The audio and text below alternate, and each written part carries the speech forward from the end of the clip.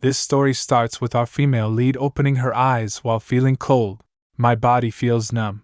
She heard voice of glass breaking and wonders what was that noise. A boy was crying over her, and tears were dropping from his face. She looks at the boy and thinks, what mesmerizing eyes. But why is he sobbing? His tears are warm. And she closes her eyes again. After some time she opens her eyes in a room. All the maids seeing her wake up rush towards her calling, Your Majesty! Her Royal Majesty is awake! Her Majesty has awakened! He feels dizzy, she thinks, Her Majesty? Who are they referring to? She looks towards them and wondered, wait, are they talking about me? Then she looks at herself in the mirror and realized that she's changed. She wondered, what on earth happened to me? Where am I? Who am I? While taking medicine, she said, so bitter? The maid told, you have to take your medicine if you want to recover faster, Your Majesty. She takes medicine with and said, fine. After days of enduring bitter medicine and speaking with different people. Diana? Yes, ma'am. I came to the realization that I had somehow entered the world of a romance novel called Lady and the Beast. That was one incredible read. Lady and the Beast was a fantasy romance novel loosely inspired by the fairy tale Beauty and the Beast. The main characters were Blake, the cursed beastly crown prince, and the wild Richard, who both fought to win the heart of the heroine, Diana. I had somehow found myself in the body of Anthea, who was Diana's half-sister. By marrying Crown Prince Blake, Anthea became a princess. However, Anthea took one look at Blake's face, marked by the hereditary curse of his royal family, and took her own life on their wedding day.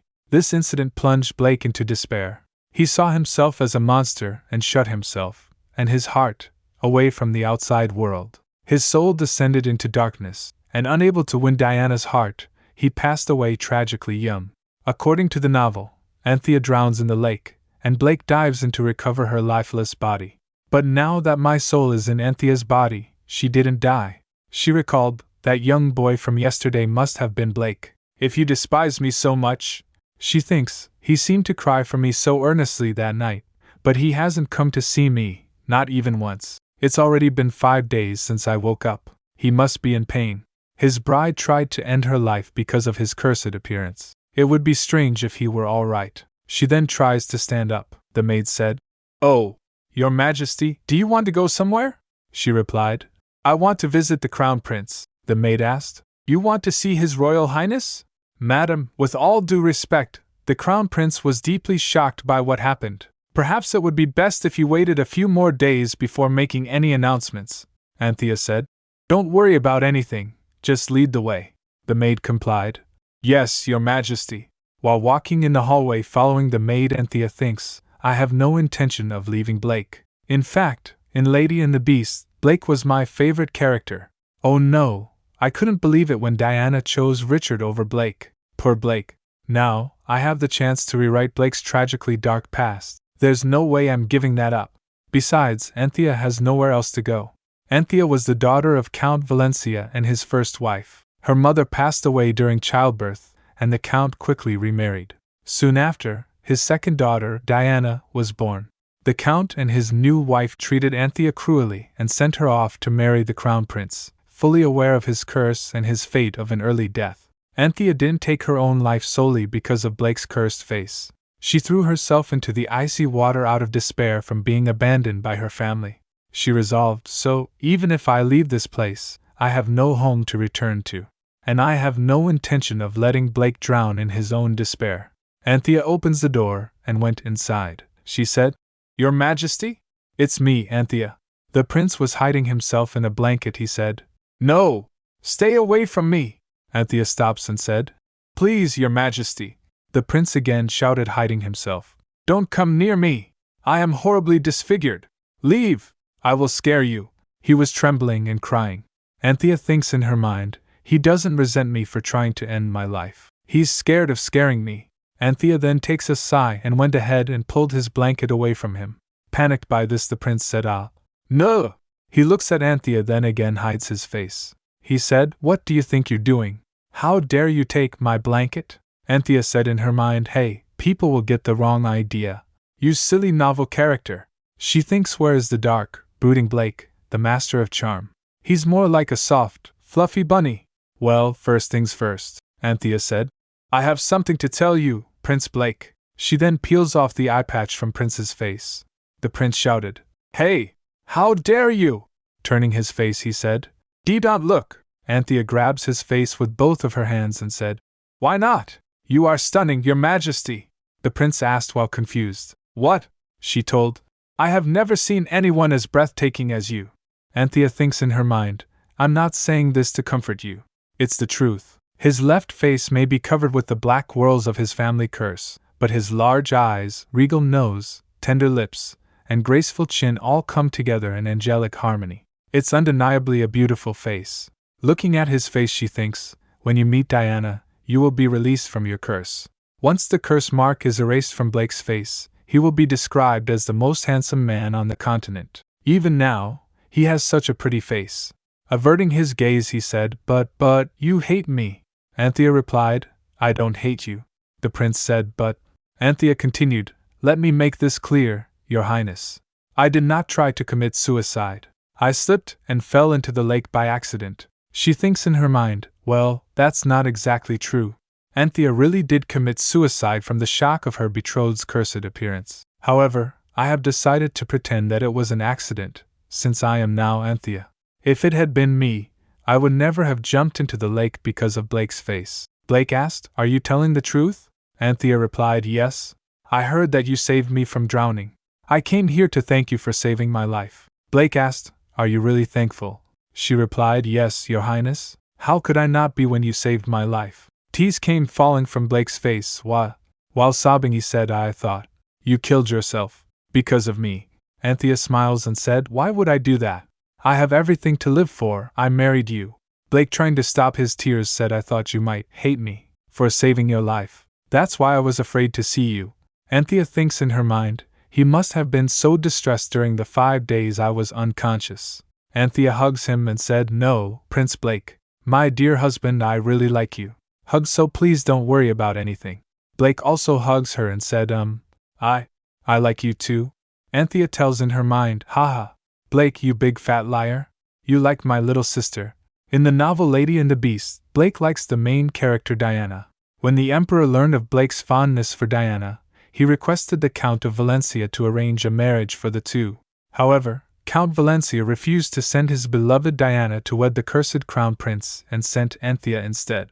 Well, a little white lie is sometimes better than the harsh, ugly truth. Anthea then said, Then shall we share a bed from now on? Hearing this, Blake gets shocked and crawls back. He blushed. Not realizing the consequences, Anthea thinks, Hey, yo, Mr. Subhero, why do you look so alarmed? You're making me feel like I suggested something scandalous. Anthea thinks in her mind, the House of Valencia possessed the power of light. Diana was able to free Blake from his curse because of the Valencia family's power of light. Anthea was also a daughter of Valencia, but her powers were not as strong as Diana's, who was the chosen successor. Still, she too had the power. Prince Blake's curse wasn't simply a skin-deep mark, it also caused him excruciating pain. The pain got worse in cold weather. Yet, he jumped into the freezing lake in the middle of winter to save me. I'm sure he endured agonizing pain. She thinks, and knowing him, he's hardly the type to express it. He must have suffered in silence. The Valencia power of light is unleashed through physical contact. The more intimate the touch, the more intense its restorative powers. This resulted in some really intense, seductive scenes. So steamy. Blake is still too young for that kind of treatment, but I was hoping to at least hold his hand. But if he's going to act this way, I don't think I'll be able to do anything.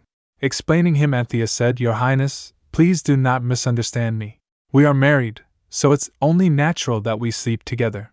It's really nothing to be afraid of. Blake blushed and said, but I'm so embarrassed. Looking at him blushing, Anthea thinks, what happened to the wild masculinity of the original Prince Blake? I only see a red-eyed bunny rabbit. She tells in her mind, in 10 years, will this bunny boy really grow into a sexy beast? Human transformation is really quite something. Feeling determined, she thinks, anyway, I can't leave this sick child alone like this. Anthea pulls his blanket and said, Come with me. Anthea grabs his hands and said, Since we are married, from now on, we must sleep together every night. Getting startled, Blake asked, Every night? Anthea asked with a smirk, What's wrong? Don't you want to? He replied, No, I didn't say that. Anthea, are you really okay with this? She asked. With what? He again asked. Are you sure you want to sleep with me? She replied without hesitation. Of course, Prince Blake. Like I said, I really like you. Blake blushed again and thinks she says she likes me. Anthea asked. What do you think? Do you feel comfortable holding my hand? Holding his hands, Anthea tries to observe. Can he feel the power of light releasing him from his curse? Ah, Anthea thinks. According to the novel, the pain of Blake's curse would subside when he and Diana held hands. Since I'm a Valencia, my touch should have some effect too. But it doesn't seem to be working. I don't see any change. Since I've somehow entered this universe, I really want to relieve some of Blake's pain. While she was busy thinking Blake was continuously blushing, she resolved, I guess my powers aren't strong enough. She leaves his hands and turns. Huh! Blake stops her and said, No, don't go. As she was about to leave, he hugs her from behind and said, Anthea, your hand. Your hand is so nice and warm. He said, so please, don't leave me. Blake's teary voice. Anthea replied, Don't worry. I'm not going anywhere. He asked. Really? She replied, trying to reassure him. Yes, really. I just came down from the bed to pick up the blanket. Blushing, Blake crawled back. Anthea smiles and thinks, after giving me a back hug, he trembled. She said, If you don't want to sleep with me, he asked. His voice was breaking. No, it's not that. I just wanted to make sure. Are you really willing to sleep with a monster like me? Anthea scolded him gently. Your Highness, please don't say that word. You are not a monster, he stammered. But, Anthea gently lifted his hands and said, Didn't I tell you? I think you are so beautiful. You are far from being a monster. And not only that, your curse will be broken someday. Blake asked, with a glimmer of hope in his eyes. My curse will be broken, she told. Yes, I'm sure of it. When you turn 18, your curse will be broken, and you will live happily ever after. So until then, please be strong and ignore what other people say. He questioned, while sounding uncertain. When I'm 18? Anthea explained in her mind. In the Valencia family, just as one member always becomes the successor and protector of the power of light, one person in the Zerthilian imperial household always inherits the family curse. Long ago, the first emperor, Philip, became the lover of the goddess of light. As a sign of her affection, she bestowed some of her powers upon him, and with this power, Philip founded a mighty empire. However, after becoming emperor, Philip betrayed the goddess and fell in love with another woman. In her rage, the goddess cursed his descendants, a curse that would be passed down through time. The cursed successor would bear black birthmarks on their face that would slowly and painfully spread over their body, ultimately leading to death before adulthood. Even you, Blake, come close to death on the night of your 18th birthday. But when you meet Diana, you'll be freed from the curse, Anthea said, holding out her pinky. I promise you, you will never be defeated by the Zerthilian curse. Cross my heart and hope to die. Hearing this, Blake snatches away his hand and said, No, don't ever say that again. You must never die, Anthea. Even if I die, you must live. He trembles while saying. Anthea grabs his trembling hand and said, Don't worry, I won't die. And neither will you, Prince Blake. So don't worry, he whispered, while his voice is shaky. Anthea, she said as she wiped his tears. My dear husband is such a crybaby, he protested. I am not a crybaby, she teased. Yes, you are, he insisted. I am not. She showed him smiling and asked, Then why is my handkerchief all wet? Blake repeated, but his voice was soft. I am not a crybaby, she comforted him. All right. It's okay, he wailed softly. No, Anthea said, gently patting his back. Everything will be okay, don't worry. His eyes glittered as he blinked sleepily. He fell asleep.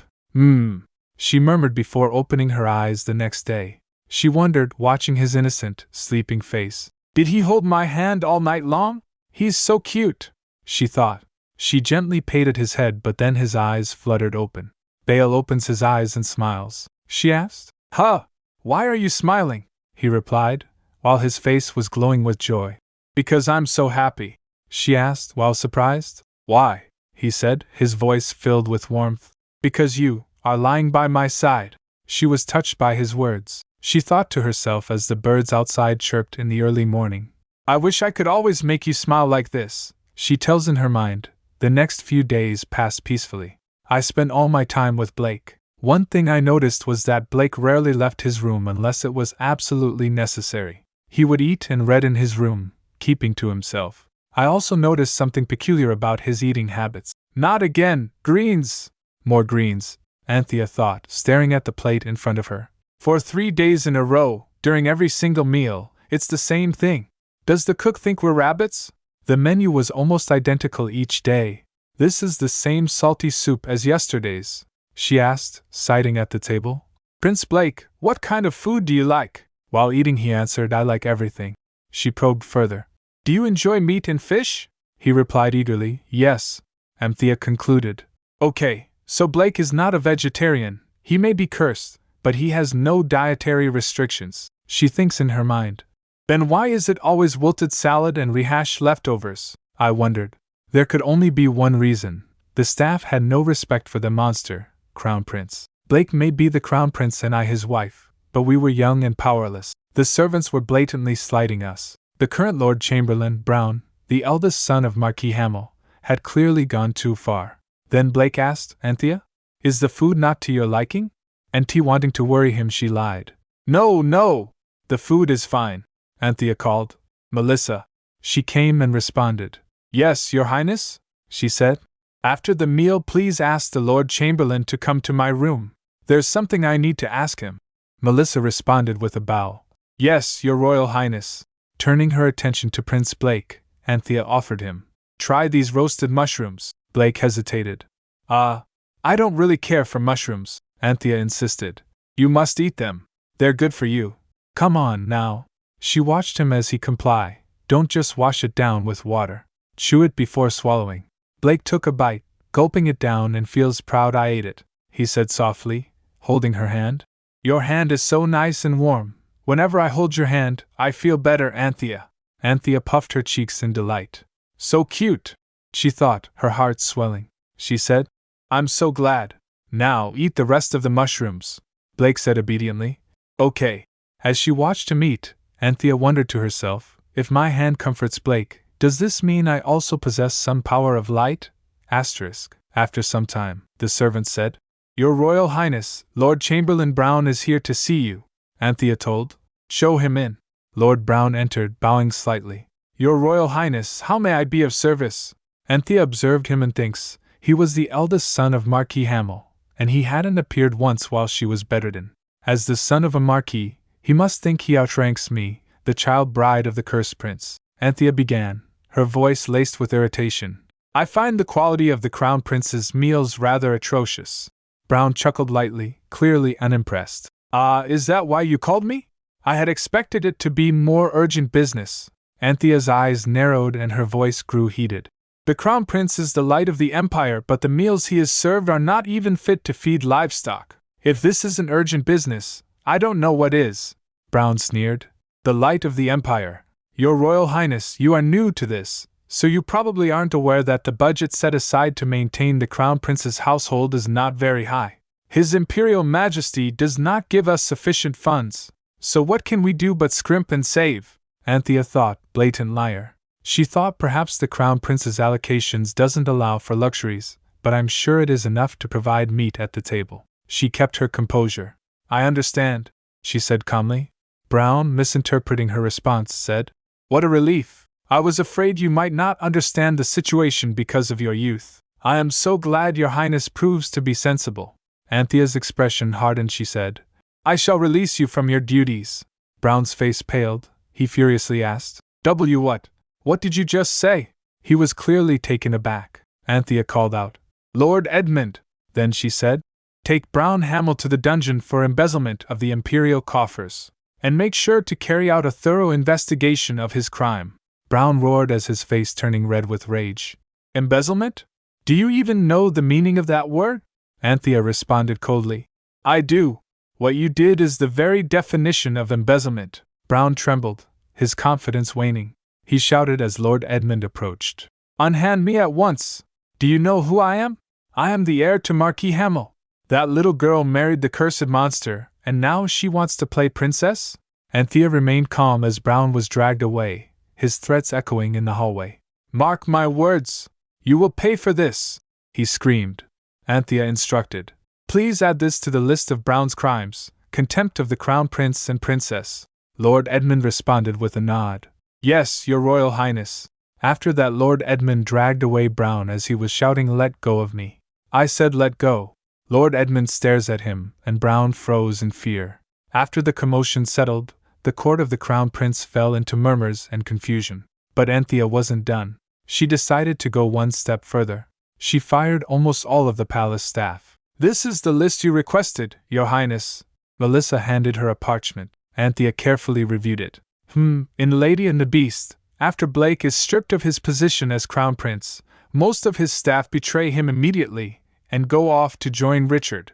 There's no need to keep future betrayers by his side. She flipped through the list, marking names. Him, and him too. She made her decision. Everyone on the list with a mark next to his or her name is fired. She got rid of everyone who would betray Blake in the novel. A silence fell over the halls, and Anthea thinks, now that the palace was almost empty. Melissa, looking anxious, approached Anthea. "Excuse me, Your Highness. All the staff were chosen by the Emperor himself. Would it be all right to dismiss them all?" Looking at her worried, Anthea thinks, poor Melissa. She really looks worried. Anthea smiled gently at Melissa. "It's all right. Don't worry about a thing." Melissa's face glowed and she said, "Yes, ma'am.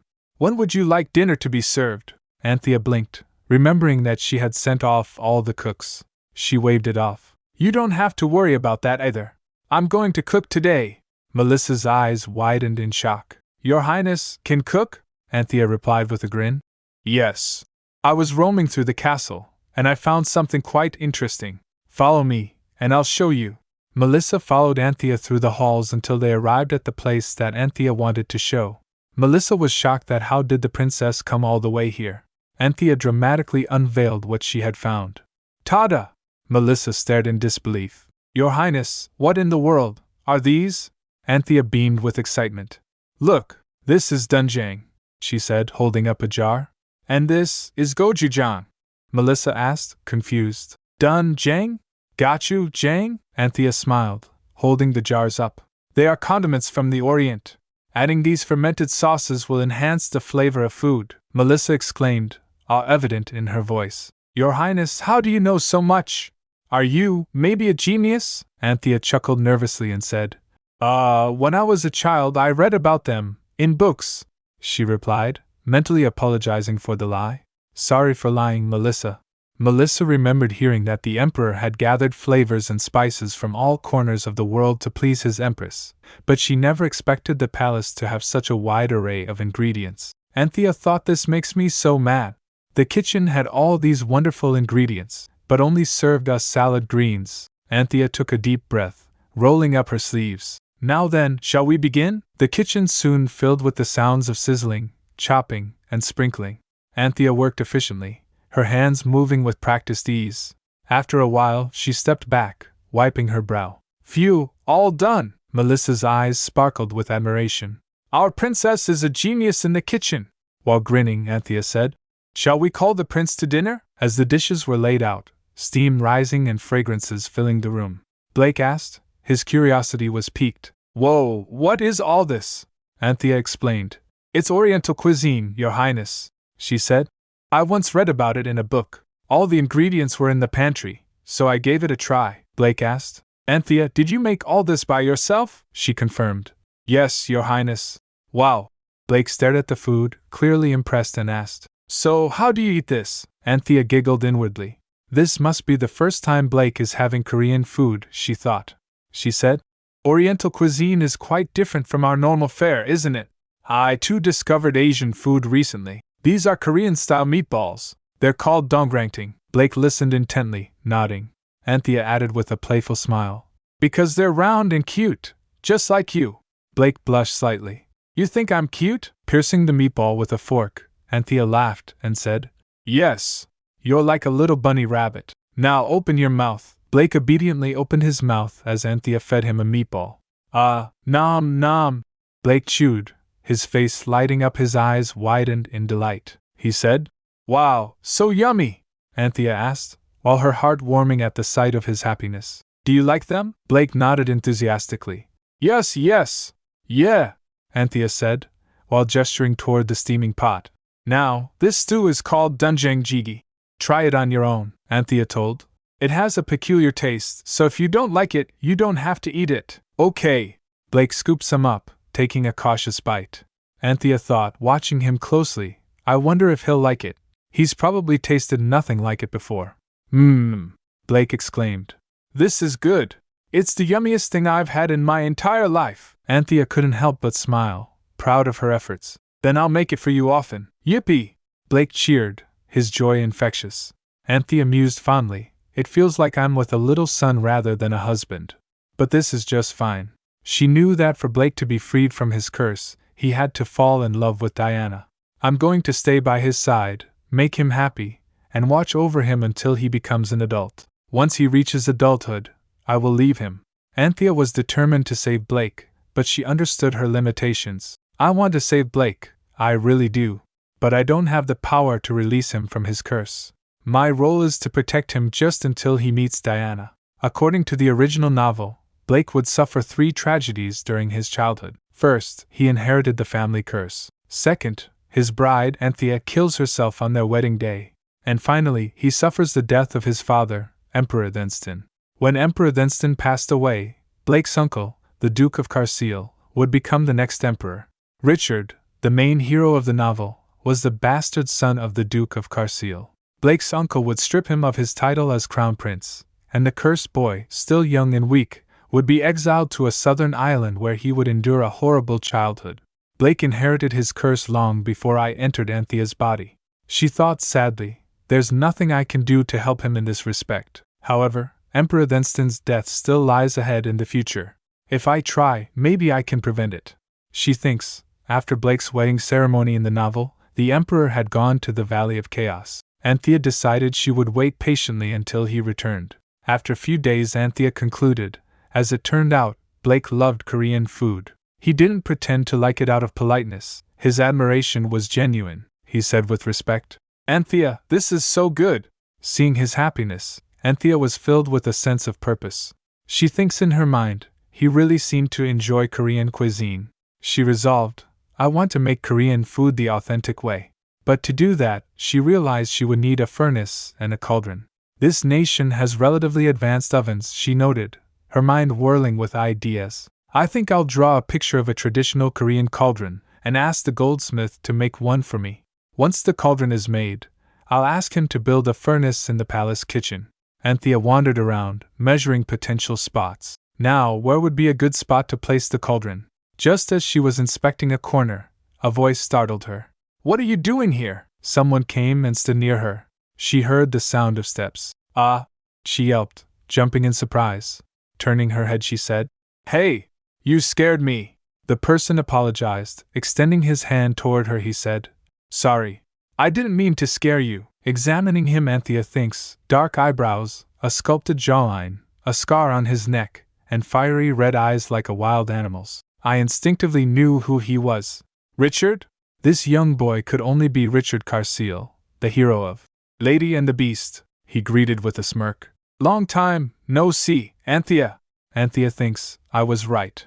Richard was the second son of the Duke of Carseal, the Emperor's younger brother.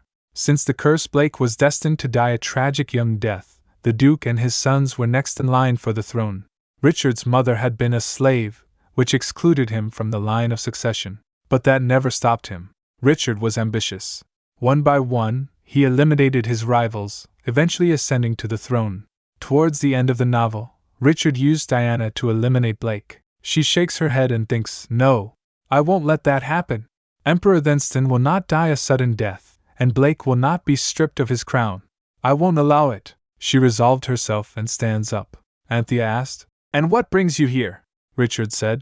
You caused quite an uproar from the first day of your marriage. I heard you let go of practically all the court staff. Anthea raised an eyebrow and thinks. In the process, I eliminated all the spies you planted in the palace. That must have riled you up, Anthea asked. What's your point? He remarked. That was rather hasty of you and quite unlike your usual self, Anthea asked. Hasty, you say? Richard explained. The Hamel family has the confidence and trust of His Imperial Majesty. It was rash of you to send his eldest son to the dungeon. All the court staff were personally selected by His Majesty. It wasn't right to cast them away like that, Anthea furiously thought inwardly. They were spies of you and your family, and you dare lecture me? Then Anthea composed herself and said, We can't have untrustworthy people by our side. Richard told. One needs tolerance when dealing with inferiors. You cannot gain their loyalty if you kick them out on a sudden whim, Anthea reminded him. I believe you are stepping out of line, my lord. This does not concern you. If you have nothing else to say, please go. Richard didn't move. Instead, he leaned in slightly, a sly smile on his lips.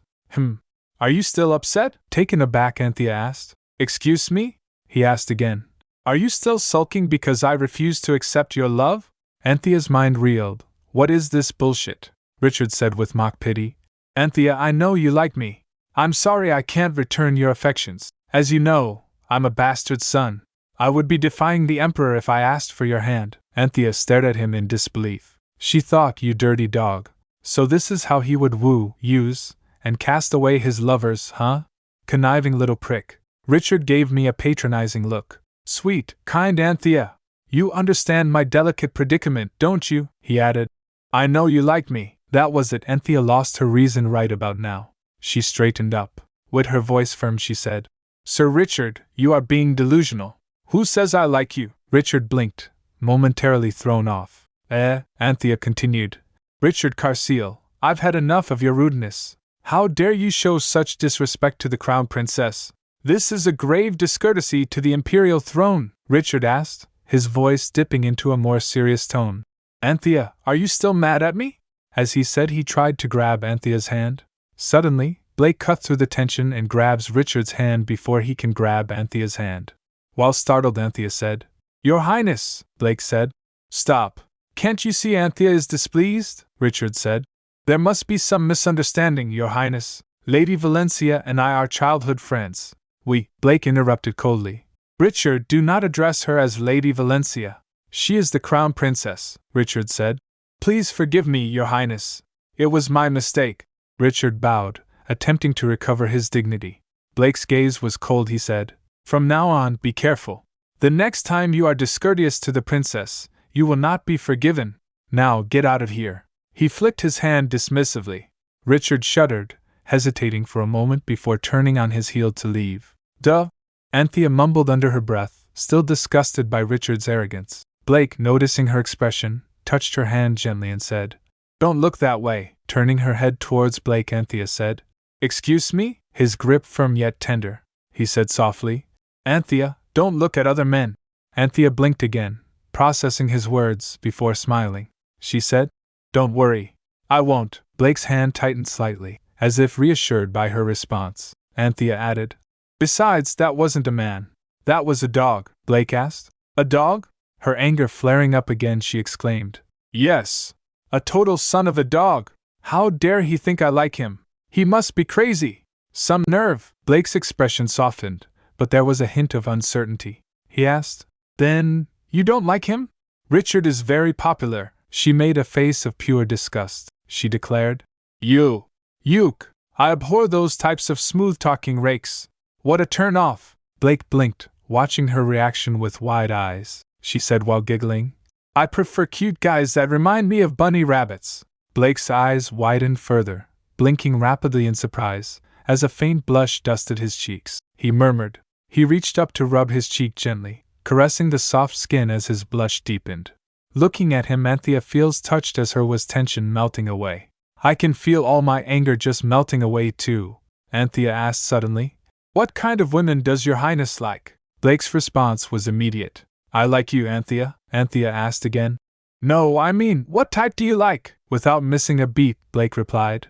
Anthea, you're my type. All I need is you. Blake hugs her as he said. His words struck her like an arrow to the heart. She replied, I feel the same way about you, your highness. Feeling the temperature of water, Anthea said to herself. Just the way I like it. She then went to where Blake was present and said, Your highness, he asked. Yes? What is it, Anthea? He added, sensing something on her mind. Anthea said, Starting today, I'll assist you in taking a bath. Blake's eyes widened in shock. What? He trembled, clearly embarrassed. Maybe later, he mumbled, trying to evade the topic. Anthea grabbed his shoulders and said, Your Highness? I've already drawn you a bath. She grabbed him with iron grip. He protested. No! What if you get infected with my curse? Anthea reassured him. That won't happen. But Blake wasn't convinced. No! You could be doomed to unhappiness. Rumor had it that anyone who saw or touched the cursed sigils would be cursed or visited by misfortune. That was why the cursed successor couldn't step outside and was exiled to the southern islands. Blake, like all the cursed ancestors before him, should have been stripped of his title and banished from the imperial palace as soon as the marks appeared. But Emperor Thenston loved his son too much to let that happen.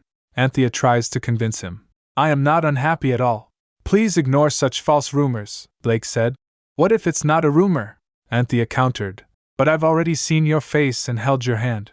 And I'm fine. His voice cracked with shame. The whorls on my face and hands are small. Those on my body are huge, Anthea said softly, placing her hand over his. Prince Blake, he pulled away, clenching his fists. They're horrible. I'm a monster. Crouching in fear, he said, I know you'll hate me if you see them. His voice was filled with anguish. Blake dropped his head in defeat. Anthea said, Your Highness? Anthea thinks, so the rumors are just an excuse. He didn't want to show me the marks on his body, not because of the curse, but because of his own insecurities. I've already seen the whorls on his face and hands, so I thought he wouldn't mind me seeing them on his body. I was wrong, she said gently as she gets close. Your Highness, look at me. Blake hesitated but lifted his head. Sitting in front of him, Anthea said, I've already told you before, you are not a monster. You are not monstrous. She reached out, caressing his face tenderly. She said, And touching you will not bring me unhappiness, she added. Ever since I married you, I've been happy. Every single day, he asked. You're happy? Her heart swelling with affection. She said, Yes. I'm happy that you are my husband. Then they hugged each other. Hugging her, Blake said, I'm also very happy because I married you.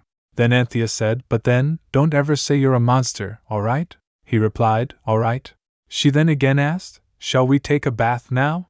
Blake gets startled again. He shakes his head in denial. Anthea asked, Why not? I just told you. I don't mind the marks on your body. He mumbles. I'm ashamed to show myself, Anthea teasingly said. You're embarrassed? While blushing, Blake said, Don't make fun of me. She continued, I'm not making fun of you. I just think you're cute.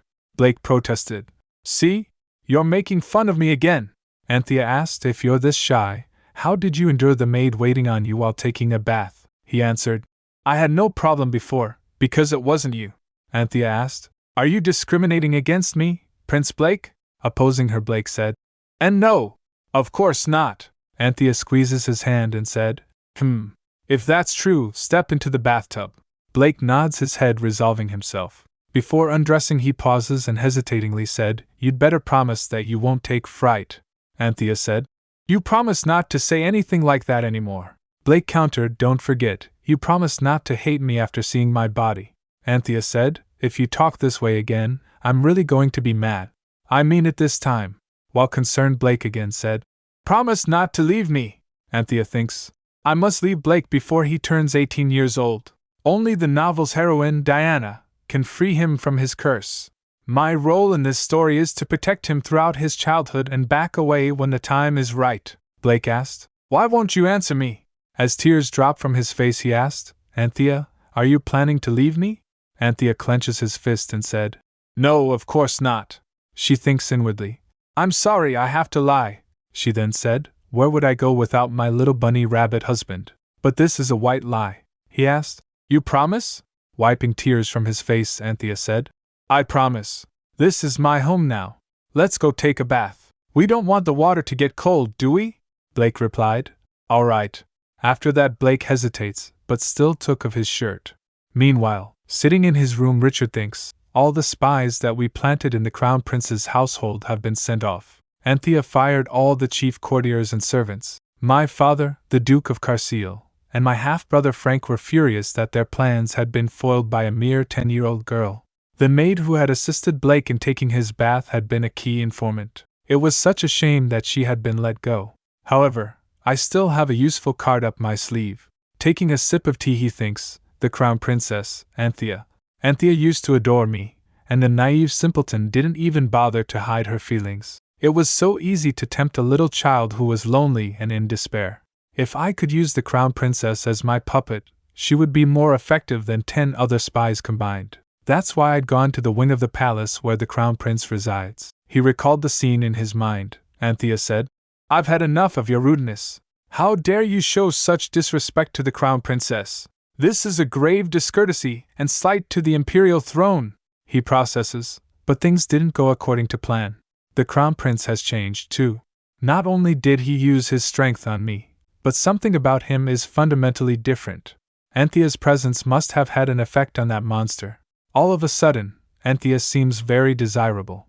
I want her. Looking at the marks on Blake's body, Anthea said to herself, I must not show an ounce of surprise or dread. Anthea looks at him for a moment, then grabs his hand and asked, "Why are you so skinny? Now, let's get in the water." "I don't want you to catch a cold," Blake replied. "Okay." While rinsing his body, Anthea thinks the cursed whirls cover half of his tiny frame. He's only 8 years old. She remembered, according to the novel, Blake suffers excruciating pain in the deep layers of his flesh as the marks spread. "Poor little thing, how you must have suffered." Anthea touched the marks with her hand and Blake said, "Don't touch me. What if you get infected?" Anthea replied, "I won't. And if you say that one more time, I'm really going to get angry," Blake replied with a sad expression. "All right." While rinsing him off, Anthea sings a melody. "My little hubby's chubby tummy." Blake heard it and quickly said, "I don't have a chubby tummy." Anthea thought after his reaction. "It's just a song." She said, "You do too." While panicking, Blake said, "Oops. It's sticking out just a teeny bit because I just ate." Anthea said, "See, it is sticking out a little." Blake pouted and said, "Then I'm not going to have dinner anymore." Peeved, Anthea then said, "Then you won't grow, and I'll always be taller than you?" he asked. "Oh no! Then what should I do?" He sat there in sorrow. Anthea giggles and said, "I was just kidding. You don't have a chubby tummy, so eat lots of food, okay?" Anthea pats his head. She added, "Then you can grow tall and handsome." Blake's face glowed up and he said, "Okay, I'll eat lots of food so I can grow big and strong," she said. "Please do," Blake then said while determined. "Yup, soon I'm going to be bigger and stronger than you." After some time, looking at a box with a letter and roses, Anthea thought, "What's this? A present from Richard? And a letter of apology?" Anthea read the letter. It was as, "I am so sorry about what happened yesterday. Please accept this as a token of my regret, blah blah blah." Anthea thinks in her mind, "What's this guy up to? Something smells fishy. Does he think I can be useful to him? Is he trying to seduce me into becoming one of his spies?" Anthea was processing. "I thought I made myself very clear that day. I guess he's still delusional." Then Anthea called, "Melissa, could you please send these back?" "No, return the letter also. That way, he won't be confused about my intentions," Melissa complied. "As you wish, Your Highness. I understand." Then Anthea thinks, I hope he gives up his nasty plans." After some time, Richard sent flowers and gifts again and again, but Anthea sent them all back. Again someday, Butler Hans said, "Good morning, Your Highness." "Sir Richard," Anthea cut him off and said, "Hans, I told you there's no need even to tell me. Just send them back," Hans said. "I was going to do that, ma'am. But this time, he has sent a priceless treasure," Anthea asked. "A treasure?" Hans replied. "Yes, Your Highness. It's a ring set with mermaid's breath." Anthea felt rage and said, "Crazy bastard. Mermaid's breath is a mana stone that contains the power of the sea. There are only a few in existence in the entire world. In Lady and the Beast, Richard gave Diana that mermaid's breath ring. Anthea wonders, why did he give me this? This should go to Diana. He's lost his mind in his desire to recruit me as his spy." She remembered in the novel, it is described as one of the most beautiful jewels in the entire world. "I'm rather curious, but I won't take a look. Who knows what Richard is up to? I refuse to fall into his trap," Anthea said to Hans. "I don't want to see it. You can tell him that I wouldn't even accept a mine full of mana stones from him," she said with a determined resolve, so he should stop wasting his time and mine. After a few days, Anthea went outside the palace with Melissa and Sir Edmund. Excited by this outing, Anthea said, "Melissa! Edmund! Come quick! It must be over there!" Melissa said, "Your Highness, could you please slow down a little?" But Anthea was excited to leave the palace grounds for the very first time. Anthea dashed towards the blacksmith's. Standing in front of the blacksmith's shop, Anthea's heart raced. The blacksmith's, at last! Inside the shop she pulled out a design. This is the cauldron that I want custom made.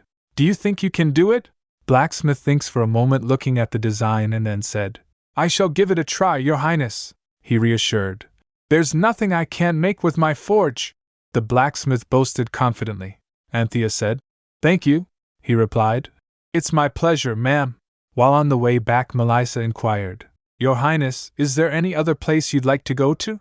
Anthea refused, she said. No, let's return to the palace now. She thinks in her mind, Blake is probably wondering where I am, and waiting for my return.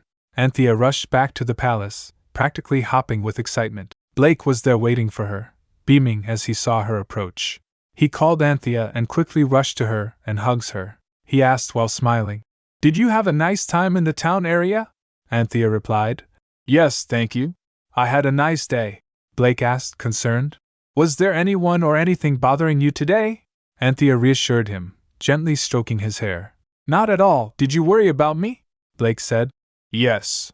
It was getting late, and you weren't coming home, she said to herself. I'm glad I returned to the palace straight away.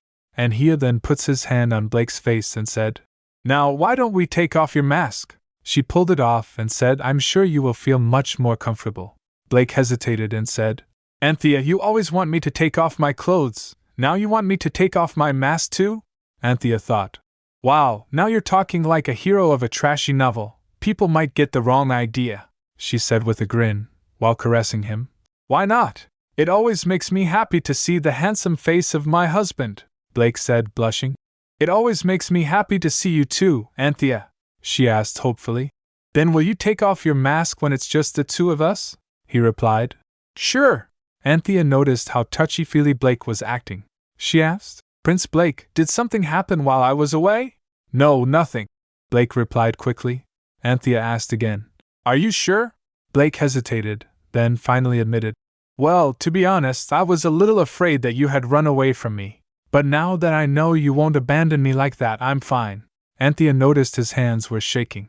She said, Do not worry, dear husband. I am not going anywhere. Really?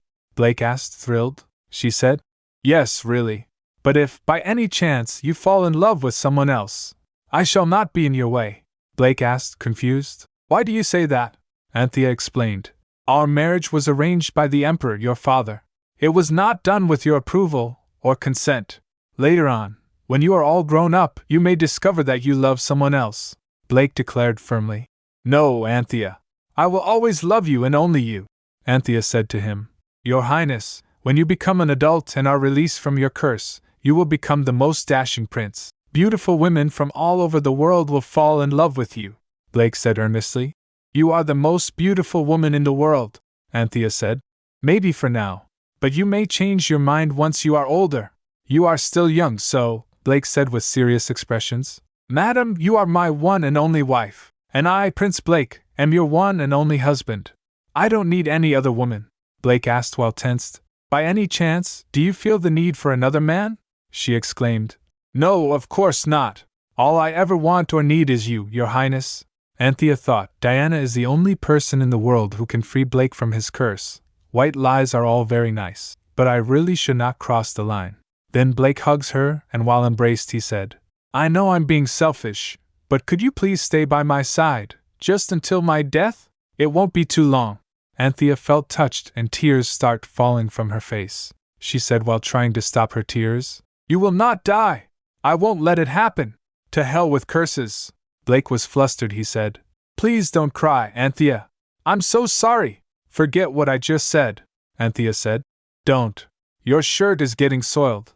Blake was gently wiping her tears away. He said, It's all right. Suddenly, the door creaked open.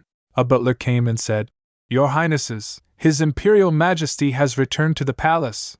Anthea thought, finally, Blake's father, the most powerful emperor in all of history, Emperor Thenston, has returned to the palace. The story picks up with the grand arrival of Emperor Thenston, the most powerful ruler in history. His return to the palace is nothing short of commanding, marking an important moment for the empire.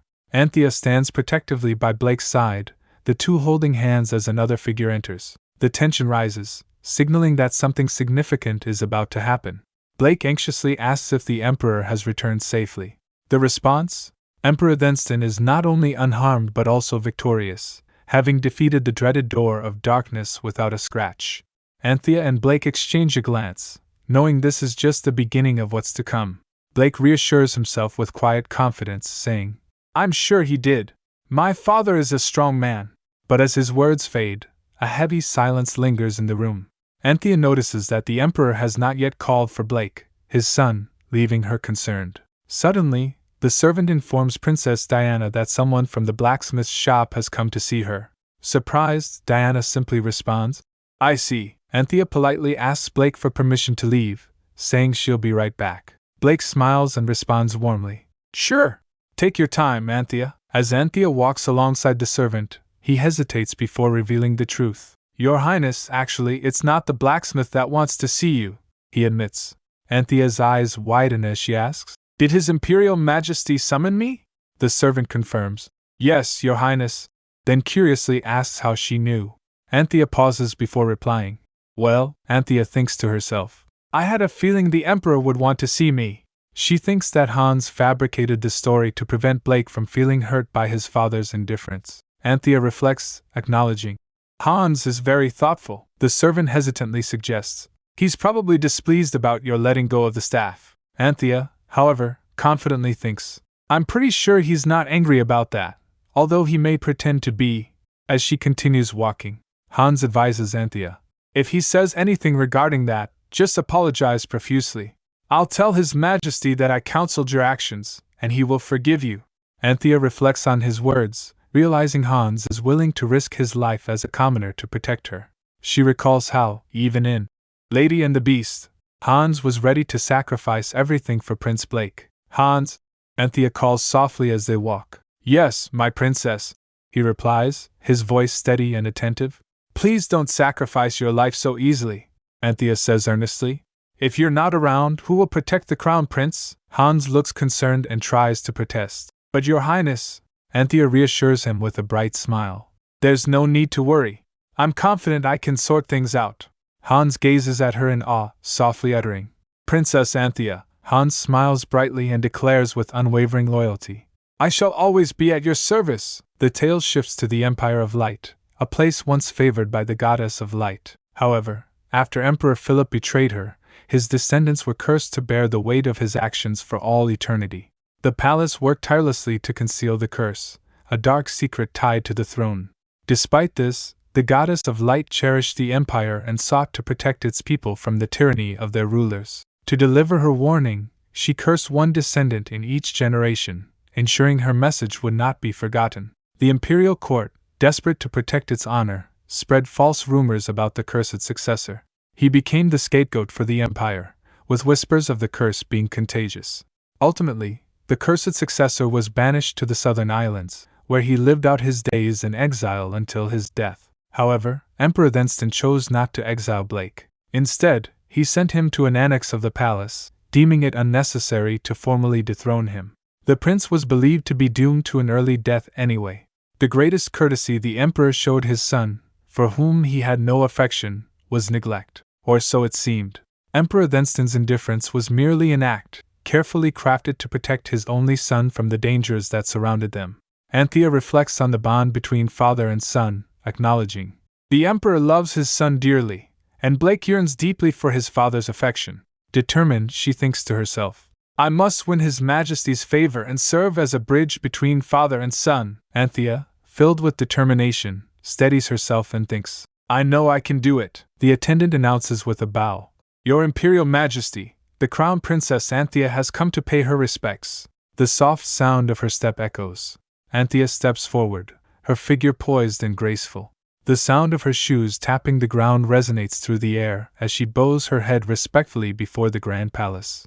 Anthea steps into the grand hall, her voice steady and respectful. "Good morning to Your Majesty, the light of our empire," she says, her words ringing with sincerity.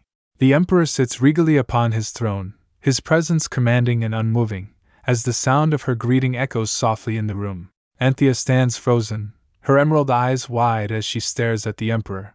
Silence fills the air as her thoughts race. Oh, my God. The Emperor, surrounded by an aura of regality and roses, meets her gaze with a calm yet piercing expression. Anthea's inner thoughts swirl in disbelief. Why isn't he the main character of this tale? Just look at this gorgeous hunk. From any angle, he is the perfect debonair hero of romance. The Emperor, seated atop the grand staircase with a commanding presence, speaks. Long time no see, Princess. I heard you sent Lord Chamberlain Brown to the dungeon. Please explain yourself. Anthea gulps, realizing the gravity of the situation, even as her thoughts remain distracted. Anthea straightens her back, addressing the Emperor confidently. She explained, the Lord Chamberlain was embezzling palace funds.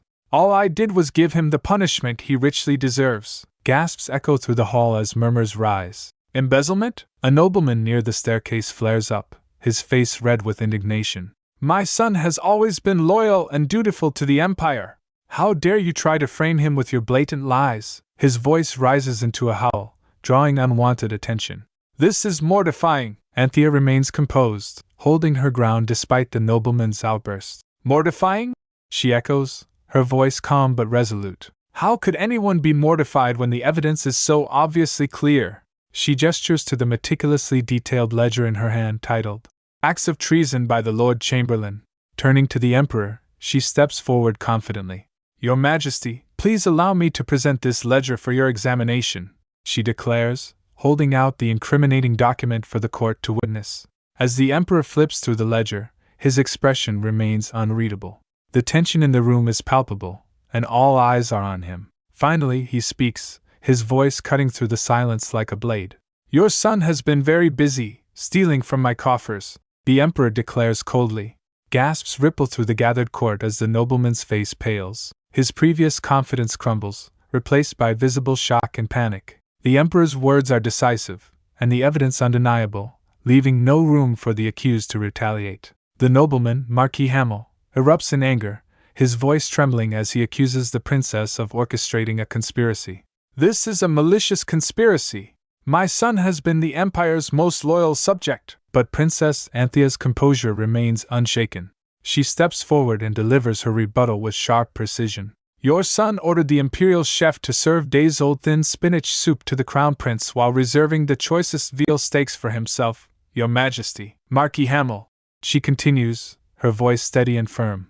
Is this your idea of loyalty to the Empire? The crowd murmurs, watching the dramatic confrontation unfold, as Hamel's indignation begins to falter under the weight of undeniable truth. Princess Anthea does not let Marquis Hamel's earlier outburst shake her resolve. She raises her voice, the determination clear in her words. Taking funds from the imperial treasury and squandering them at gambling tables, is that your idea of loyalty?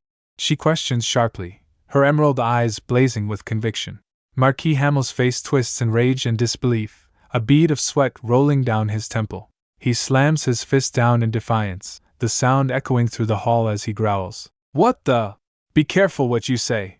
Emperor Thenston's voice cuts through the tense atmosphere, commanding and laced with authority. Marquis Hamel, he says slowly, his crimson eyes gleaming under the royal light. The room falls into a heavy silence as all attention shifts to the Emperor, seated regally on his throne. Do you have a death wish? The chilling question reverberates, each word sharp and deliberate. His expression, though composed, carries an unmistakable warning. The Marquis freezes, his earlier bravado draining away as fear takes its place. The weight of his misdeeds and the Emperor's wrath loom over him, leaving the room in an almost suffocating silence. The Marquis stammers in panic, his composure completely unraveling. Your Majesty, I beg your pardon, he pleads, his voice trembling as cold sweat beads on his forehead. Emperor Thenston's gaze sharpens. His voice is calm, but it carries the weight of undeniable authority. Be careful about how you speak, he warns, each word slow and deliberate, leaving no room for misinterpretation. The Emperor's unexpected declaration fills the grand hall with a deafening silence. His voice, deep and authoritative, echoes across the chamber as he addresses Princess Anthea with words no one could have anticipated. To my daughter-in-law, Marquis Hamel stammers, blaming Anthea for insulting his family. Emperor Thenston, unyielding, draws his sword and declares, You just raise your fist in the presence of the imperial family. Hamel trembles, realizing the grave mistake he's made, silenced by the Emperor's authority. The Emperor's voice turns icy as he glares at Marquis Hamel. What were you going to do? Lay your hands on the Crown Princess, he demands, his crimson eyes glowing with anger. Hamel stutters in panic. Never. The Emperor cuts him off sharply. Now you dare to lie to your king? His words thunder through the hall, silencing everyone present. The Emperor's sword snaps to attention, grazing Marquis Hamel and leaving him shivering in fear. Anthea, startled but steady, watches the scene unfold as her presence commands silent authority. Colin approaches Anthea and advises softly, Your Highness, perhaps you should return to your quarters. Anthea gets startled and agreed. Yes, I believe that would be a good idea. Anthea notices the noble bowing respectfully as she reflects. His name was Colin, wasn't it? I think I can trust him. She begins rummaging through her belongings, her actions deliberate as she considers her next move. Anthea holds out a sparkling animated crystal and says, Please take this. Colin, curious, asks, What is this, Your Highness? Anthea explains, her tone steady and confident. This is an animated crystal. It recorded Brown Hamel insulting the Crown Prince and myself. Colin looks at the crystal and asks, You had this prepared? Anthea responds firmly, I wouldn't have accused the Marquis without any evidence. Colin nodding slightly. Of course. Colin bows respectfully and states, I shall send this to His Majesty. Marquis Hamel faced severe consequences for his actions. His hand was severed as punishment for attempting to strike the Crown Princess. His son's tongue was cut off for insulting the Crown Princess and embezzling from the imperial treasury. Both were sentenced to 30 years of hard labor, their family stripped of its title. The once prestigious Marquis family was utterly destroyed in a single day. No one dared to defend the Hamels. The Marquis had brazenly attempted to strike the Crown Princess in front of the Emperor, and his son treated her with blatant scorn and disrespect. Even though she was the bride of the monster, Crown Prince, their actions had crossed a line. Not a single person stepped forward to take the Hamels' side. Anthea reflects as she sits, noting that the Emperor's official duties for the day must be over. Yet, he has not summoned her or Blake. She wonders anxiously if this silence signifies his intention to continue neglecting Blake for the rest of his life. Anthea reflects that Emperor Thenston might have used the Hamel family's downfall as an excuse to eliminate them, a plan she inadvertently supported. She hoped her role would earn her a private audience with him, but his continued silence frustrates her. Determined, Anthea resolves not to let things remain as they are. Anthea decides to take matters into her own hands, resolving to meet Emperor Thenston herself. She instructs Melissa to prepare a carriage, intending to go to Filion Castle. However, Melissa hesitantly advises her to formally request an audience with the Emperor first, expressing concern over her direct approach. Anthea decides against making a formal request, reasoning that an unannounced visit might yield better results. Smiling confidently, she asks Melissa to prepare the carriage. Melissa complies, and Anthea steps into the elegant carriage, ready to confront the Emperor directly. As Anthea prepares to leave, she feels a gentle tug on her cloak. Turning, she sees Blake standing there, his hand clutching her cape, his expression filled with concern. Prince Blake, she whispers, her heart moved by his silent plea. The delicate moment is surrounded by an aura of blooming flowers, emphasizing the deep bond between them. Blake looks up at Anthea with his fiery red eyes, a mix of curiosity and concern in his voice. Anthea, where are you going? He asks. Anthea, wearing a gentle smile, replies, I want to visit the village square. But Blake, unconvinced, furrows his brow and counters. Don't lie. You're going to see my father, aren't you? His sharp intuition leaves her momentarily speechless. Anthea reassures Blake with a soft smile. I'll be right back. But Blake, with determination in his voice, insists. Let's go together. His red eyes filled with sincerity, he adds. I will protect you. So if you're going to see the Emperor, let me come with you. His words leave Anthea both touched and slightly taken aback. Anthea contemplates for a moment before nodding gently. Very well. Let's go together then. Blake's face brightens with a wide smile, his enthusiasm shining through as he exclaims, Good! The bond between them seems to strengthen with this simple yet significant agreement. Anthea and Blake hold hands tightly as they step into the carriage. Anthea's thoughts turn inward, reflecting on the complex bond between the Emperor and his son. I know the Emperor loves his son, she thinks, her gaze softening as she glances at Blake. As the ruler of the Empire, he cannot summon the Cursed One openly. But I believe if Blake approaches him first, the Emperor will not turn him away. The carriage begins to move, the road ahead promising a new chapter in their journey. As the grand castle looms ahead, Anthea and Blake arrive with determination. Anthea thinks to herself, his meeting with the royal counselors must be over by now. We should go directly to his private chambers. The sound of their steps echoes through the regal hallway, building anticipation. Reaching the grand doors, guarded by stoic sentries, they pause, ready to face the emperor once again.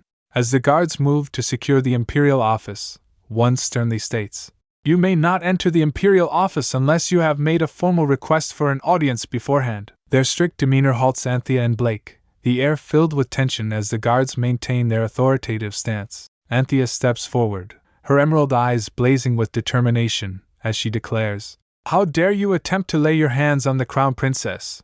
Her words echo with unwavering authority, commanding respect and putting everyone on notice. Anthea smiles confidently, turning to Blake. "Prince Blake, let's go in," she says, her hand reaching out to clasp his firmly. Blake, reassured by her strength, nods as they step forward together, ready to face what lies ahead. Anthea and Blake push open the grand doors, stepping inside. Anthea freezes mid-step, her emerald eyes widening in shock. Beside her, Blake's expression mirrors her surprise. Before them stands Emperor Thenston, casually drying his hair with a towel, his royal composure undiminished despite his relaxed state. The scene is framed with elegance, as if even this unguarded moment exuded regal perfection. Anthea's thoughts spin wildly as she processes the sight, the sheer unexpectedness leaving her speechless. Emperor Thenston, radiating an almost ethereal glow, turns his gaze toward Anthea and Blake, his tone composed yet curious. "What brings you two here?" he asks, his deep voice filling the room. Anthea, startled and blushing furiously, struggles to find her words. Meanwhile, Blake, ever composed in his father's presence, steps forward, ready to answer, though clearly taken aback by the Emperor's casual demeanor. Anthea's thoughts race as she tries to recover her composure, her cheeks burning a bright crimson. Why is he so perfect? She wonders, her heart pounding. The Emperor's chiseled form reminds her of the romance novels she used to read, throwing her completely off guard. Meanwhile, Emperor Thenston's piercing gaze settles on her as he reiterates, "I asked what you're doing here." His tone is calm yet firm, breaking through Anthea's flustered internal dialogue. Anthea shakes herself mentally, determined to regain focus. "Pull yourself together, Anthea," she scolds herself. "You need to win the Emperor's trust and serve as a bridge between father and son. A sincere compliment might be the best way to start." She takes a deep breath, searching for the right words. "Come on, think of something flattering to say," she urges herself, hoping to impress Emperor Thenston and salvage the situation. Anthea blurts out, "Your Majesty, what sexy abs you have!" Her words hang in the air as silence descends upon the room. A moment later, she realizes her mistake, her thoughts spiraling into panic. "Oh, my God, Anthea, are you out of your mind?" Her face burns with embarrassment as she struggles to backpedal. "Oh, Your Majesty, I didn't mean that," she stammers, horrified by her impulsive outburst. Anthea is overwhelmed by her blunder, thinking, "I'm doomed. Forget about winning his favor. I just hope he won't kick me out of the castle." Desperate, she curtsies deeply and tries to recover. "Your Majesty, please accept my deepest apologies," she pleads. "It's just that I've never seen a man's body before." Blake's eyes widen in shock, his face turning beet red as he exclaims, "WHA?" The situation spirals into even more chaos. Anthea and Blake are utterly mortified, with Anthea thinking, "I'm double doomed." The Emperor calmly slips on his robe, his expression unreadable. He remarks, "Perhaps now is not a good time for a conversation," as he turns away, leaving Anthea flustered and desperate to fix the situation. Anthea watches nervously as the Emperor tightens his belt with deliberate precision. Her thoughts spiral in panic. Look at him tie his belt, ever so securely. Will I end up joining the Lord Chamberlain? Meanwhile, Blake stands behind her, equally tense and unsure of what to do next. The atmosphere remains heavy with awkwardness. The Emperor takes a glance at his son, and then turns his gaze. He then said, "I shall summon you soon." His words hang heavily in the air, leaving Anthea and Blake unsure of what to expect next. Blake was standing there unable to say anything. Blake and Anthea bow respectfully to the Emperor. Anthea responds with poise, "Yes, Your Majesty. Have a good day, sir." The pair then turn and leave the room, with Blake adding softly to Anthea, "We shall return to our quarters." Anthea and Blake walk silently through the grand halls of the palace. The golden sunlight filters through the windows, casting a warm glow on the polished floors and ornate decorations. Anthea glances at Blake, her expression thoughtful, while Blake maintains his composure, his eyes fixed ahead, lost in deep contemplation. The vastness of the palace and the weight of their roles seem to envelop them as they head back to their quarters. Anthea walks alongside Blake, her mind heavy with concern. She thinks about how Blake's father failed to acknowledge him despite their long separation, understanding how much it must hurt him. Noticing Blake's somber demeanor, she softly addresses him, trying to provide comfort. "Your Highness, you must be tired," she says gently, her voice filled with empathy, hoping to lighten his burden. Blake agrees, his voice steady but tired. "Yes.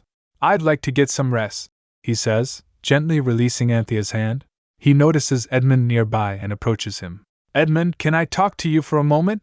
Blake asks, his tone serious yet polite. Edmund bows slightly, acknowledging the prince's request. "Of course, Your Highness," he replies, his expression attentive as he prepares to listen.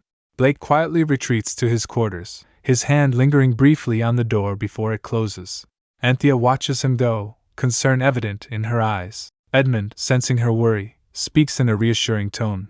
"Do not worry, Princess. I'll take care of His Highness." Anthea nods softly, her lips curving into a faint smile. "Thank you," she replies, her voice filled with genuine gratitude.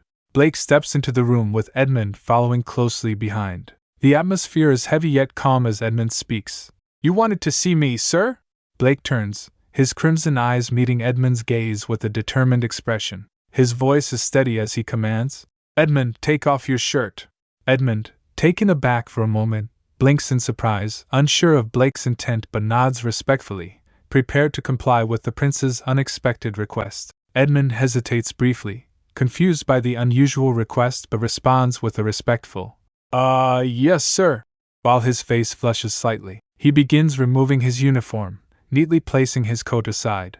Blake's crimson eyes widen slightly as Edmund reveals a well-toned physique. A faint blush creeps onto Blake's cheeks, and a look of surprise flashes across his face, betraying his usual stoic demeanor.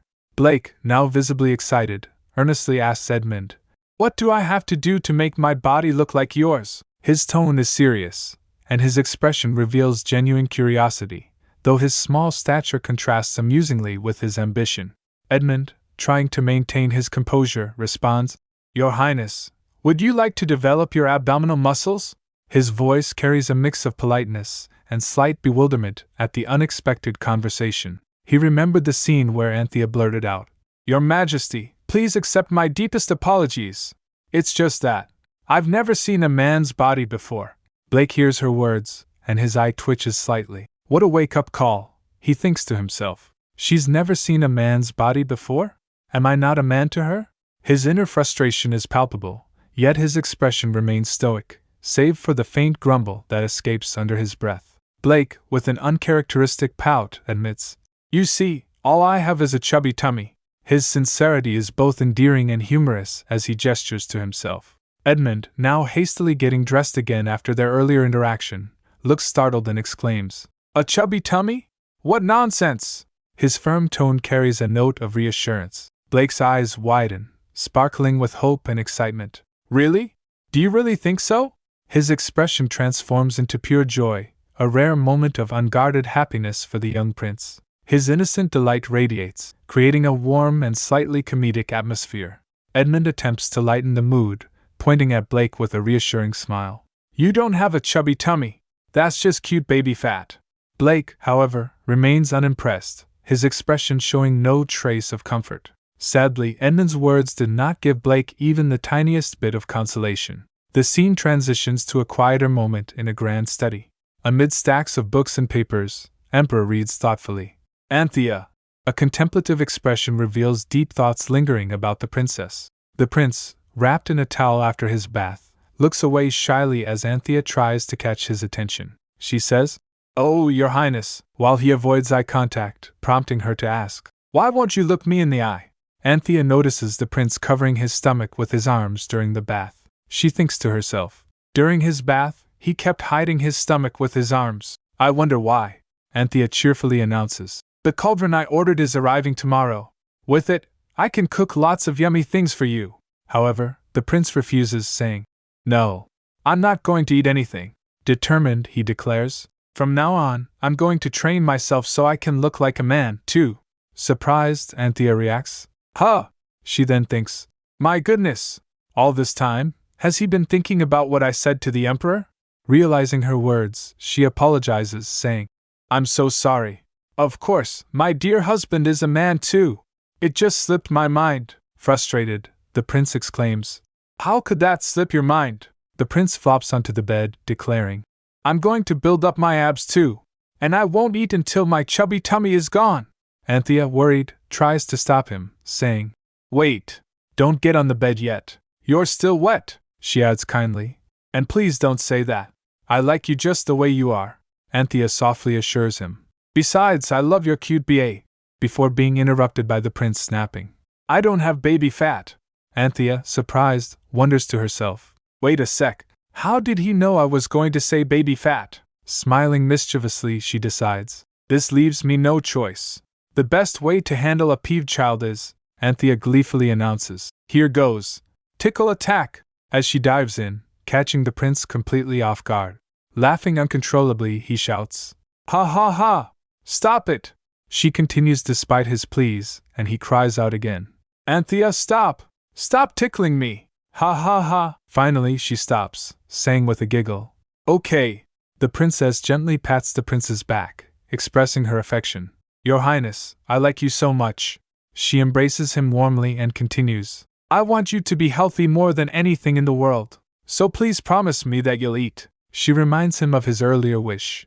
Didn't you say you wanted to be taller than me? If so, you'll have to eat well. The setting sun casts a warm glow in the room, adding a sense of comfort to their exchange. The prince, with a bright smile, responds enthusiastically, All right then. I'll eat like a horse. His cheerful determination brings a smile to the princess's face, and she giggles softly, pleased with the outcome. It worked, she remarks to herself, satisfied with her success in encouraging him. The vibrant flowers surrounding them seem to reflect their light-hearted mood. As the warm sunlight streams through the elegant window, the princess reflects silently. It feels so good when he laughs, her thoughts accompanied by a soft glow, matching the tranquil beauty of the setting sun outside. In the dim light, a hand clad in dark gloves firmly tugs at a piece of clothing. A voice coldly utters a single word. Unhan.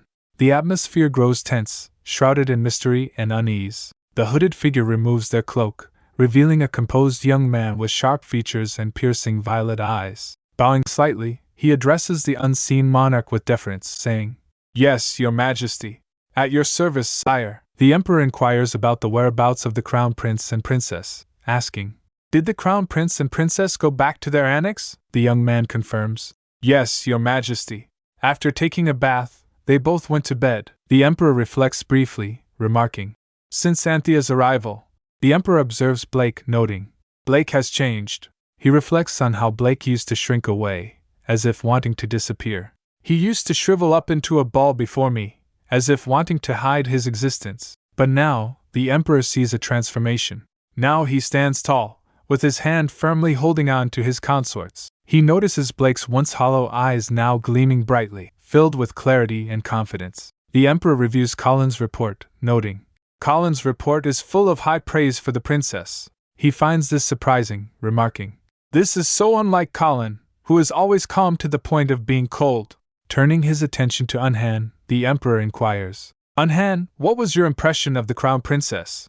The emperor reflects, I've been away for a month, taking care of the door of darkness. How did she do so far? Has she seemed trustworthy?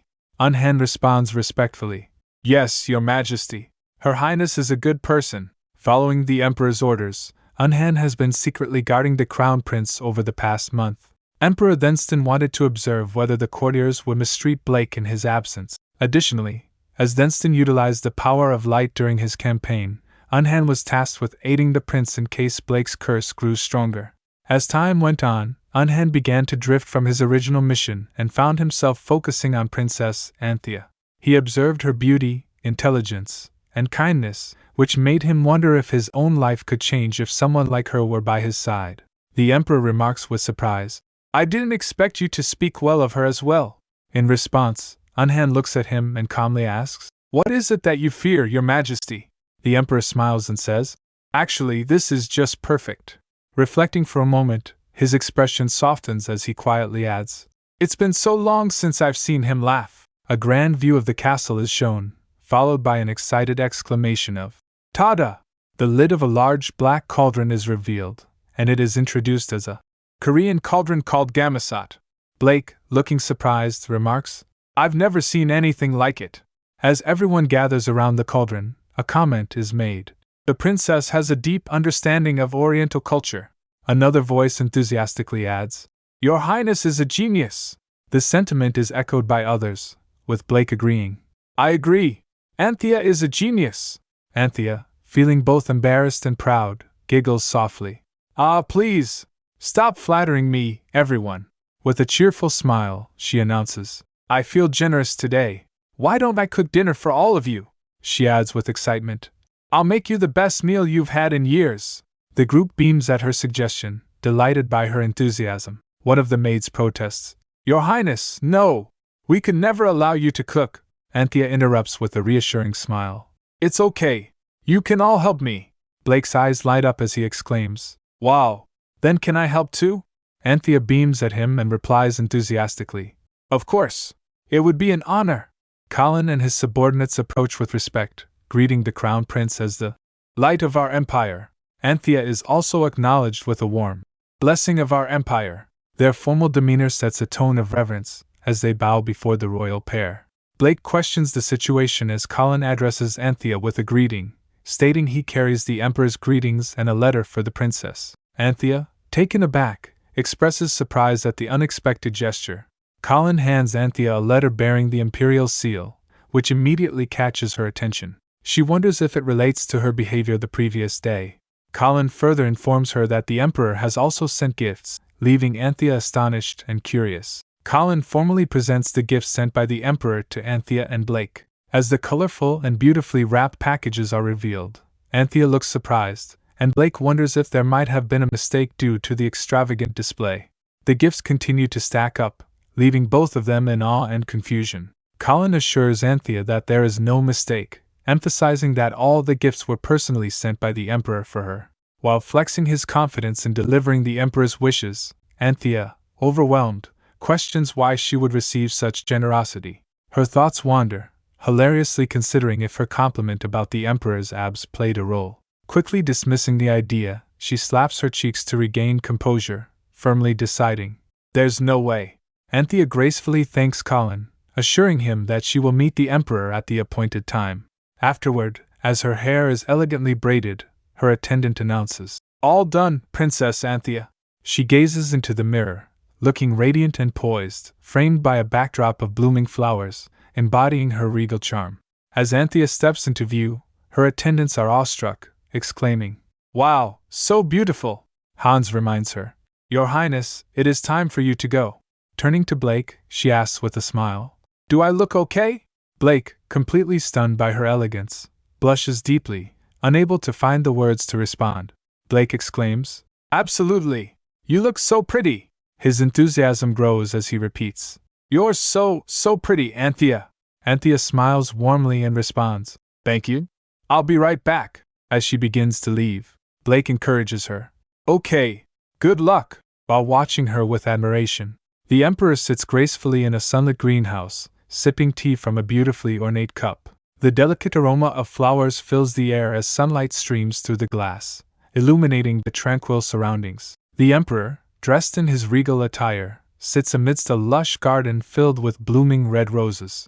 He gently sets down his teacup with a clink and gazes thoughtfully at the vibrant scenery, letting out a contemplative "Hm." The sunlight filters through the glass dome of the elegant greenhouse, illuminating the sparkling fountain and vibrant flowers surrounding a serene pond with floating lilies. The sound of footsteps echoes softly as Anthea enters, her delicate figure framed by the intricate architecture and radiant blooms. The soft click-clack of her heels signals her graceful approach through the enchanting space. Anthea gracefully approaches the Emperor, seated at an ornate table amidst the greenhouse's vibrant beauty. She performs a polite curtsy, her voice filled with warmth as she greets him. Good morning to your majesty, great light of our empire. The emperor gestures for Anthea to sit, his voice calm yet commanding. Have a seat, she responds respectfully. Yes, your majesty, and takes her place at the table. As he sips his tea, he compliments her attire. The dress becomes you. Anthea smiles warmly, expressing her gratitude. Thank you for the beautiful gifts, your majesty. I particularly love the golden ball you sent. With a slight glimmer in his eye, the emperor inquires. Do you like gold? Anthea hesitates at the emperor's question about gold, thinking, why is he asking if I like gold? I just mentioned the golden ball. Hello, I'm still 10 years old, she answers with a polite smile. No, not exactly. I like it because Prince Blake and I can play with it together. The emperor's gaze sharpens slightly as he pauses, then asks pointedly, do you care about the crown prince? Without missing a beat, Anthea responds firmly. Well, of course. He is my husband. The emperor sips his tea and mutters. How could anyone like that child? Anthea, unfazed, replies confidently. May I answer your majesty with a question of my own? She smiles softly and continues. How could anyone not? The emperor looks distant as he confesses. Many people despise him, Anthea responds thoughtfully. Such people are probably misled by false rumors of the curse. Her voice softens as she adds, Your Majesty, I can tell that you love your son. Her words seem to stir something in the emperor, as he gazes at her intently. The emperor sets his teacup down, his tone firm. You are being presumptuous, he states, a flicker of something unreadable in his eyes. He is the successor of the curse. Anthea meets his gaze steadily, her voice unwavering. Before that, he is your son. Her words linger in the air, their weight undeniable. The emperor's expression softens just slightly, as he responds, You seem quite certain that I love that child. Why is that? Anthea smiles confidently, her voice light but firm. Well, if you hated your son, you wouldn't be sending his wife all these gifts, the emperor replied. Big gifts are simply compensation for the way you handled the Marquis Hamel incident. His tone is measured, but his gaze lingers on her, thoughtful and slightly probing. Anthea chuckles softly, her bright demeanor unwavering. You also forgave me for my impertinence yesterday, she says with a playful glint in her eyes. The emperor raises a brow, his tone pointed but not unkind. So you are aware your behavior yesterday was inappropriate? Anthea tilts her head, a sheepish smile gracing her lips. I was so flustered yesterday that I can't quite recall everything. The emperor's lips curl into a subtle smirk. How impertinent! Anthea giggles, her laughter light and infectious, softening the atmosphere between them. The emperor gestures towards the ornate tea table adorned with an array of exquisite pastries and delicacies. Princess, let's have some tea, he invites with a calm yet commanding tone. Anthea's eyes widen at the delightful spread, sparkling with joy. Wow! Thank you, your majesty! She exclaims, her hands clasped in excitement as she takes a seat, her sweet smile radiating gratitude. Anthea carefully pokes at the dessert with her fork before taking a small bite. Her face lights up instantly. This is delicious! She exclaims with delight, her voice brimming with excitement. The emperor, observing her reaction, asks in a composed tone, Is it to your liking? His gaze remains steady, intrigued by her enthusiasm as she eagerly continues to enjoy the treat. As Anthea continues savoring the dessert, Anthea comments thoughtfully, Prince Blake would like this too. She delicately places her spoon back on the saucer. A flicker of warmth crosses his face. I'll have some sent over to the crown prince, he adds, his tone calm but sincere. Anthea's eyes light up at his words, and a delighted smile spreads across her face. Really? She beams, her joy evident as the thought of Blake enjoying the treat alongside her brings her happiness. Anthea's bright eyes meet the emperor's as she exclaims with heartfelt gratitude, Thank you, your majesty! The emperor offers a small, approving smile, his expression softening momentarily. The serene atmosphere of the garden envelopes them as they sit across from each other, surrounded by blooming flowers and bathed in sunlight. The gentle warmth of the moment reflects the subtle bond forming between them over their shared tea. The emperor sets his teacup down with a graceful motion and remarks, I hear you have a deep knowledge of Oriental culture. Anthea, caught off guard, blinks in surprise as a thought flits through her mind. He's done some research on me. Well, it would be even stranger if he'd had no interest in me whatsoever.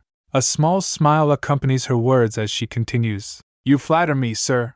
I am quite curious about the cultures of other nations. The emperor, his expression as composed as ever, acknowledges her curiosity. I'm sure it wasn't easy for you to obtain information about the East, he comments, his voice carrying a hint of intrigue. Anthea's thoughts race as she considers her answer, realizing the Emperor's sharp intellect wouldn't easily accept a simplistic explanation. If I say I read books about the Orient in the Valencia Estate's library, most people would probably believe me. But the Emperor is too smart to fall for that.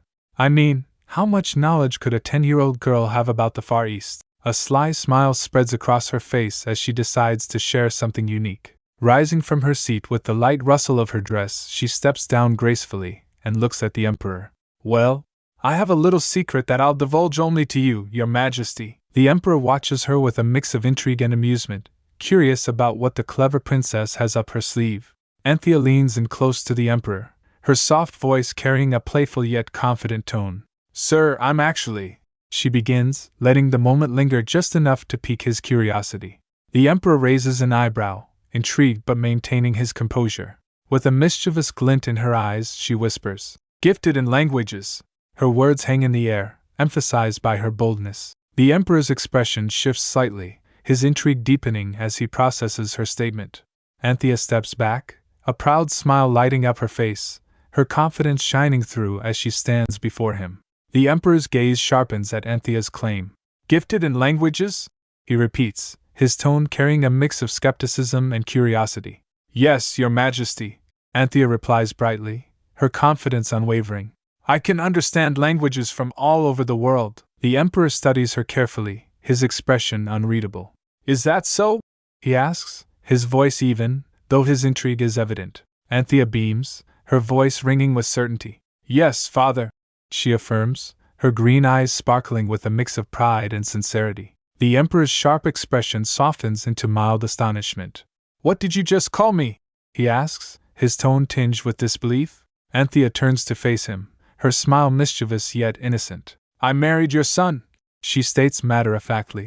So you're my father-in-law. Father for short. A giggle escapes her as her playful words hang in the air, leaving the Emperor momentarily speechless. The Emperor nods slightly, his voice measured and calm. Oh yes, of course, he says, his piercing gaze softening. I'm sure you have many difficulties due to your sudden betrothal. He straightens, his tone taking on an air of authority. Come to me if there is anything you need, he offers, the words carrying both a regal command and an unexpected gentleness. Anthea's face brightens, her emerald eyes shimmering with gratitude. Thank you, she responds sincerely, her smile as radiant as the sunlit garden surrounding them. It would be my pleasure, the Emperor adds, his composed demeanor unyielding, yet a subtle warmth lingers in his words. Anthea stands proudly as she presents the meal she has prepared. Tada! She exclaims with enthusiasm. Today's menu is doenjang jjigae. Her excitement radiates as she gestures to the table filled with deliciously crafted dishes. I also made mushroom egg rolls, she adds with a smile. The table is a feast for the eyes, adorned with vibrant flowers and appetizing food that gleams under the light. A note on the side clarifies. Asterisk doenjang jjigae, fermented bean paste soup, providing context for the unique dish. Blake and the others look on, their expressions a mix of surprise and awe. Wow! They exclaim in unison, their admiration for Anthea's effort shining brightly in their eyes. Anthea cheerfully invites everyone to the meal, her voice bright and welcoming. Please help yourselves, she says, gesturing to the spread of dishes before them. Blake takes a bite and his eyes light up. Anthea, everything is so yummy, he exclaims, his enthusiasm contagious. The others join in with their praise, one of them declaring with astonishment, Princess, you are a culinary genius! Anthea blushes at their compliments, her modesty shining through. Is it really that good? She asks, a shy smile on her lips. As they dig in, she gently reminds, Be careful. It's hot, her voice full of care and concern. The atmosphere is filled with warmth, laughter, and the shared joy of a lovingly prepared meal. Anthea offers a small bowl with a warm smile. After you're done, try this scorched rice water. It has a nice nutty flavor, she explains, her tone brimming with excitement. Blake tilts his head curiously. Scorched rice water? He asks, his crimson eye widening in intrigue. Yes. Anthea nods enthusiastically. First, you toast rice until it's nice and crunchy. Then you boil that in water. Her explanation is simple yet carries the charm of her earnestness. Blake beams at her. Anthea, if you made it, I'm sure it will be delicious, he says with unshakable confidence, making her cheeks blush faintly. Meanwhile, Unhan silently observes the cheerful scene from the shadows. His expression is unreadable, but the faintest hint of a smile flickers across his lips before he looks away. Unhan clenches his hand into a fist, his violet eyes darting away as a faint blush dusts his cheeks. Not again, he mutters under his breath, his voice barely audible. His heart races uncontrollably as he grips his cloak tighter, as if to shield himself from the warmth blooming within him. I must control myself, he whispers with a determined look, yet the heat on his face betrays his struggle. Hidden in the shadows, he fights an internal battle, unwilling to let his emotions surface. Unhan, known as the Emperor's Shadow, was a figure cloaked in secrecy, his existence hidden from the world. As a child, he was wounded by an arrow and hunted through the forest, his life hanging by a thread. Just as despair consumed him, the Emperor appeared and saved him. From that moment, Unihan dedicated his life to the Emperor, becoming his loyal and silent shadow. His missions were always executed flawlessly, his presence a whisper in the dark. Beneath the moonlit sky, the castle stood as a quiet witness to the unwavering devotion of the shadow who never failed. Unhan finds himself in a quiet struggle. The aroma of the meal in front of him is both alluring and tormenting. He knows better than to indulge, yet his resolve falters as hunger gnaws at his core. The pot's design catches his attention. He recognizes it as a gamisot, its craftsmanship elegant and precise, designed to lock in flavor. His curiosity piqued, Unhan hesitates before leaning closer. He thinks to himself, meals like these are for those who live in the light. Not for me. But his hunger wins. Slowly, almost reverently, he moves to lift the lid. Steam billows out, carrying the rich, enticing scent of the dish within. His mouth waters as he gazes at the bubbling contents. It's just one taste, he convinces himself, almost defensively. Reaching forward, he gently slides the lid aside, his movements careful yet deliberate. His hand lingers over the pot as the steam envelopes his face, a moment of indulgence he never allows himself. Finally, surrendering to his craving, he reaches out and grips the pot. I'll just take this back with me. Just this once. Unhan gulps nervously, the weight of his impulsive decision to take the gamisot suddenly bearing down on him. The sound of a rustle nearby snaps him out of his thoughts, and he freezes, his breath caught in his throat. Startled, his eyes widen as he swiftly turns, scanning the surroundings. Did someone see me? The thought sends a shudder down his spine. He grips the pot tighter, his mind racing. I'm in huge trouble. I have to hide. Anthea steps outside, her gaze landing on the gamisot. She notices something unusual. The gamisot lid is open? She wonders aloud, tilting her head in confusion. Curiosity piqued, she steps closer, her vibrant green eyes narrowing as she inspects the scene. How strange, she mutters, examining the pot more closely. Then, a sudden realization flashes across her face as something catches her eye. Ah! She exclaims, spotting a sleek black cat with piercing purple eyes sitting nearby. A cat? She whispers in surprise, her expression softening into a delighted smile. You are so cute! She coos, leaning down to gently pick up the mysterious feline. As she lifts the cat, she chuckles playfully, holding it close. Little kitty, by any chance, did you lift the gamisot lid? She teases, her tone warm and light-hearted. The cat responds with a small wriggle in her grasp, adding an air of mystery to the already peculiar moment. The little black cat lets out a heart-melting meow, its big purple eyes glistening with tears that seem ready to fall. Anthea gasps softly, taken aback by the adorable sight. Oh dear! You must be hungry! She exclaims with genuine concern, her voice warm and kind. I'll get you some milk, she offers as she gently strokes its fur. The cat stares intently, tilting its head slightly as if understanding her words. Anthea pauses, a playful thought crossing her mind. Huh! Would you rather have scorched rice water? She asks, her tone teasing but thoughtful. I wonder if cats can eat that, she murmurs, tapping her chin. She ponders for a moment, then chuckles, deciding, maybe I'll feed her just a little bit. The cat's enthusiastic. Yes, yes. Meows and soft purring seem to confirm her choice. Cuddling the tiny creature close, Anthea giggles, her radiant smile filled with affection. Kitty's so cute, she gushes, utterly charmed by her unexpected companion.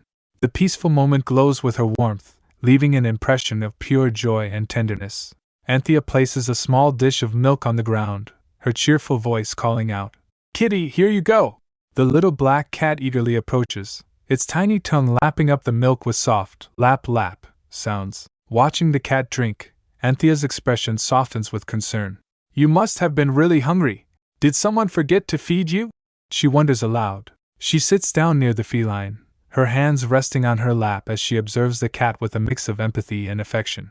The cat continues to slurp away at the milk, its tail twitching contentedly.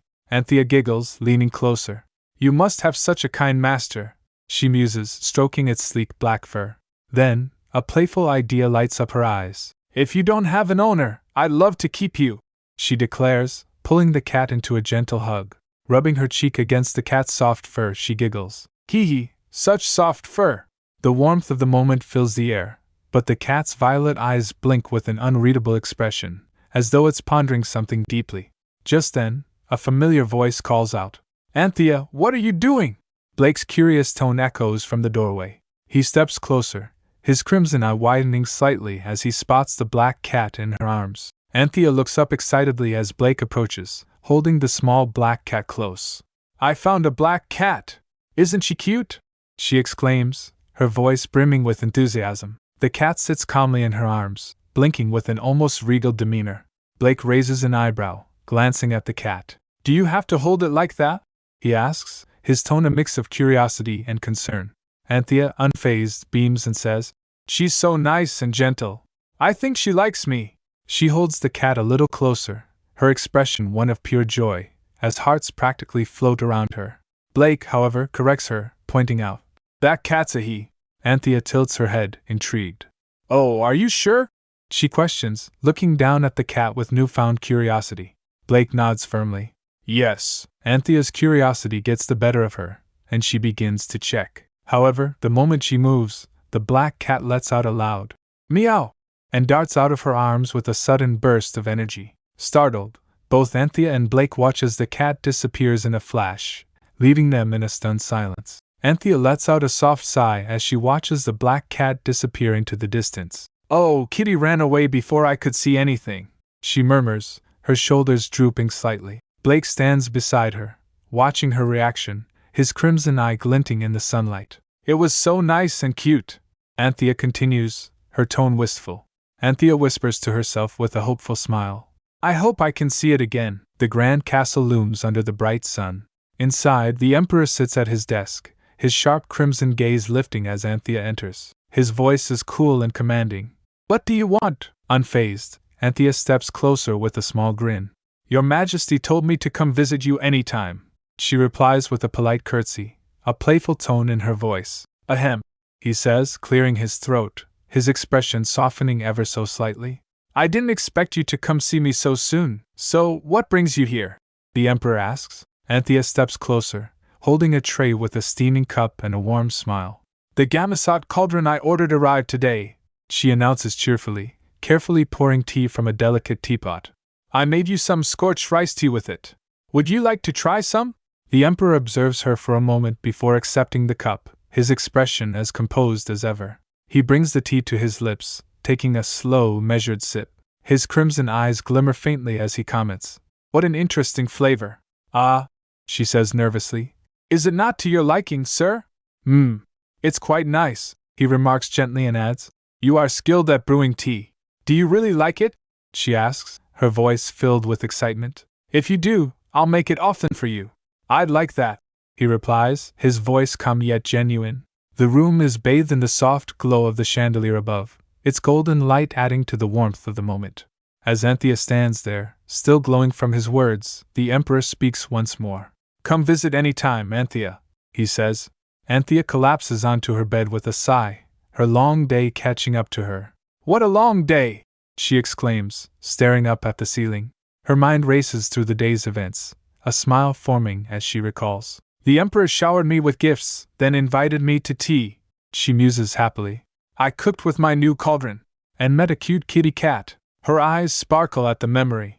It was so adorable. She giggles. Suddenly, she feels a hand gently touch hers, startling her. Looking down, she sees a familiar bracelet. "Oh, Your Highness?" she asks, her tone surprised. What are you doing? She asks, her voice soft with curiosity.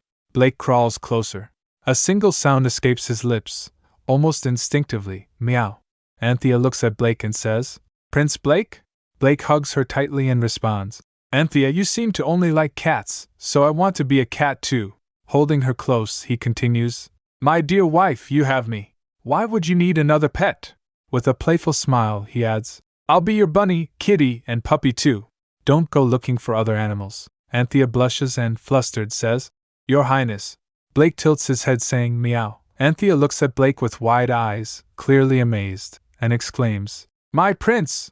She then joyfully embraces him, saying, You are just too adorable! While giving him a big bear hug. Blake, feeling her affection, softly chuckles. Hee hee! A servant hands a stack of documents to Richard, saying, These are the reports from your agents in the imperial court. Richard reads through the reports and becomes increasingly agitated, thinking to himself, How can this be? He notes that today, the Emperor has sent Anthea gourmet ingredients from the Far East. He recalls that yesterday, it was dresses, jewelry, and mana stones. Frustrated, he mutters to himself, Not a day goes by without the Emperor sending gifts to Anthea. Richard sits on his ornate chair, deep in thought. He ponders, Anthea, how exactly did you win His Majesty's favor? He recalls his efforts to gain the Emperor's trust, reflecting, Emperor Theniston is the only person I respect in this kingdom. I did everything I could to attract his attention, but I was unable to open his heart.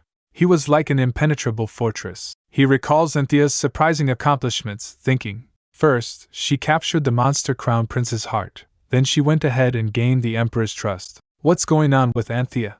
How can anyone change like this so suddenly? Clutching his head, he groans, I have a headache. Richard leans back, overwhelmed by his thoughts. He laments, If I'd known things would turn out this way, I would have accepted her affections. He recalls how Anthea used to adore him and questions, Why this drastic change after marrying that monster? How can she be so cold to me now? Clutching his head in frustration, he reflects, That makes me want her even more. Forbidden fruit is always more delectable. His expression hardens as he resolves, I'm going to do whatever it takes to make her mine. Richard enters the room and greets, Father, you called for me? His father sits behind his desk, a stern expression on his face. Without a word, his father picks up a ceremonial seal and hurls it at Richard, who narrowly dodges it. The seal shatters a vase behind him. His father shouts angrily, What the hell have you done? He slams his fist on the table and continues, The Emperor has sent Princess Anthea gifts again today, and the princess frequents the imperial palace as if it were her own home. His voice grows louder as he adds, I hear they will even be going to the grand ball together during the festival of the seal. His frustration fills the room as Richard stands silently, listening to his father's outburst. Festival of the Seal is the most important holiday in the Empire, commemorating the Emperor's sealing of the Door of Darkness and his safe return to the kingdom. Emissaries from all over the world will gather in the imperial ballroom for the grand event. It is noted that if they witness the Emperor and Princess Anthea walking hand in hand, the political implications would be immense. Richard thinks that emissaries will notice the Emperor's fondness for the Crown Princess, and this will naturally elevate the Crown Prince's status. The son, standing in his father's office, asks, Is that so, father? The father angrily responds, mentioning Marquis Hamel's imprisonment, and criticizing his son's failure in all missions, calling him an incompetent fool. He then blames his son's failures on his uncouth slave blood. Richard remains silent before suggesting, There is a way to turn the tables, sir. His father asks, What exactly do you have in mind? Richard replies, We must bring the Crown Princess to our side. He elaborates that Princess Anthea has an unsatisfied longing for her father's love and, without a doubt, will obey her father's orders. His father considers this, mentioning, the Count of Valencia, and then smirks, thinking, This just might work. Anthea's father angrily says, You called me all the way here for a simple common cold?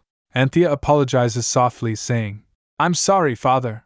It was my mistake, but I was feeling so sick. I was in so much pain. The father, filled with disdain, shouts, You are a disgrace to the family. Your bare mother bargained off her wretched family with her father's wealth. Just thinking about it makes me shudder. Anthea, trembling, replies, I'm so sorry. Her father coldly declares, Sorry doesn't even cut it. I just hope for your death. He continues with venom, The only way you can help the Valencia family is by disappearing from this earth, Anthea, kneeling, repeatedly says. I'm so sorry. I'm so sorry. Tears drip onto the floor as she whispers. Father, please forgive me, a voice suddenly calls out. Aunt Chie. She wakes up with a gasp, trembling and stunned, realizing it was all a nightmare. Blake asks Anthea if she is all right. Anthea, still shaken, thinks that it was just a dream, thinking to herself that it felt so real and vivid. She recalls the nightmare of her father's harsh words, feeling the weight of it in her heart.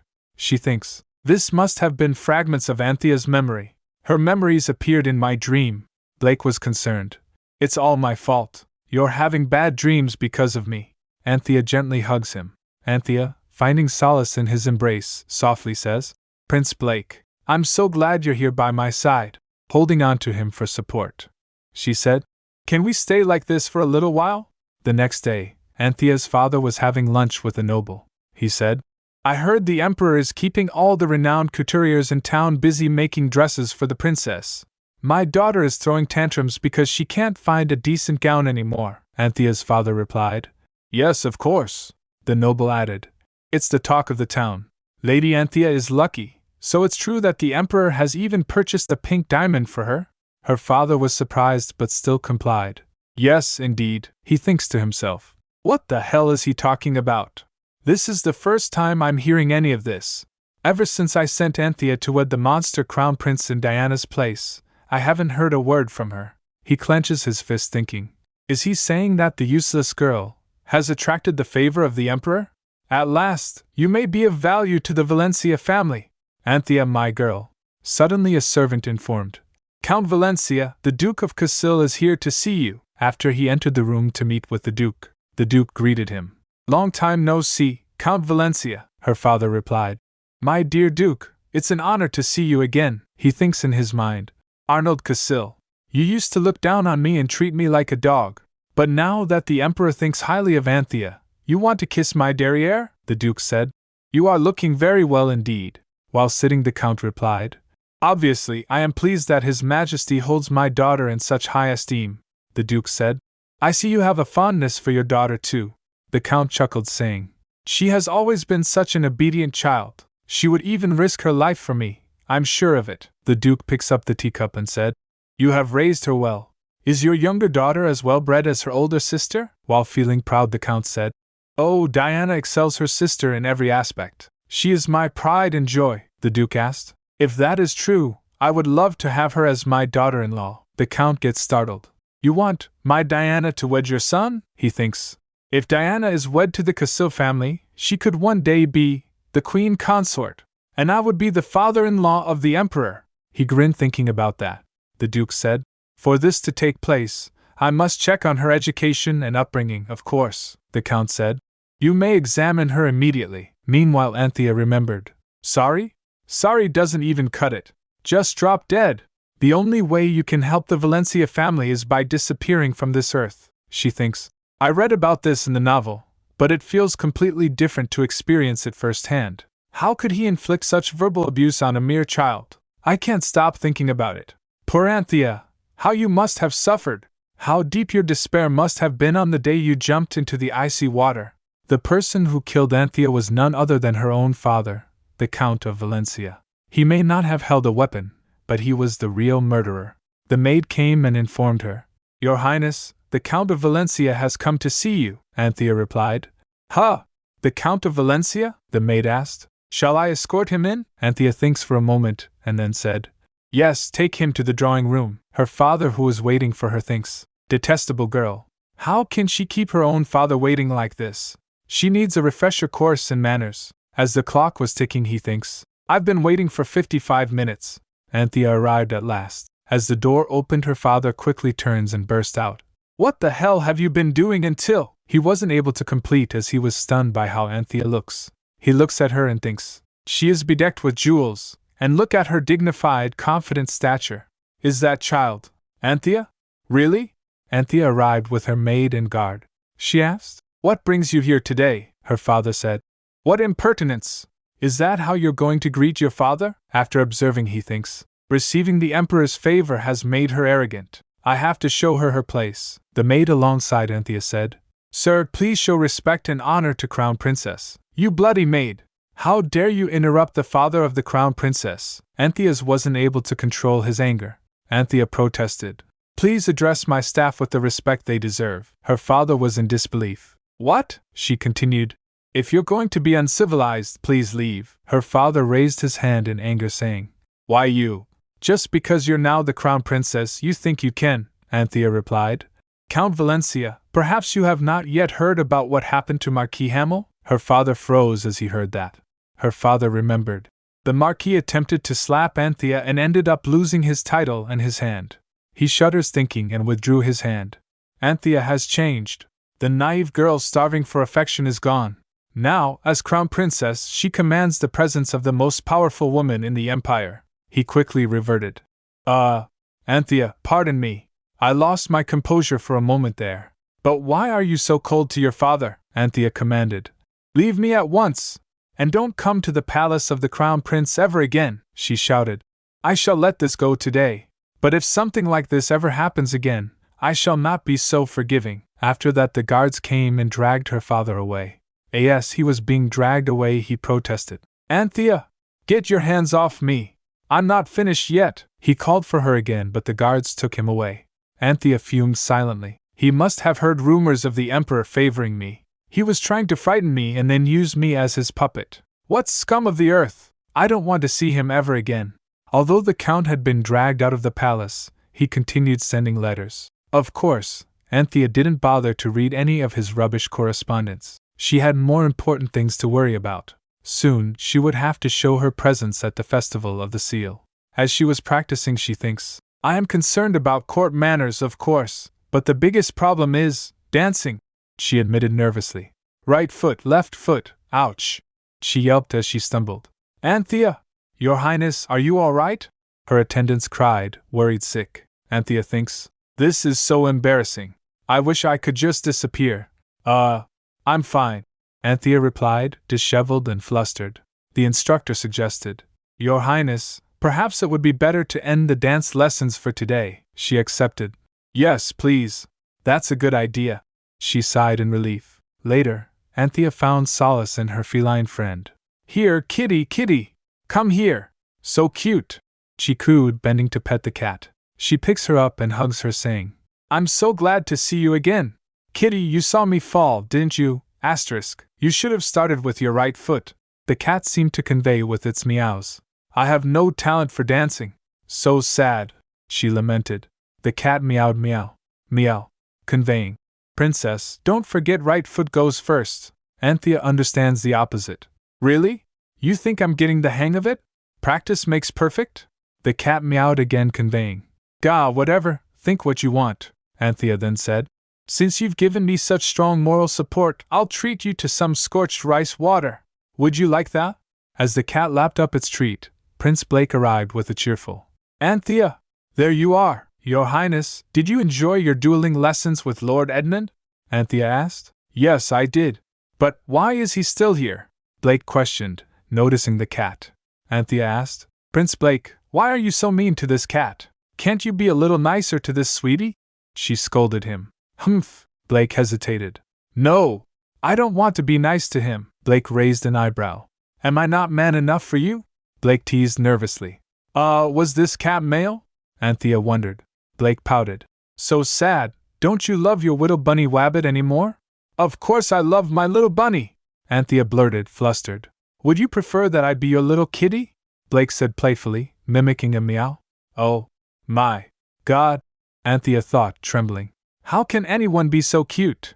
Blushing, she stammered. Dear husband, I love you whoever you are and whatever you do. While Blake grinning mischievously, Anthea said, Oh, by the way, I have a little favor to ask you. Sure, say anything. Your wish is my command, Blake replied confidently. Anthea said, Prince Blake, you don't even know what I'm going to say. What if I ask for something really strange or nasty? Doesn't matter. I will grant my wife anything she desires, Blake said, beaming. Anthea grabbed his hand and asked, Then, could you teach me how to dance? I'd love to have the first dance with my husband. Blake was stunned for a moment, then he said, All right then, I'll help you. Anthea sighed. I was planning to ask for help after improving my dancing skills a little, But after 10 days of no progress, I had no choice, Blake said. It's okay. As they gets ready to practice, Anthea said. I might step on your toes, she warned, Blake assured. That's okay too. It doesn't hurt even if you step on my toes because you're light as a feather, Anthea. Light as a feather? Anthea repeated, blushing slightly. Blake grinned. Of course. Trust me. Well then, shall we begin? Anthea asked, offering her hand to Blake, noticing his cheeks turn pink. You're blushing, Anthea asked. Blake gets flustered. What? No, I'm not. Then they clasped their hand and started dancing. Blake yelped as Anthea stomped on his foot. Sorry! She cried. Ack! She stumbled and fell on Blake, Anthea overwhelmed with embarrassment. It's like I have 2 left feet, she whimpered, trembling. Blake reassured her. It's only your first time. Don't worry, you'll pick it up in no time. When did you learn to dance? You're so good at it, she asked, pouting slightly. I watched you during your lessons, Blake confessed with a playful grin. Anthea fell down. What? So unfair. You'll do a lot better if you just relax a bit, Blake suggested. They continued practicing for some time. Finally, they completed one song. We finally finished one song! And it's all thanks to you, Anthea said, relieved. You don't need to push yourself, Blake advised. The Emperor is far better at dancing than me, so don't worry too much about making mistakes, Anthea asked. Do you really think so? He said. Of course. Besides, everyone will be too busy looking at you to notice your feet. Anthea giggles after hearing that. Blake continued. You're going to be radiant. They'll all be mesmerized by you, Blake said warmly. I want to attend too, Blake admitted wistfully. You'll be able to attend as well after you come of age, Anthea assured him. When that day finally comes, I'm going to be the one to escort you, Blake said with a smile. Anthea replied. I look forward to it. Father, guess what I've prepared for you today? Anthea asked, placing a dish before the Emperor.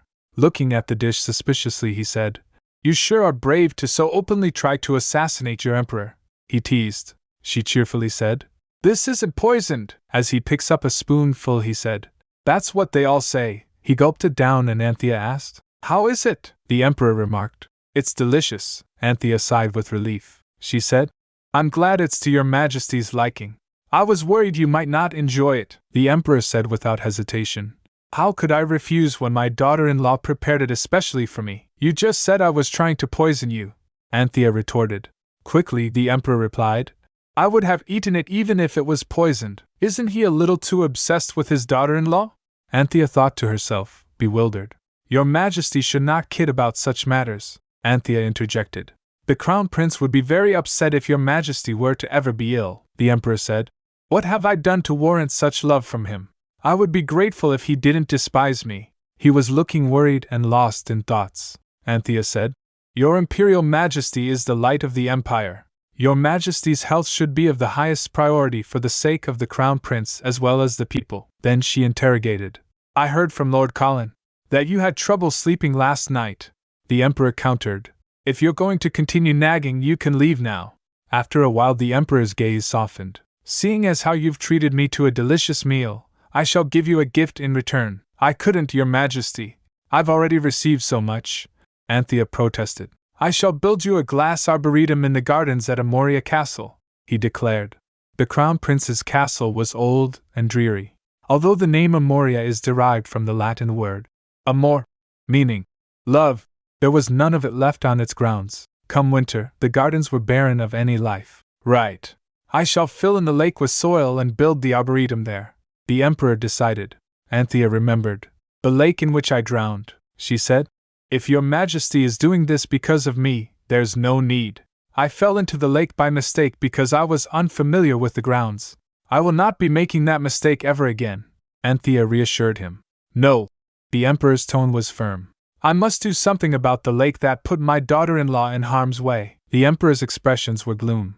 Anthea thought to herself. Isn't he taking this a bit too seriously? What did the lake ever do to him? Later, Anthea relayed. His Majesty said he is going to fill in the lake with soil and build the arboretum in its place. Really? Excellent! Blake exclaimed. Anthea asked. Are you okay with the lake being gone? He stated. It's the lake that almost swallowed you whole. I'm happy to see it gone, Anthea insisted. But still, are you sure you won't miss it?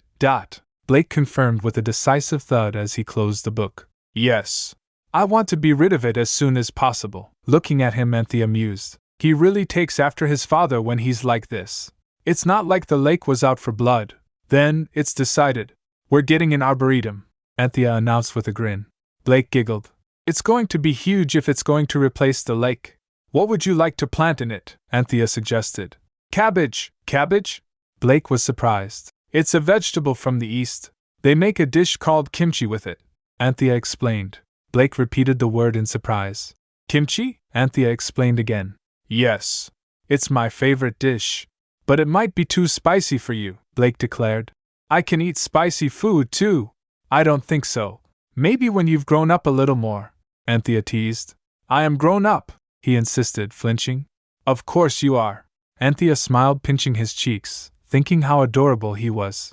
She then asked, Is there a flower you wanted to plant? He answered. Yes. Roses, Anthea repeats. Roses? Blake replied. Yes. I want to plant red roses for you, Anthea. Anthea thinks to herself. A red rose means love. It's often given when one proposes marriage, Anthea thought, clenching her fists. Would it be right for me to take a red rose from Blake? After a few days, Anthea woke up thinking. It was finally the day of the ball. Anthea, are you leaving now? Blake asked, rubbing his eyes. She cheerfully replied. Yes. I'll be back soon. I know you're going to be great. Blake encouraged her. Anthea looks at him and thinks. Blake is always smiling, even when I was the only one to receive gifts from the Emperor, or had lessons on court protocol, and now, when I was the only one attending the ball, he always smiled at me without showing any disappointment. Have a great time today, Anthea, Blake said. Almost as if he believes my happiness is his own, she thought. After the servants prepared her, she said, Thank you. It must have been hard on you all to assist me so early in the morning. Not at all, Your Highness.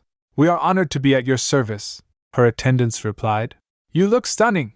You will for sure be the center of everyone's attention today. Ha! Thank you. Anthea blushed. As he showed at the venue, the Emperor noticed her at the stairs. He greeted her. You look beautiful. And Your Majesty looks quite dapper as well. Anthea complimented the Emperor. You're just saying that, he responded, but there was a twinkle in his eye. While thinking, Anthea offered his arm, saying, Not at all. Would you mind giving me a pinch? The Emperor asked. A pinch? You look so handsome. I thought I was dreaming, Anthea exclaimed. Stop that, he scolded playfully. Shall we go? He asked, offering his hand. Yes, Father, Anthea replied, grasping the Emperor's hand, feeling a mixture of anticipation and nerves. Presenting His Imperial Majesty, the Emperor, and Her Imperial Highness, the Crown Princess. The announcement echoed across the Grand Hall, silencing the buzz of conversation as all eyes turned to the entrance. The gathered nobles greeted them with reverence. We are honored to meet His Imperial Majesty, the great light of the Empire, and Her Imperial Highness, the Crown Princess. A blessing to the Empire. Anthea's eyes flicked toward Richard, who was grinning strangely. What is with that weird smile? How many more ways can I reject this guy? She wondered as her gaze wandered. She looks towards the Emperor, thinking, the main character ought to be, at least in this league, or at least as cute as Blake. Her thoughts were interrupted when the Emperor asked, Is something the matter? She whispered to him. I think Your Majesty is the most handsome of everyone here, Anthea said, trying to mask her thoughts. The Emperor smirked. How very funny. The nobles whispered excitedly amongst themselves. Did you see that? His Majesty bent his knee, and he smiled. I've never seen His Majesty act that way, another murmured. Hearing the nobles chatter, Anthea thinks, they're shocked at him smiling? She looked towards the Emperor's face in shock. Just how aloof is he normally? Anthea noticed how quickly the chatter died down when the Emperor stopped smiling. She wondered, watching as his commanding presence silenced the room with a single look. The ceremony of the seal commenced. All the people bowed their heads. A servant presented a golden grail to the Emperor. The Emperor clasping grail in his hands in prayer. I owe this honor to the goddess of light and to the people of this empire, he declared. Anthea, lost in thought, wondered if he would ask her for a dance when the ceremony concluded. She thinks, it's probably really immature of me to still hope for my first dance to be with Blake. The Emperor turned to her after his speech. I wanted to have the first dance with my lovely daughter-in-law, but unfortunately, I'm afraid my dancing skills are a bit too rusty. Anthea blushed, Caught off guard by his unexpected comment, he announced, "Please enjoy the ball, as we offer up all in honor of the goddess of light." After that he sat down and Anthea calls him, "Your Majesty," he filled in. "Am I right in assuming you wanted to have your first dance with Blake?" "Yes," she admitted softly. She thinks inwardly, "It's like he read my mind." "Then I shall wait and share your second dance," he said, smiling warmly. "Thank you, father," she replied, touched by his understanding. "No, thank you," he said, placing a gentle hand on her head. His warmth made her gasp. The nobles whispered in shock. "Did you see that? His Majesty patted her on the head, and he called her his lovely daughter-in-law." Hearing their chatter, Anthea thinks, "Just how serious does Dunstan normally act? You may not get to dance with Blake, but go on and enjoy your first ball as the crown princess," the Emperor encouraged. "Yes, father," she said, her resolve strengthened. Anthea moved gracefully through the ballroom, meeting various nobles. Marquis Sheldon approached her, bowing respectfully. "Your Imperial Highness, I must say, you are truly a beautiful blessing to this empire." "Nice to meet you, Marquis Sheldon," she responded. "I've heard your son graduated as the salutatorian knight from the academy." "Congratulations." Anthea continued to converse with the court, offering congratulations to Countess Markion on the birth of her grandson. She had worked hard to memorize the names and accomplishments of the nobles, determined to leave a good impression. "If I had studied this hard in real life, I would have gone to an Ivy League school," she thought, amused at herself. Her debut to society went smoothly, and she conversed confidently with the court. "This should be enough to make a good impression of the Crown Princess Anthea, right?" she assured herself. Then she saw her father, Count Valencia. She looks towards them and thinks, "So that must mean the girl next to him. Diana!" Anthea smiled bitterly, hoping Diana was doing well. Before she could approach, Richard stepped forward with a smirk. "Your Imperial Highness, it's been a long time," he said smoothly. She felt annoyed. "Richard again." "Oh, hello?" Anthea replied, her annoyance barely concealed. "You've gotten more beautiful since I last saw you," Richard complimented her. "Your Imperial Highness, would you please do me the honor of your first dance? What's he up to?" Anthea thought as she looked at Richard. "Is he being serious?" The first dance of the Crown Princess should, of course, be with the Crown Prince himself. The other nobles, mindful of their status, had been careful not to overstep boundaries, but here Richard was, brazenly asking for a dance without hesitation. "Sorry, but I'm going to have to decline your request," Anthea said firmly. "There's no need to be embarrassed about your dancing skills," Richard replied smoothly. "I'll be sure to lead you." Anthea's thoughts whirled in disbelief. Does he think the Emperor refused to dance with me because of my subpar dancing skills? And even if that were true, how dare he bring it up in front of everyone? He really has no consideration for other, does he? Her expression hardened as she responded. "I do not wish to dance with anyone who is not as great as our Emperor himself." Gasps filled the hall. "Your Imperial Highness, there is none in this world greater than our Emperor," someone exclaimed, prompting murmurs of agreement. Another added, "You may never get to dance at all if you wait for someone like Emperor Dunstan. There is only one emperor like him on this earth." Anthea noticed Richard's confidence falter slightly. Looks like that hurt his ego a bit. "Well, at least I was being considerate." Nobles were laughing as Richard backed away. After that, Anthea went to terrace to get fresh air. She said to herself, "Phew! I can finally catch my breath," she thought. "I wonder what Blake is up to. This is the first time we've been apart for this long since I became Anthea." Her thoughts softened. "I miss my hubby bunny. I hope he's not crying because he missed me so." Meanwhile, on terrace adorned with soft drapes, a knock interrupted her solitude. "May I come in?" a soft, young voice asked. Anthea thinks, turning to the voice. A little girl's voice? Usually when the curtains are drawn on the terrace, most people would assume it's being occupied and would not disturb them. "The other terraces must all be full then," she said. "Please join me." Diana came from behind the curtain and called her. "Anthea." Anthea turned to see a familiar face. "Diana, you look beautiful tonight, Anthea," Diana said, her eyes sparkling with admiration. "You look like an angel, so elegant and graceful. How can you be so pretty?" Anthea smiled warmly. "Thank you," she said. She was relieved to see Diana happy, but memories of the past lingered in her mind. Diana had always taken a special liking to Anthea, and Anthea once reciprocated those feelings, but Count Valencia's favoritism had driven a wedge between them. Whenever Diana showed interest in spending time with Anthea, the Count would punish her severely. Over time, Anthea had distanced herself from Diana to spare her from harm. Diana, overwhelmed with guilt, left the household when she came of age, believing she was responsible for Anthea's suffering and Blake's anguish. So she became a servant in Blake's household, as an atonement for her doings. But unlike the original story, the real Anthea hadn't died. Diana doesn't know that the original Anthea is gone, Anthea thought. So there's no need for her to carry this guilt. You had an amazing entrance earlier, Diana said, snapping Anthea out of her thoughts. Thank you, Anthea replied with a small grin. Diana asked, how your health? I heard you fell in the lake, she replied. Oh yes, deep in her thoughts. Then Diana glanced around to see if anyone is looking, then she reached into her pocket and pulled out a small object. Here, take this. What is it? Anthea asked, examining the item. It's a heating apparatus made with fire mana, Diana explained. It'll keep you warm. I wanted to give it to you earlier, but winter's almost over. Anthea hesitated.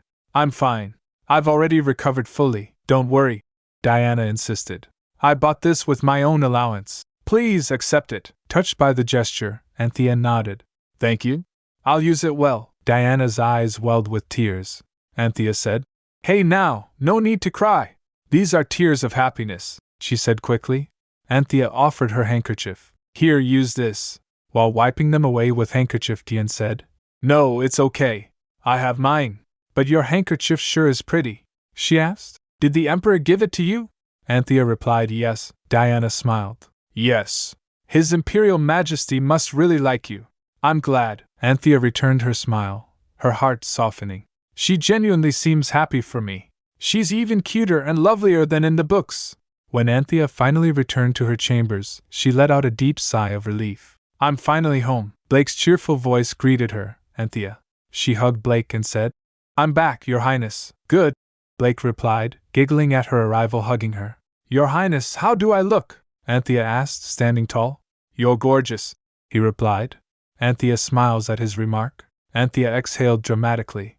I can finally breathe, Blake asked. Anthea, did you have fun? Anthea replied. I was so nervous that everything felt like a blur, but it was new and exciting. Did you dance? The Emperor is a good dancer, isn't he? Blake asked, his eyes curious. Anthea shook her head. No, I didn't dance. What? Why? Blake asked, surprised. Anthea smiled softly.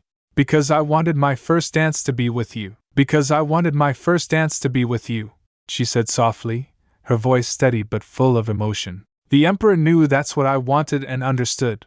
Blake looked away, a faint sadness creeping into his expression. You should have just danced with him. I'll never be able to attend one of those functions anyway. Why not? Anthea asked. Because I'm cursed, he replied quietly. Anthea reached for his hand, her grip firm and reassuring. What have I always told you? You're going to get better. I know it. While remembering Diana, she thinks, today, I met the person who is going to break your curse. She's quite the lovely girl.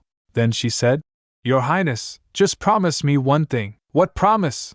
Blake asked. After, when you're free from the curse, promise that you'll dance with me, Anthea said, a small, hopeful grin breaking through her somber expression. Blake replied, Of course. Who else would I dance with if not you?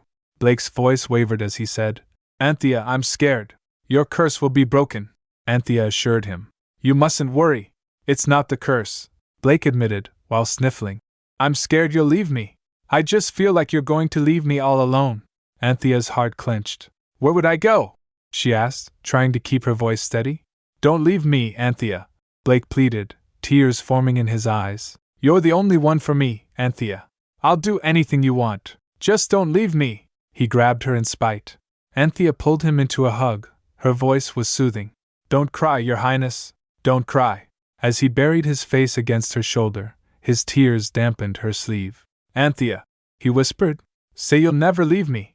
Anthea hesitated. The words that once came so easily felt impossible to say now. She thinks, all I have to do is promise I won't leave him.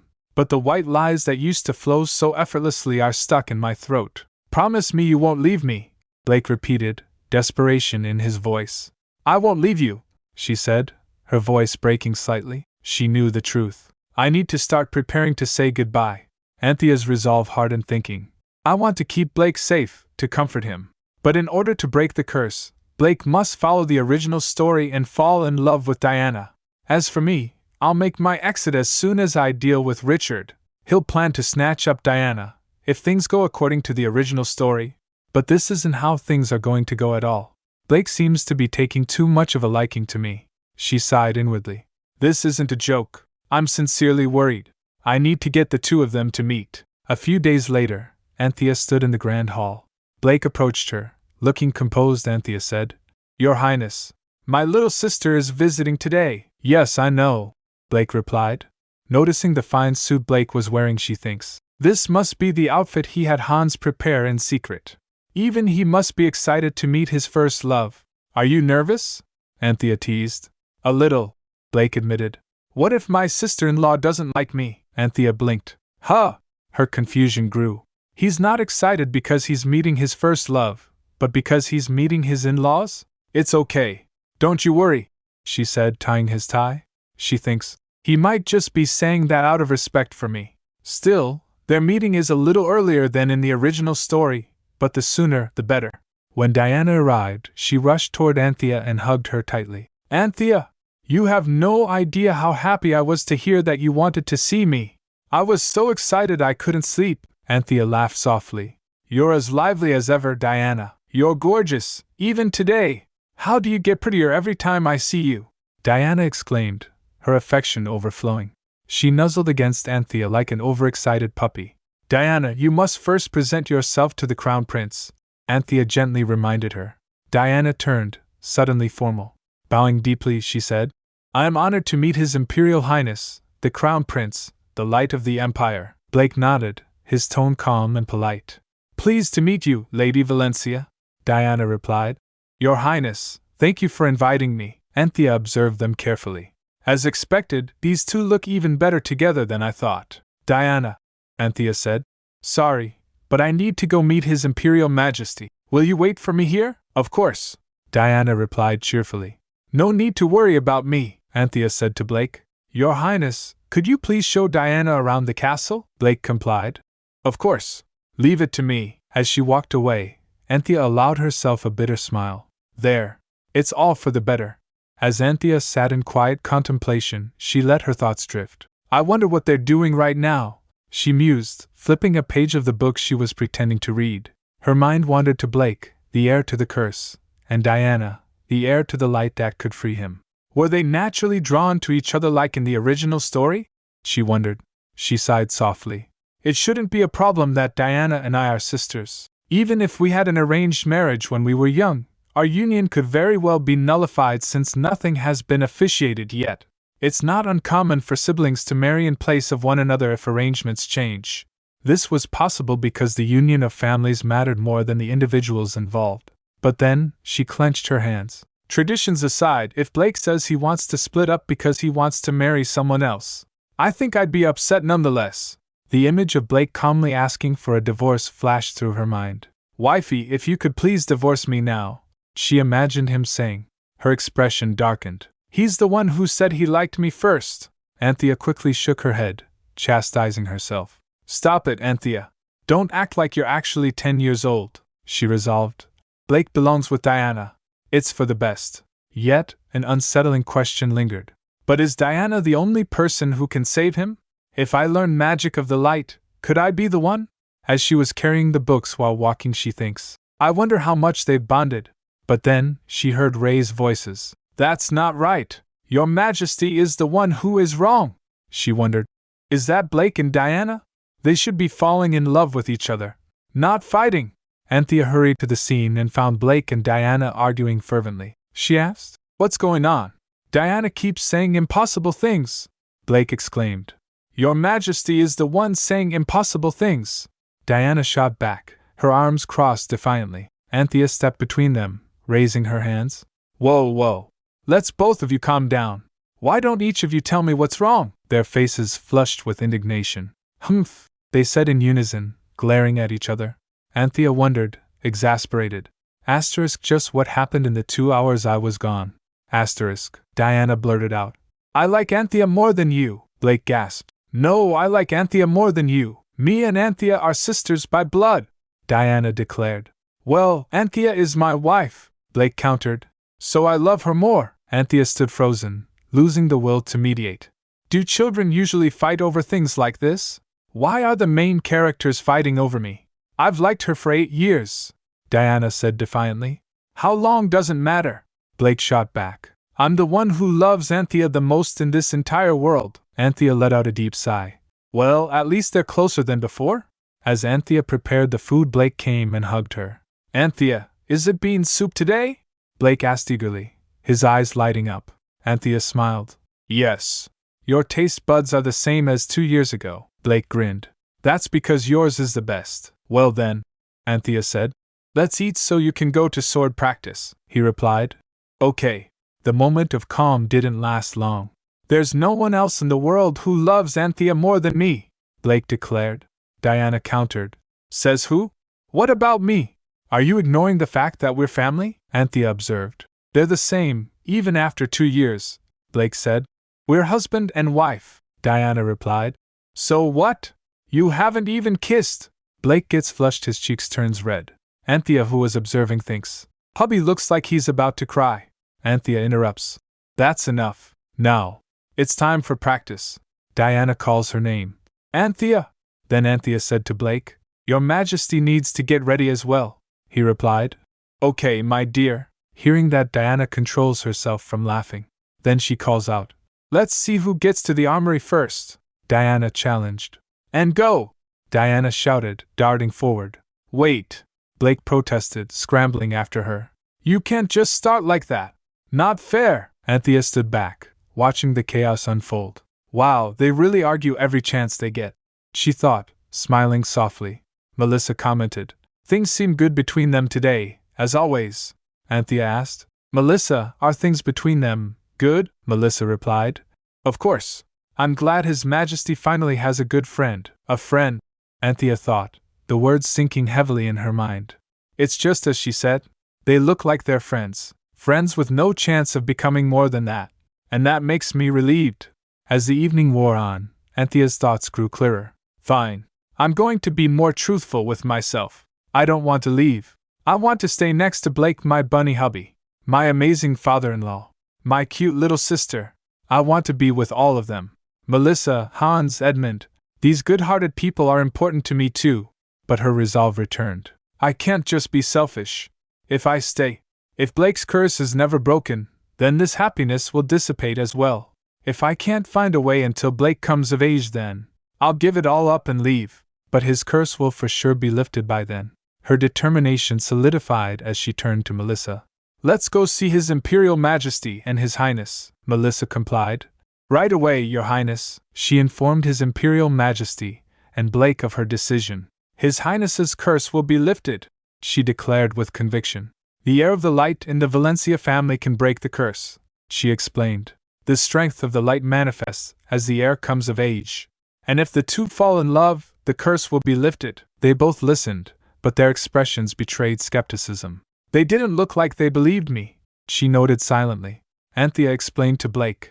So if the heir of the light comes forward, if I marry that person, I told you. Blake interrupted, his gaze unwavering.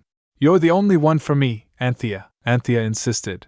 But to break the curse, I don't care about the curse, Blake said firmly, his voice filled with determination. As long as I can be with you, Your Highness, she murmured, her heart heavy.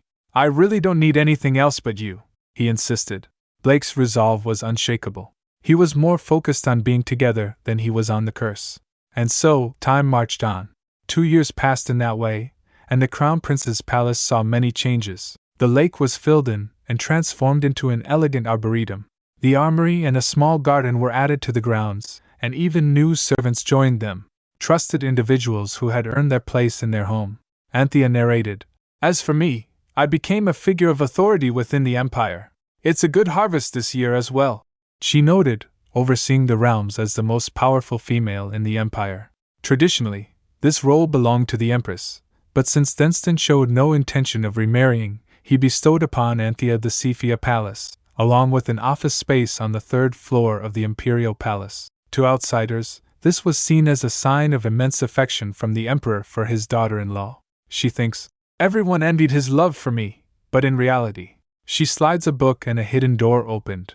The third floor of the palace was no ordinary office.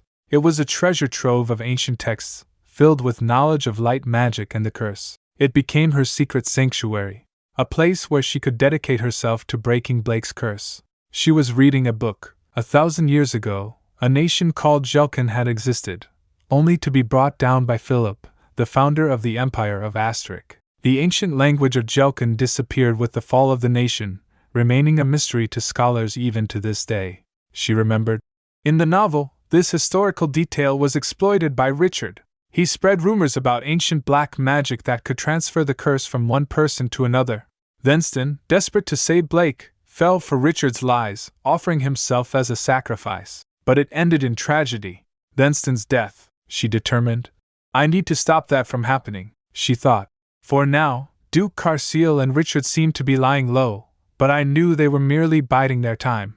They would use the same dirty tricks when the opportunity arose.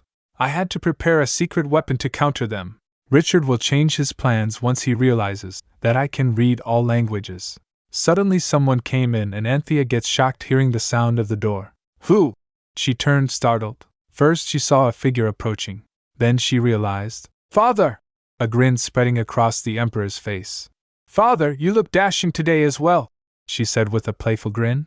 There you go again with those empty words, he replied. She replied. But it's the truth. You're the first love of every woman in the entire empire. Who's telling you such nonsense? He asked, narrowing his eyes. Everyone, she replied mischievously. Well, don't listen to them. They're all lying, he said, his voice firm. She thinks, despite his stern exterior, I knew him to be quite shy. His demeanor was always a blend of strength and tenderness, especially toward me. Have you been looking at the tablets? He asked, gesturing to the ancient artifacts. She replied, Yes. Did you come to see them as well? He said simply. I came to see you. You should have told me when you arrived. I was told you were with an important guest, she replied, meeting his gaze. There is no one more important than you, he said sincerely. His words were genuine that they caught her off guard. It was moments like these that reminded her how deeply he treated her as his own daughter. His kindness and unwavering support meant the world to her. He said, It's good to work on breaking the curse, but be sure to take it easy, she assured him. Don't worry. I know you haven't taken a single day off, he countered. I'm doing it because I want to. It's never a chore when it's something you love, she explained. But you need to get your rest as well, he insisted. She replied. That's what I should be saying to you. You stayed up all night again in your study, didn't you? If you keep overworking yourself like that, he interrupted her by tussling her hair. That's enough of your nagging now, she said to herself. I'm saying this for your own good. But she complied. Okay. At the training hall, Diana and Blake sparred fiercely, their wooden swords clashing. Hiya! Diana shouted, her strikes growing sharper with each swing. Clack! Clack! The sounds of their practice filled the air until Blake faltered. Ugh! They muttered, collapsing to the ground in exhaustion. Diana asked, Your Majesty, why don't you ever follow through with your offense? Is it because I'm a girl? Blake gave her answer. You're Anthea's little sister, he retorted. What about you? Why did you stop just now? If you went on, you would have one. Are you going easy on me because I'm the crown prince? Diana said. You're my sister's husband. There's no way I could hurt you. Why do you want to be a knight? Blake asked, his voice quieter now. Because I want to be strong, Diana answered as he raised his hand in air. Blake asked again. And why do you want that? If I'm stronger? Diana clenched his fist, determination flashing in his eyes. I can protect my sister. Blake softened at her words. I'm glad Anthea has a sister like you. I've never done anything for her, but at least you can always protect her. Blake hesitated, his voice dropping to a murmur. Diana, if I happen to die, I'll trust you'll take care of Anthea. Diana quickly sprung up in shock, saying, What? Don't say things like that. You're not going to die. How could you say something like that when you know how much Anthea loves you? She would be devastated if you died. But the curse, Blake said quietly. She said, Curse or no curse, don't you ever say something like that again. Diana snapped. We can protect her together, Diana declared. Blake agreed, okay. She raised her sword and said, Now, take an oath on a knight's honor. Blake met her determined gaze and raised his sword. I vow to protect Anthea with you, he said solemnly. Both of them smiled, looking at each other. Later that night, Anthea found Blake resting, his breathing slow and steady. He looked peaceful, though wearied from the day's events. Looking at him, Anthea thinks, Blake's the same as he was 2 years ago. Maybe it's because he met Diana earlier, or maybe it's because of my efforts to free him of his curse. Whatever it is, I'm glad. He must have had a long day. As she was caressing and tussling his hair, Blake opened his eyes. Did I wake you? Sorry, she whispered when his eyes fluttered open. No, he said softly, his lips curling into a faint smile. I'm always glad to see you. Your hands are always so warm, he murmured, grasping them gently. I always have good dreams when you're here. Did you have a lot of nightmares before? She asked softly. Yes, he admitted. Horrible ones, she asked. What were they? He said. I don't remember, I forget when I wake up, but I know they were scary. And sad, she said, concerned. You should have told me about this, he giggled. It's okay now, because you're here. After hearing that, she smiled to herself. His eyes were already looking sleepy. He has training tomorrow too. I should tuck him in. She began humming softly while patting him. Hush, little baby, don't say a word. Mama's gonna buy you a mockingbird. Upon hearing that, he quickly opened his eyes and jumped. I'm not a baby, he protested. A little indignant, she replied. You're always an adorable baby in my eyes. He gets shocked. What? It must be universal for children to hate being called a baby, Anthea thought, amused. Then she said, All right, come on, my little hubby. Let's get some sleep. I'm not little either. He pouted. She teased. But you are little. I know what he's trying to say, but I can't keep coddling him like this. She nodded silently to herself. But, he stammered. Then she thinks, was that so shocking to hear? Later in the garden, Blake was looking at the height marks of all of them. He complained to himself, when am I going to get taller? Then Anthea came there and said, Your Highness, it's time for lunch. He turned to her. Anthea, I'm not hungry, she asked. Do you have a stomachache? He replied. No, it's just, no matter how much I eat, I don't seem to grow one bit, she told. You need to eat if you want to grow, he complained. Look at me. I'm still a child, she replied. You're just growing slowly, that's all. She thinks, what I said last night must have really gotten to him. She remembered, the novel didn't say anything about him being short. Richard was about 6 feet tall, and it said Blake was a bit shorter than him, so he should grow to be at least 5'6". Your Highness, Anthea said gently, I prepared lunch today. Are you sure you won't have any? You made it? His eyes lit up. She smiled. Of course. Come, let's go. Okay. He grinned brightly. Looking at him, she thinks, he's still so cute. Meanwhile, Diana was practicing with a sword in her room. 1, 2, she observed, my movements are still so clunky. That's right, Lord Edmund said to support with the left hand. Let's try again. As she began, her father came there. She quickly turned towards him. Father, her father asked while in shock. What are you doing? Nothing, she said too quickly while hiding the wooden sword behind. He demanded angrily, grabbing her arm. What do you have behind your back? She groaned. After finding out, her father lashed out. After all I've taught you, you're wasting time swinging around swords. What if you get blisters on your hands? He thinks in his mind. The entire high society is laughing at me because of what Anthea said. He recalled the Duke saying, Of course, in order for me to do that, I'd have to see how well you've educated your children. He continued thinking, but if Diana marries into the Carceal family and becomes the Empress, I can stand tall once more, he said. Diana, you need to do as I say if you want to become a successful lady. Now tell me, what happened at the Crown Prince's palace, he added with a stern look. And hide this animated crystal there the next time you go. Diana gets stunned. What? Meanwhile at the Crown Prince castle. This looks delicious, Blake exclaimed, eyes wide with excitement. Steam rose from the bowl before him. He leaned in, curious, then hesitated. What is this? He picked up a bean and said, It looks like a Markle, Anthea asked, feeling offended. What do you mean, Markle? She remembered. That's the evil spirit that lives in the Valley of Chaos. It's called bean sprout soup, she explained with a sigh. I made it with the bean sprouts from the garden. The Emperor procured them for me from the east, he asked, curious. Beans? She explained. Yes. That long thing you see there? That's the bean when it's grown, she smiled. You'll grow tall if you finish it all. Really? His ears perked up. She replied. Of course, I'll grow taller? He gulped, looking at the bean. With determination, he took a deep breath. Okay. Just close your eyes and swallow. He took his first bite. How is it? She asked. He blinked, chewing slowly. It tickles my tongue like it's made of fur. It's not sweet or salty. Bean sprouts don't really taste like anything, she said with a laugh. That's why they're so good. Looking at him, she thinks. He didn't even spit it out, just nodded solemnly. I don't think he fully understood what I was saying, but, she said. Try the broth. He took a sip and immediately lit up. Wow, that's delicious, she smiled. It's good, isn't it? He replied. Yes, she told. Bean sprouts are full of nutrition, so make sure you eat it along with the broth. Okay, he said quietly, still eating. Meanwhile, tension built elsewhere. Diana was standing outside the door listening. As her heart didn't allow her to do as her father told, she resolved. I can't do this. Later at night, when she returned with the crystal, her father snapped. Diana, why have you brought the animated crystal back? She replied. Because it's broken, he asked. Did you see anything suspicious while you were there?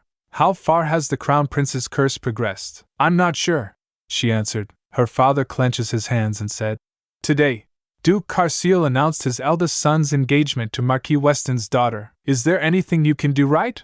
He shouted. Diana flinched. He continued, You're not as pretty or smart as Anthea, and you lack the skills to be the center of attention in high society. If you can't do anything else, you should at least do as you're told. Diana gets stunned upon hearing that. He then looked at her wooden sword and shouted, That thing! He grabbed the sword and shouted, Why have you not thrown it out? How could you be playing around with something like this? Please give it back, she cried, lunging for it. Anthea gave it to me. It's special. He grabbed her hand and began. Look at your hands.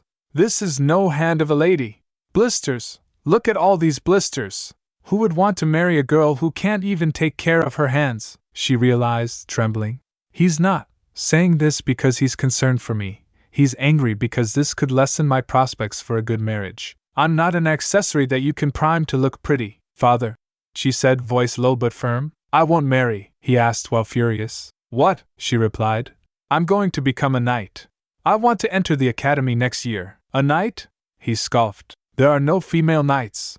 Are you saying you want to do the job of some low-born commoner? She argued. That's just a stereotype. The 3rd Division commander, Countess Shannon, is a woman. She's a spinster. He sneered. She said. She's my role model. Role model? His voice rose with disbelief. Are you saying you want to become an impudent thing like her? Yes, she answered. I'm going to become an imperial knight and protect Anthea. Her hands trembled, but her voice remained steady. So stop asking me to do outlandish things anymore. As she said that, her father slapped her. She was in disbelief. Father, his eyes narrowed coldly. You'd be wise to know this is the last time I'll tolerate such disobedience. Later, Diana was going towards Crown Prince's castle while holding the crystal. She recalled the last night when her father punished her. He hit her in her calves with a whip while saying, This is all for our family, he shouted. I never want to hear this nonsense about you becoming a knight ever again. Tomorrow is your last chance. If you don't place the animated crystal, I'll marry you straight off to Count Cornwell. Diana stood tall, enduring it all. She thinks, I can't let that happen. Should I just tell Anthea about everything?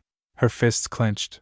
No, I can't do that, she resolved. Anthea had already been married off to the cursed crown prince before she ever had a chance to dream of her own future.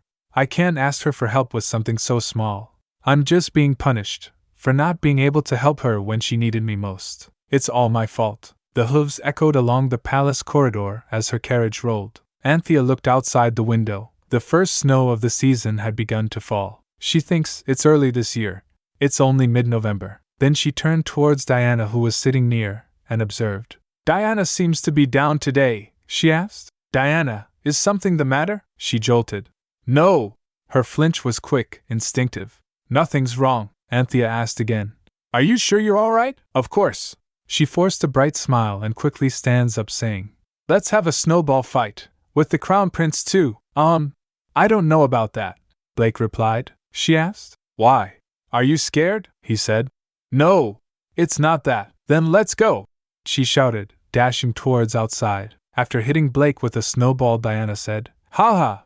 Your face is like a snowman." She giggled. "Diana, I was getting ready." He pouted before chasing her down. Anthea looked at them from window alongside her maid. She thought, "I can't believe there was a time when I played in the snow without gloves." The maid asked gently, "Why don't you join them, Your Highness?" "I'm okay," came the reply. The maid said, "I know it's important to keep your composure, but it's okay to enjoy the snow for a little while," Anthea replied. "I'm not all that fond of snow anyway," the maid asked. "Is that so?" she replied. "It's a hassle to clean, and besides, your hands get too cold." Pfft. A stifled laugh escaped from maid. Anthea asked, "What? Why are you laughing?" She chuckled. "Sometimes I feel you're closer to my age than you are to the Crown Prince." She flinched after hearing that, then said, What do you mean? I can't possibly be your age." The maid laughed. "I'm only joking." Then Anthea also went outside to play. "Wow! Snow!" she said. "The whole world is white." Then she said to them, "I want to play too." Diana agreed.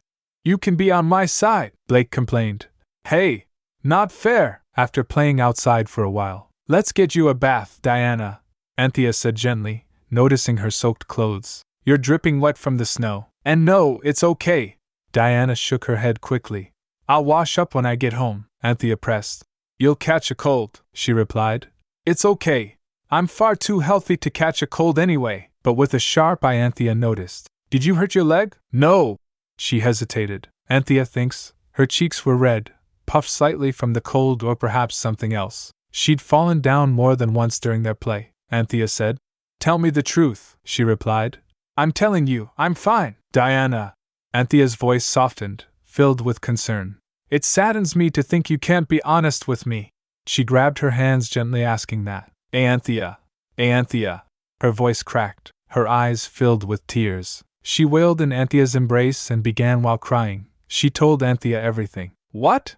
Anthea gasped. "How could you not tell me? You should have told me straight away." "I was scared. You'd tell me not to come anymore." Diana sobbed. "What if you never wanted to see me again?" Anthea replied. "How could you think that? You've done nothing wrong," she asked. "You don't hate me for this?" Anthea thought, looking at the crying girl. I liked Diana. She was the adorable little sister I never had.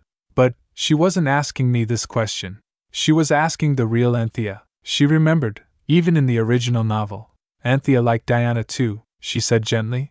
"Anthea Valencia doesn't hate you, Anthea," Diana whispered, hope flickering in her voice. Then she wipes her face and said, "Thanks," she said with a smile. After that, Anthea put Diana on bed, making her sleep. She thinks in her mind, Gilbert Valencia loved Diana.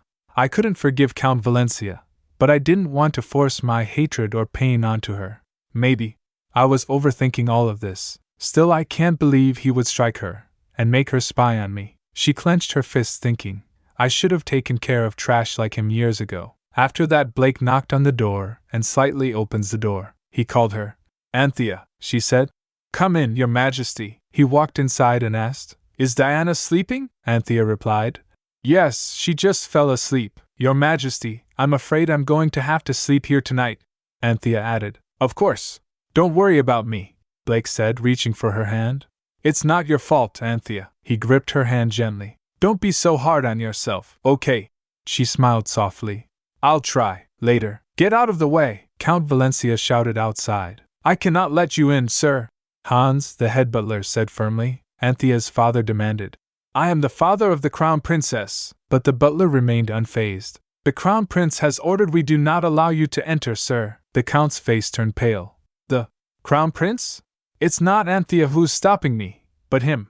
"A monster cursed by the goddess?" a guard replied. "Please mind your manners, sir," the Count insisted. "I'm here for my daughter." "Move," the guard replied. "It is not possible, sir." The Count pushed the guard, saying, "I am the Crown Prince's father-in-law.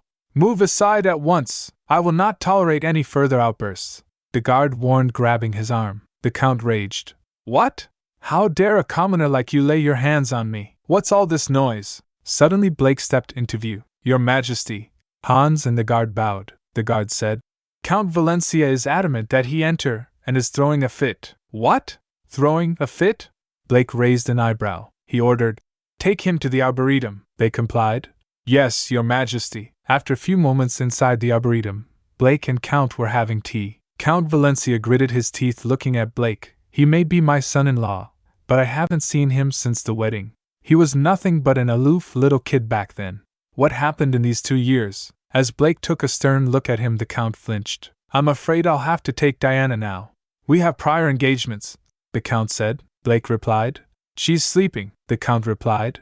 Then I'll get her tomorrow morning. There is no need. Blake cut him off. Diana will be staying in my palace from now on. Upon hearing that, the Count gritted his teeth. I knew it. I knew that ungrateful little thing would betray her father like this. Then the Count began. Your Majesty, is this because of anything she has said? I'm afraid she is prone to her lies. She's the reason Anthea and I grew apart as well. She told me she wanted to be the crown princess and asked me to get rid of Anthea, he scoffed, trying to justify himself. Even if she is young, that is not something she should be saying, so I disciplined her a bit. Did you discipline my wife often in the past? Blake asked, voice ice cold. He replied. She is my firstborn, so naturally, I needed to be strict with her. It was all out of love for my daughter, he laughed bitterly. People who knew nothing went around saying I was abusing her. I'm afraid Anthea has mistaken her father, he continued. She is still quite young. Mistaken, you say? Blake repeated. The Count said. Yes, Your Majesty. Please, help a father and daughter mend their relationship, he continued, his tone suddenly sharp with hidden threat. I'm sorry to say, but Your Majesty won't be around for much longer, am I correct? Who will be by Anthea's side when Your Majesty is gone? He continued smoothly. His Imperial Majesty may adore her, yes, but she is still not of royal blood. No, if Anthea is to keep her status, she will need the help of House Valencia. Besides, she'll be the mockery of high society if word gets out about her treatment of her own father. She's bound to return to House Valencia, eventually. Blake stared at him, cold fury rising in his chest. He finally spoke. You disgust me. The Count flinched upon hearing that. Blake asked. Who said anything about me dying? What? The Count jolted upright, thinking, did he find a way to break his curse? Blake said, I promised Anthea I wouldn't die. Ha! You must be more realistic, Your Majesty. Count Valencia scoffed. Even if I should die, Blake said evenly. Anthea will not be returning to your house, the Count asked. Ha! And what will she do if she doesn't return? How dare he speak to me like that? He thought, seething. When he's nothing but a monster? You think I'm overstepping, Blake said quietly. Even though I'm just a monster? What? Sweat beaded down his brow. The Count wondered, what is this? Did he read my mind? Blake said. You seem very interested in my curse, Count Valencia. It's not like that, Your Majesty. The Count stammered, flinching. Then you must have heard this as well. Blake reached toward him and grabbed his hand. The goddess's curse is like a disease. It's infectious. It can be spread to others. Those are just silly rumors, the Count said, trembling, his voice faltering. He thinks in his mind, how is a child like him so strong? It felt like something was being sucked into his hand. His hands were trembling. Then Blake grinned. It's not a rumor. A low ha escaped him. Then a flash appeared at their hands. The Count screamed. He fell down groaning in excruciating pain. The curse marks appeared on his hand. Stay away from Anthea, Blake growled. Never come near her again. Don't even so much as breathe the same air as her. Get out. After saying that, he started walking away. Later, Anthea went to Blake's room. After knocking the door, she said, Your Majesty? It's me. Blake brightened up seeing her. Anthea! She came in with a concerned look. You don't look so well. Did you not get much sleep? He replied. No, she asked. What do you mean, no? Did you sleep at all last night? He said. I just couldn't fall asleep. She stepped closer, concerned. Then Blake pulled out a flower. Here. It's for you. I saw it in the arboretum, and it made me think of you, so I brought one. Thank you. She smiled. It's beautiful. But then Blake wobbled. Your Majesty! She quickly grabs him. Are you all right? I'm okay, Blake said, stumbling slightly. Just a little dizzy, that's all. She quickly turned, saying, I'll get the court physician. No, Anthea. He reached out and grabs her wrist gently. There's no need. Just stay with me, she retracted. But, he insisted, leaning on her. Don't go, she agreed. Okay. After that they fell asleep, and so they napped the entire day. But when Anthea woke up, she felt a strange chill. It was as if she had a nightmare, but she couldn't remember it at all. Anthea, Blake murmured, turning toward her. She blinked, sleepy-eyed. Did you have a nice nap? Blake giggled. Hee hee. Yes. And you? Why are you so flushed? She asked, raising an eyebrow. When you don't even have a fever? That's… He trailed off, face red. Because you're petting me. He's making things weird again. She thought as she fidgeted and began to slowly retreat her hand. She reminded herself. Don't forget, this is an adult novel. Then he pulled her hand and squeezed it. Wifey, he added with a mischievous smile. Anthea said. I thought you were upset I was petting you. He smiled. Ha! I never said that. She blinked thinking, is it just me, or is my little husband becoming more flirtatious by the day? The Emperor banished Gilbert Valencia to an island west of the Valley of Chaos, though he was officially given the duty of patrolling the island, but it was no different from exile. Rumors spread that he went mad there. Some said it was just a lie, a ploy so he could eventually return to the Empire, but even if it were true, no one sympathized. He had brought this fate upon himself. After that day, Diana remained at the Crown Prince's palace and began preparing for the Knight Academy entrance exams. Diana, come take a break, Anthea called. Diana turned with a grin. Wow, how did you know I was thirsty? Heh, you're the best. Her eyes sparkled. I feel like I'm the luckiest girl in the world. Anthea blushed after hearing that. You should take it easy, Anthea warned gently. Diana replied. The test is just around the corner. I can't risk it, she said. Well, don't overdo it. You can always retake it next year. No, Diana huffed, crossing her arms. I don't want to be the oldest one in my class. Is that what she's worried about? Anthea thought, amused. Diana had even turned down the noble recommendation most others used to get in. She's a good kid, Diana said, determined. I must pass this year, Anthea cheered her. You can do it, Diana, Diana said. Thanks. Later, when the result came, Anthea looked at it and said, You've been admitted as 9th in your class. Congratulations, Diana. Anthea smiled, but there was a gloomy look on Diana's face. Anthea said, Diana, being 9th is an incredible feat. I know, she admitted. I was surprised that I did better than I thought, Anthea asked. Then why do you look so sad? She sighed. Because I'll have to be away from you when I go to the academy. Then do you want to forget about it and just live with me? Anthea teased, pinching her cheek slightly. That's not what I mean, Diana muttered, flustered. I have to become a knight. So just bear with me for 6 years, okay? 6 years? Anthea's thoughts drifted. Will I have broken Blake's curse by then? Or will I have given up everything and be preparing to leave? As she lost in thought, Diana called her. Anthea? She replied, looking a little gloomy. Of course. I'll be waiting. Diana grabbed her hand and asked. You promise? You pinky swore, Anthea agreed. Okay, I promise. Then the new year came. Anthea remembered, in the novel, this was the year Emperor then Sun died after falling victim to Duke Richard's schemes. But Anthea made a quiet vow. As long as I'm by His Imperial Majesty's side, nothing like that will ever happen. Let's go, Anthea, the Emperor said gently. She replied. Yes, Father. They went to the banquet hall where announcer announced, presenting His Imperial Majesty the Emperor, the great light of the Empire, and Her Imperial Highness, the Crown Princess. Music was playing in the hall and people were dancing to it. Suddenly Richard approached Anthea and said, You look beautiful today as well. Will you still refuse my hand in a dance? She ignored him. Yes, he insisted. You'll never improve if you don't try. She shows disapproval. That's none of your concern. Anthea is great at dancing, Diana chimed in. The man smirked. Did you practice on your own then? That's cute. She didn't practice for your sake, Diana huffed. Lady Valencia, he said with a strange smile. I know you're still young, but don't you think you're being rather rude? Let's go, Anthea. Diana grabbed her arm. Anthea agreed. Sure. After a few moments, they went outside the hall to rest. My feet are burning, Diana muttered once they were away from the crowd. I can't stand these shoes. Anthea smiled, looking at her. She's a dainty girl in the novel, but it's good to see her like this too. Diana, she said thoughtfully, what do you think about Richard Carseal? I don't like him. The words came fast. He's so annoying. I can't stand him. Anthea thinks in her mind, she really seems to hate him. I was worried she'd be hung up over him like in the novel, but I guess I don't have to worry about that anymore. What about you?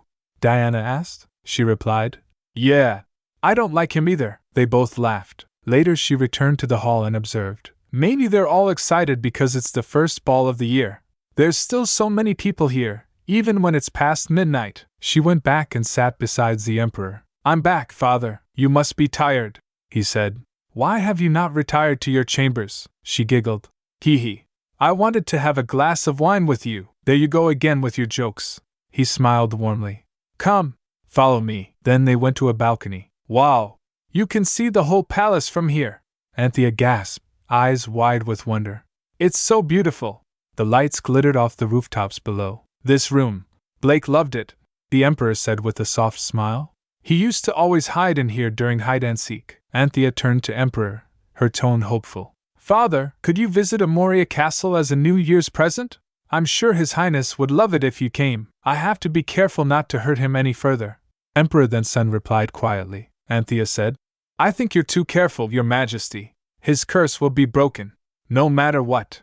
And no one will be able to touch him as long as you're around, she said firmly. Then, more seriously, and let me remind you again, there's no black magic that can transfer the curse of the goddess to another, so you must not fall prey to anyone who promises such things, especially Richard Carseal. The Emperor grinned. Do you think I'd fall for such foolish tricks? Anthea thought I knew he would be the last one to do so, but, she remembered, in the original novel, there was a reason Nen's son fell into Richard's trap. One day, Blake's condition worsened, and the door of darkness opened. Then son, determined and desperate, tried with all his might to close it, because it was his duty as emperor. But the power of light was dangerous. Using it would risk Blake's life. So, even though he knew it was a dangerous gamble, he resorted to black magic. He had no other choice. And that was when he died. You know I'm a master of languages, Anthea said with conviction. I'll break his curse. I promise. So just trust me, father. Then son gently patted her head. Don't worry. I won't be so rash. Not now that I have 2 children to care for. Children to care for, Anthea repeated inwardly. He must be referring to me and Blake. According to the novel, then son was supposed to die this year. But I won't let that happen, because I'll protect him. Okay, she whispered. You promised. After a few days, when Diana gets ready to leave for the academy, Diana called out, Your Majesty, you know I trust you, right? I wouldn't have been able to leave my sister all alone, if it weren't for you, she asked, determined. She's in good hands. Blake agreed with her. You just worry about yourself, she said. We can debate 6 years from now over who loves Anthea the most, Blake replied. But I already know the answer to that. Diana giggled. Heh, right. It's me. What are you talking about? It's me, Blake snapped. Diana laughed. I don't think so, haha. As the argument erupts, Anthea thinks, looking at them. Why do they always end up arguing? Seriously, then Anthea said. Let's get going. We'll be late if we keep dawdling any longer, Diana said. Okay. See you on my summer break, Your Majesty, Blake replied. I'll be waiting, Your Highness. I'll be right back, Anthea said with a smile as she was going with Diana. Blake replied. Okay. Be safe, Anthea. After the carriage left. Here, take this. Diana slid something into Anthea's hand. Anthea asked. What is it? Diana said. It's House Valencia's family ring, and the keys to the manor. Father sent it to me after he was exiled, saying he was getting a divorce. Anthea refused. Diana, I can't accept that, Diana said. House Valencia was in shambles, but thanks to your mother, they were able to escape bankruptcy. And most of the fortune is your mother's anyway, so it's yours by right. She squeezed her hand saying that. Anthea replied. Thank you, Diana said. No need to thank me. I'm just returning it to its rightful owner. When the carriage reached its destination, Diana looked outside and said, Anthea, we're here. All right, Your Majesty. Shall we? Diana offered her hand. Anthea smiled. Why, thank you, Lady Diana. They were welcomed by an entourage of guards and trumpets were blown. The Night Academy gates loomed before them. The group bowed in perfect unison. We are pleased to meet Her Imperial Highness the Crown Princess, the blessing of the Empire. They must be the Imperial Knights, Anthea thought. Father, you didn't have to prepare all this. The ceremony began. Someone announced. We will now begin the matriculation ceremony to the Night Academy. Anthea observed the ceremony from the royal sitting. She thinks proudly. My Diana looks the best out of them all. Anthea, I'll see you. Diana called, saluting her. She said, I can't go now that I think about leaving you for good. I'll fend off anyone who gets in your way, so just say the word, Anthea said. Don't worry about me. Write often, okay? Go on. You'll be late. Diana waved back saying, Okay, I'll write you every day. Anthea also waved, saying, "All right." Anthea stood still for a moment, gripping the box in her palm. "Well then, I should head back to the castle," she murmured, "to where he is waiting for me." Then she returned to the Remoria castle. She showed the animated crystal to Blake, saying, "Diana was like a full-grown lady today." The guard asked, "Did she seem that mature?" Blake remarked, "She looks great." Anthea asked, "Right?" Even she had to admit yes. She barely recognized her. "But how come you didn't take any, Anthea?" Blake asked gently. "Well, today was about Diana entering the academy, not me," she replied modestly. "No, I took some of the princess," Hans chimed in. Hans told, "The Knights of the First Order captured these images of the princess in animated crystals, Your Majesty." "But why?" Anthea blinked at the sparkling collection. "And so many! It was an imperial order, Your Highness," he answered. "My father," she thought. "How could he waste such precious animated crystals on me?" she asked, confused. "But why would he do such a thing?" the maid said. "It was a present, of course," Anthea repeated. "A present?" Blake was excited to see so many animated crystals of Anthea. Looking at him, the maid said, "Yes. A present for the Crown Prince." Anthea smiled, watching the memory replay. "I'm glad he likes it." Later the carriage continued its smooth ride as Anthea's thoughts turned toward the past. The Valencia family was said to be direct descendants of Leonel Valencia, the great mage of light. Together with Emperor Philip, he had helped establish the Aztec Empire. But enraged by Philip's betrayal, the goddess of light withdrew her blessing from the land. Over time, the power of the successor of light weakened, fading from legend to myth. Eventually, no one could tell who the successor even was anymore. Still, the Valencias remained a family deeply rooted in light. She thought there must be books about the magic of light, or the curse. Maybe in the library at the manor. "Let's go in, Melissa," she said, stepping out of the carriage and standing at the gate. The maid replied, "Yes, Your Majesty." They entered the manor quietly. "Is this the Count's library?" Anthea asked, surveying the room. Looking around, she thinks, "For a family with such rich history, there really aren't that many books. There are a few books on the magic of light here," Anthea noted, "but it looks untouched." "I've already read all of these," Anthea murmured, flipping through the books. "Maybe I'll have more luck searching the Count's study." She moved toward a heavy door and opened it with the key. As the door creaked open, she thinks, "There has to be something here that can help." The door gave way to a glittering room. "What's all this?" she muttered. "This is his study?" The room was lavish, filled with precious jewels, glittering trinkets, and fine paintings. "Not a single tome of wisdom in sight," Anthea said. "I wasn't expecting much in the first place, but I thought there'd be at least something about the magic of light, or the successor." "Your Majesty," Melissa said softly, looking concerned for her. Anthea said, "Let's go, Melissa." Anthea turned, her heart heavy. "I forced myself to return to this place, this manor filled with nothing but unpleasant memories, and I have nothing to show for it." The carriage rattled over the stones as they departed. Suddenly some words rang inside her head. "You should have died along with your mother that day," the voice from her memory screamed. "I can't even stand to look at you," Anthea gasped, her breath caught in her throat. Melissa asked, "Are you all right, Your Majesty?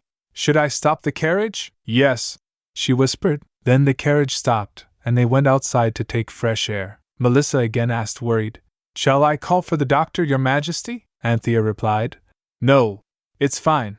I'm just sick from riding, that's all. I feel better now," she thought. "I'm not even the real Anthea, but whenever her memories flash in my mind, it's so hard to withstand it." After a few moments she said, "Let's get going." Then something caught her eye, a figure in the distance. "Wait, is that Richard?" Her eyes narrowed. "It can't be." A strange energy cracked through the air. Looking at him, she wondered, is today the day? The day Richard's life turned upside down. Richard's mother was a slave of the Room family.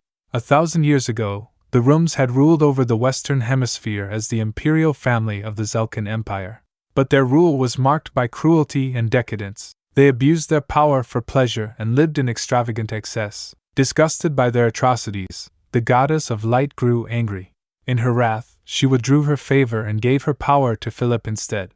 The Zelkan Empire fell, making way for the rise of the Aztec Empire. The once mighty Rooms were reduced to slaves, and even a millennium later, their name remained a source of scorn and shame. When the Duchess was pregnant, Duke Casil secretly impregnated a beautiful slave of Room descent, Richard's mother. At first, the Duke treated Richard as a mere servant, but over time, he began to see the boy's sharp mind and potential. Though he never formally acknowledged him, the Duke accepted Richard as his bastard son, impressed by his intelligence. Richard was overjoyed. The acknowledgement lit a fire within him. He vowed to study harder, work harder, and earn the Duke's favor so that one day he could ask for his mother's freedom. But that hope was short-lived. One day her mother was coughing. He asked, worried, "Mother, are you all right? I'll go ask the Duke to call a doctor." Huffing weakly, she replied, "It's nothing, my child. There's no need to make a fuss." But Richard knew better. He rushed to the Duke. "My lord, my mother is gravely ill. Please, could you call a doctor for her? I promise to study even harder," he pleaded. The Duke's eyes narrowed. "That wench is sick, you say? She hasn't caught Tansanol, has she?" Richard froze. "Pardon? Tansanol? Get out!"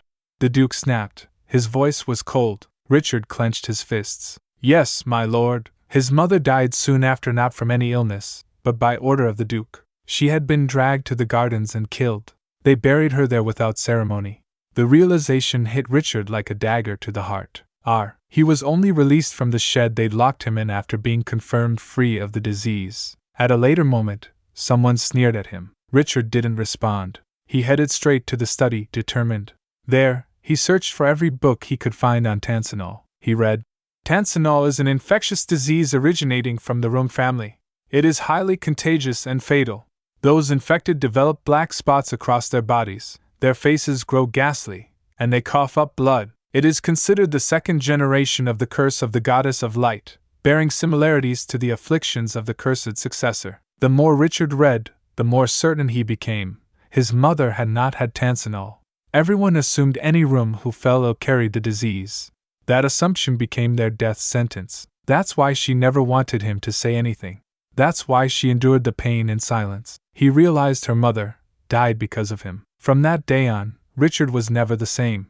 His eyes, once filled with warmth, were now cold with vengeance. He vowed to take revenge on Duke Cassil and his family, to take everything from him, and kill him in the most excruciating way imaginable. And he would stop at nothing to seize the throne for himself. He would make every person who had looked down on him for being born a slave kneel before him. Anthea approached him and said, "It's been quite a while," Richard said with a calm, chilling smile. "I wasn't expecting to see you here. It must be my lucky day." The wind rustled as they stood beside a blooming tree. Looking at it, Anthea thinks, "So this is the tree," she said. "Such beautiful flowers," Richard said. "But this is a tombstone. Here lies a Rheum lady." Anthea was taken aback for a moment. "I'm surprised. He mentioned the Rheum family first. He didn't even tell Diana about them in the original novel. Did you know her?" Anthea asked. He replied, "No. I only heard that she died of Tansanol." After hearing that, she stepped closer, saying, "I see." Then she puts a piece of cloth on the branch. Richard asked, "What are you doing?" She replied, "I heard this is how you pay respects at a Rheum funeral." He asked, "Pay respects? To a member of the Rheum family?" She questioned. "Why? Am I not allowed?" Richard snapped. "Do you not know what Tansanol is?" She replied. "No. I do," he said.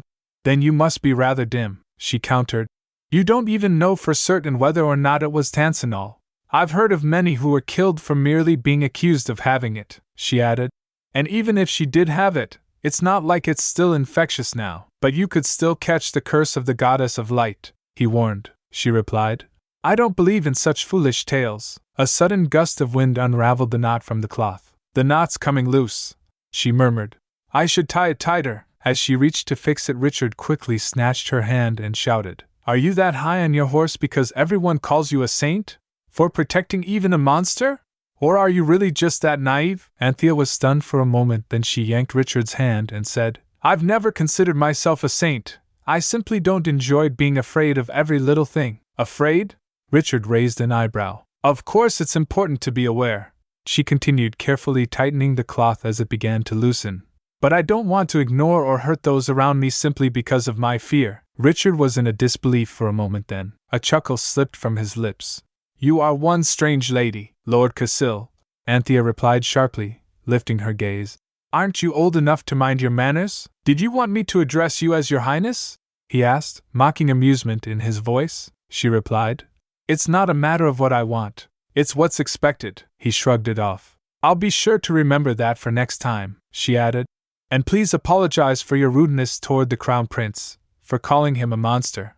You'd be wise to remember that Blake La Rouge Jaracilian is your Crown Prince of this empire. Anthea remembers, according to the original story, Richard's evil plan should have already taken root by now. In the novel, he used and sacrificed many people in order to become emperor. But things had already begun to steer from the original plot. Perhaps the irreplaceable trickster could have changed too, Richard replied after thinking for a moment. Of course. Who in this empire doesn't know that fact? I'm glad to hear that, Lord Casil, Anthea said, turning slightly. You're a talented man. If you were to use your skills in the right way, splendid blessings would surely follow. Again, Richard wasn't expecting that. It came as a shock to him. While walking away, Anthea thinks in her mind, everyone in Duke Casil's household had been greedy, but they were so incompetent that Richard wouldn't even need to resort to tricks to claim the title of Duke. Everyone could live happily ever after if only Richard could be content with that. A blessing, you say? Richard smiled. Are you suggesting that you'll be by my side? Upon hearing that, her eyes narrowed. How dare he tease me for being called the blessing of the empire? Anthea straightened her posture. I think you need to brush up on your manners. It's getting quite late, so I'll be going now. She stepped away from him, head held high. Richard said from behind. I'll be looking forward to our next encounter, Anthea replied. I hope you'll have learned proper manners by then. Sorry I'm late, Melissa, she said upon arriving. Let's go, Melissa replied. Yes, Your Highness. As the carriage started, Anthea sighed softly. I've been gone too long. I can't wait to get back to the castle, to see my hubby's chubby little face. Richard was still standing there. He glanced down at the small trinket. This is the first gift you've ever received, huh? I'll be back next year. Mother. Emperor Thenston had never once rejected Anthea's requests. He had provided everything she asked for and even hired tutors when she told him she wanted to study. She studied hard, and taught Blake everything she learned. During a learning session with Blake she said, Your Highness, 1,000 years ago, in the time of the Zelkan Empire, the written word was reserved only for those in high society. Back then, books were made of lambskin, and were very expensive. But they burned all those books, right? Blake asked. She explained. Yes. After the fall of the Zelkan Empire, and the rise of the Asteric Empire, the Rum family tried to revive the Zelkan era. The fifth prince of the imperial family, Lakshul, led the movement. They grew more aggressive with time. They even set fire to the Thenlin Palace in hopes of taking out Emperor Philip. As she continued, Anthea blinked, her body tense. She saw a horrible scene of someone in fire shouting. A strange, painful sound rang in her ears. Was it you? Did you start the fire? How could you do this to me? Open the door. Now, as the throbbing continued, she wonders, what is this? What am I hearing? Anthea! Blake's voice broke through. What's wrong? Flinching, Anthea shook her head. Oh, he asked, are you feeling sick? She replied. No, I'm fine.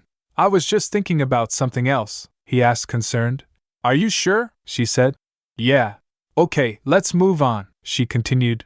The Thenlin Palace had burned, but Emperor Philip was unharmed. Lakshul predicted their efforts would be wasted, so he destroyed all texts written in the Zelkan language. Lakshul told his servants, all history and knowledge of this land is due to the almighty Rums. Should the Zelkan Empire disappear like this, all knowledge of the world shall perish alongside it. But knowledge shall return when the Zelkan Empire reigns once more. If the Rums hadn't burned all those books. As she was saying that, she glanced at Blake. He was suffering from pain and was trembling. Your Highness! Anthea gasped. Are you all right? He forced a smile. Yeah, I'm fine. Looking at him, she thinks, Blake always says he's okay. But there's no doubt it must be excruciatingly painful.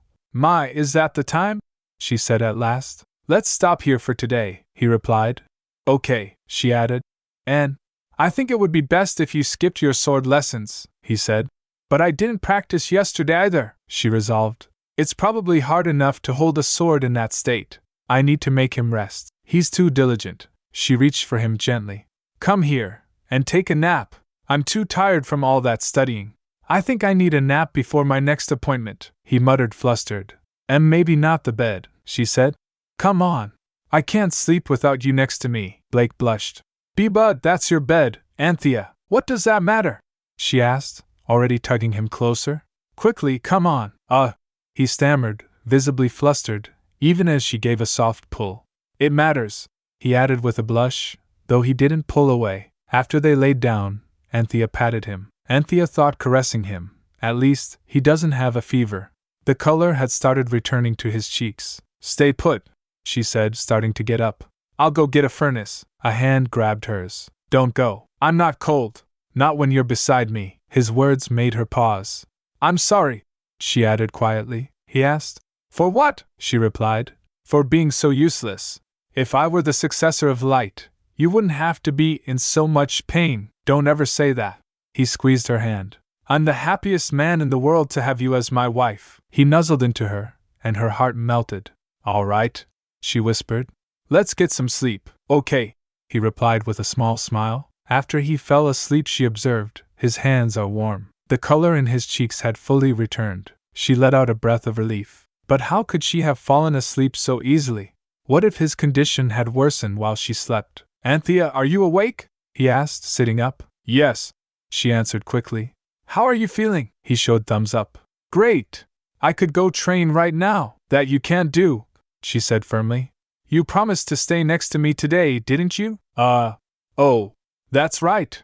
I'm going to be with you all day, Anthea, he declared proudly with a nod. Andia Wooderyudin? He said while she pinched his cheeks. Then she said, My hubby is just too adorable. Nah, by the way, she said. I got a letter from Diana today, he asked. Has she finished her winter training? Anthea said. Yes. She seems to have enjoyed it. I wrote her a response earlier. Would you like to send her one as well? Blake awkwardly said. It's okay. I'll see her on the holidays anyway. Oh, okay then. She studied his casual tone. He was treating Diana like an old friend who had gone off to service. There was not even a hint of the original love line from the novel. She glanced at the rose on the table. A red rose. Blake's first gift to me. Ever. What are you doing, Anthea? He asked, approaching her curiously, and hugged her. She replied. Just admiring how pretty the rose is. Your beauty has no rival, he replied without missing a beat. She laughed. Ha! He asked. Why are you laughing like that? You know how to compliment someone so casually. She chuckled. My little hubby is all grown up, he said. Arg, I'm 11 now. I'm a man. You're only 2 years younger than me. You mean I'm 2 whole years older, she corrected. He fell silent. Seeing that, she realized, Oops. Is he mad? I should stop teasing him. She reached out again and checked. He doesn't have a fever. Phew. I need to check in on him more often, she thought. He seems to be getting sick more than usual lately. Your hands are so warm, Anthea, he said, nuzzling into her again. Hee. My hubby is the cutest in the whole wide world. She hugged him tightly, blushing. And handsome? He asked. She excitedly said. So cute. Later she prepared tofu and said to Blake and Savats to try it. Now go ahead and try the tofu while it's still warm. Steam curled up from the bowl as she set it before them. She added, and some delicious soy milk, too. Wow, this is delicious! Everyone exclaimed, happily chatting between bites. Melissa said, I like the nuttiness, a servant remarked. You're a genius, Your Highness. It's not like I invented it, she replied, a little bashfully. Besides, you all helped with the hard part. I won't be able to escape their compliments at this rate, she thought, amused. Then she said, Well, enjoy. I'm going to take some to His Majesty before it gets cold. They complied. Yes, Your Highness. Then Unhan in the form of cat approached her. Oh, hello, kitty, Anthea gasped. I haven't seen you in so long. Where have you been? She picks him up to pet. Blake looked at her suspiciously, then said, I'll watch the cat, he said. Why don't you go take that before it gets cold? She confirmed. Are you sure? It's better to eat it while it's hot. He smiled brightly. Don't worry about the cat, she replied. Okay. I'll be back soon, he said. Sure, I'll be waiting. As Anthea was going away, Unhan thinks in his mind, This is bad. I have to run away, but I can't seem to move. He was sweating, thinking, what kind of power does the crown prince have? She glanced at the prince. The Prynek glared. Who are you? His breath caught. Meow. He thinks, I'm in trouble now. Don't even try to play dumb, he said sharply, staring at the cat. I already know you're not really a cat. Why are you snooping on Anthea and me? He drops the cat down and interrogated. I've been thinking about what you could be. When I was young, there was a person who appeared every time I was sick. He healed me, he recalled. He clenched his fists, breath hitching in memories. After I'd gotten the mark of the curse and was banished to the annex, All my nights were sleepless.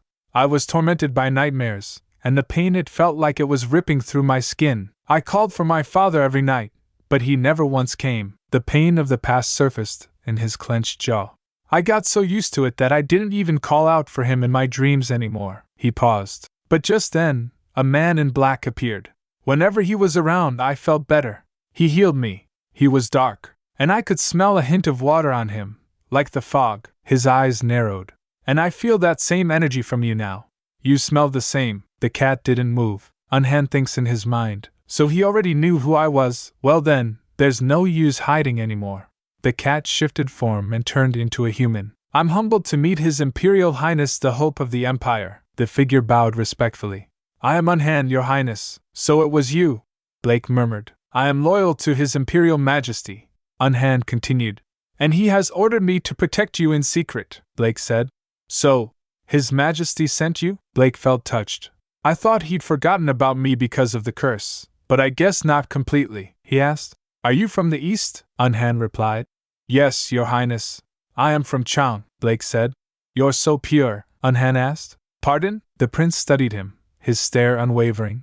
You're dark, but your energy is clean and pure. So different from me. There was a pause, then the question came. But why have you revealed yourself now, when you're supposed to guard me in secret? Unhan replied awkwardly. I'm sorry to say, I missed the food from back home, he asked. Food? Yes, Unhan said, straightening. After seeing the crown princess cook, I was reminded of home. I couldn't resist. That's why I was caught. His eyes dimmed with shame. I dared to defy His Majesty's orders for such personal matters. I shall report this and receive punishment. I will also ask Her Highness for forgiveness. There's no need, the prince said quickly. You've watched over me for a long time now. I don't want to see you punished. Unhan hesitated. But, the prince cut him off. Don't tell anyone. I won't either. Unhan blinked in surprise. I spent all that time disguised as a cat, fooling everyone. But he's not even angry. He's offering to keep my secret. He felt touched. Thank you, Your Highness. Then Blake took a step forward and muttered near his ears. Don't you ever get near Anthea again, the prince said suddenly, voice turning cold. Unhan froze. If you ever try anything like that on my wife again. His eyes glinted with quiet fury. I won't forgive you. Unhan nodded in understanding. Blake was on guard thinking, he's just Anthea's type, all Eastern looking, and he's handsome too. I don't ever want Anthea to see him again. Anthea went to Imperial Palace. She knocked at the door and said, Father, it's me. Colin was there, he greeted her. Ah, Your Highness, you're finally here, she asked. Were you waiting for me? He replied. Of course. I always look forward to your visits every day, Anthea grinned. You mean you look forward to going home? He said with a smile. Well, you are my goddess of going home. You're the only one who can release me from an endless day of work. Anthea thinks in her mind. He sounded like he was joking, but I've never seen him actually go home at a reasonable time. Such is the life of a salaryman. Then the emperor chimed in. Stop spewing such nonsense and go home, the attendant said. Yes, Your Majesty. Anthea glanced at him sweating. His Majesty didn't seem to be in a very good mood. The attendant then said, If you hadn't come to visit, I would have been here all night. His eyes welled slightly. Colin, the emperor said, do you wish to live out the rest of your days in the palace? I can make arrangements for that, you know. He grinned. Anthea shivers thinking, how can he say that with such a straight face? Then Colin quickly said, I shall be going now, Your Highness. Then he left. Anthea turned to the emperor. Father, you shouldn't overwork yourself. You're spending more and more time in your study. The emperor smirked, flipping through some papers. Has the scolding begun already? I'm serious. She frowned. Then the emperor noticed. Your dress is much too thin for this weather. You need a proper coat. No, it's fine, she retorted quickly. I have plenty of clothes, so many I haven't even worn them all yet, she said inwardly. I can't believe how quickly he changes the subject. That's not why I'm here, she said, holding a box. Try this, he smiled. Come sit here, Anthea. The emperor gave a rare, fond smirk. Let's eat together, she replied. Yes, father, that's not why I'm here. Anthea's voice rang out, clear and determined. Try this, she added with a bright smile. Come sit here, Anthea, the emperor said with a small smirk. Let's eat together. Yes, father, she replied cheerfully. Steam drifted gently from the dish on the table. This dish, the emperor remarked, Looks like it was made with snow. What is it? It's tofu, Anthea replied proudly. I made it with the beans you gifted me earlier, Your Majesty, he asked. You're saying you made this dish from those beans? She replied, Yes, Your Majesty. His Highness even helped me peel them. Blake even knows how to do stuff like that. The Emperor asked in surprise. Yes, he's so talented, she said warmly. If you came by the auxiliary palace, you could have seen His Highness peel those beans in person. Upon hearing that, the Emperor's gaze turned slightly distant. Anthea thinks maybe he still has no desire to visit the Crown Prince's palace. After Blake and I broke into his bedroom 3 years ago, those two haven't seen each other since. Then the Emperor asked, How is he today? She replied, He's fine. No fever, and he seemed to be in a good mood, she thought. I guess he's still worried, even though he can't come by and see him. That's good to hear, he added quietly. He turned his attention back to Anthea. What about you, Anthea? I'm so happy because you and Blake enjoyed my food so much, she said, beaming. He remarked. Silly, she urged.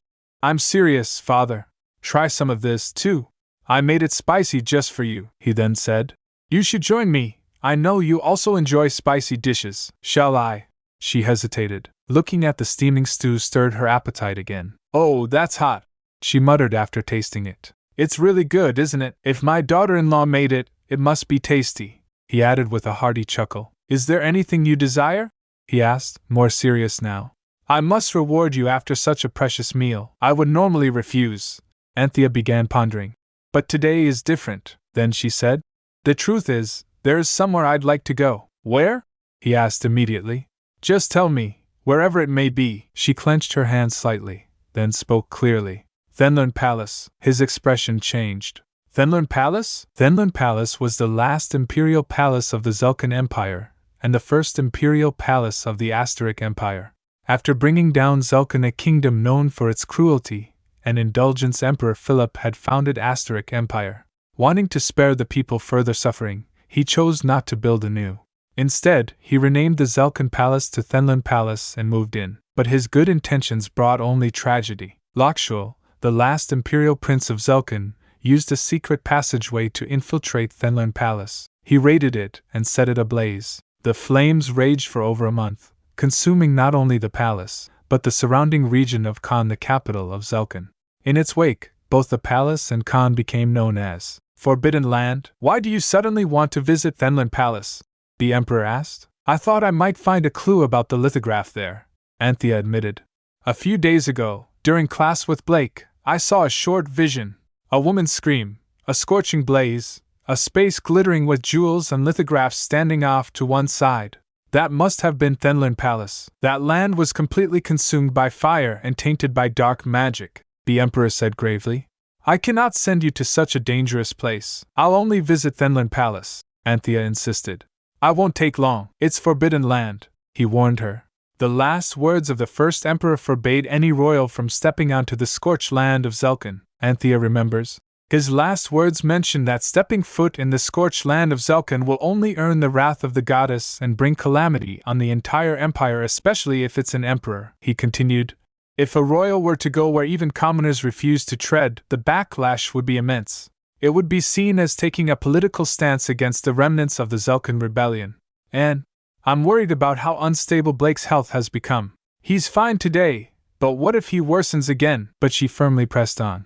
I might be able to find a way to break the curse at Thenlund Palace. No, I'm sure of it. So please, Anthea, her father said softly, his voice filled with conflict. You are also my child. I can't let you go to a dangerous place for Blake's sake. I'll protect myself with a light stone. She clenched her fists again. I also consider Blake a precious member of my family. I can't give up, not if there's a chance I could break his curse. Her called her again. Anthea, she insisted. Please, father. Please permit me, just this once. After a slight pause he gave in. Just this once. She brightened up. Yes.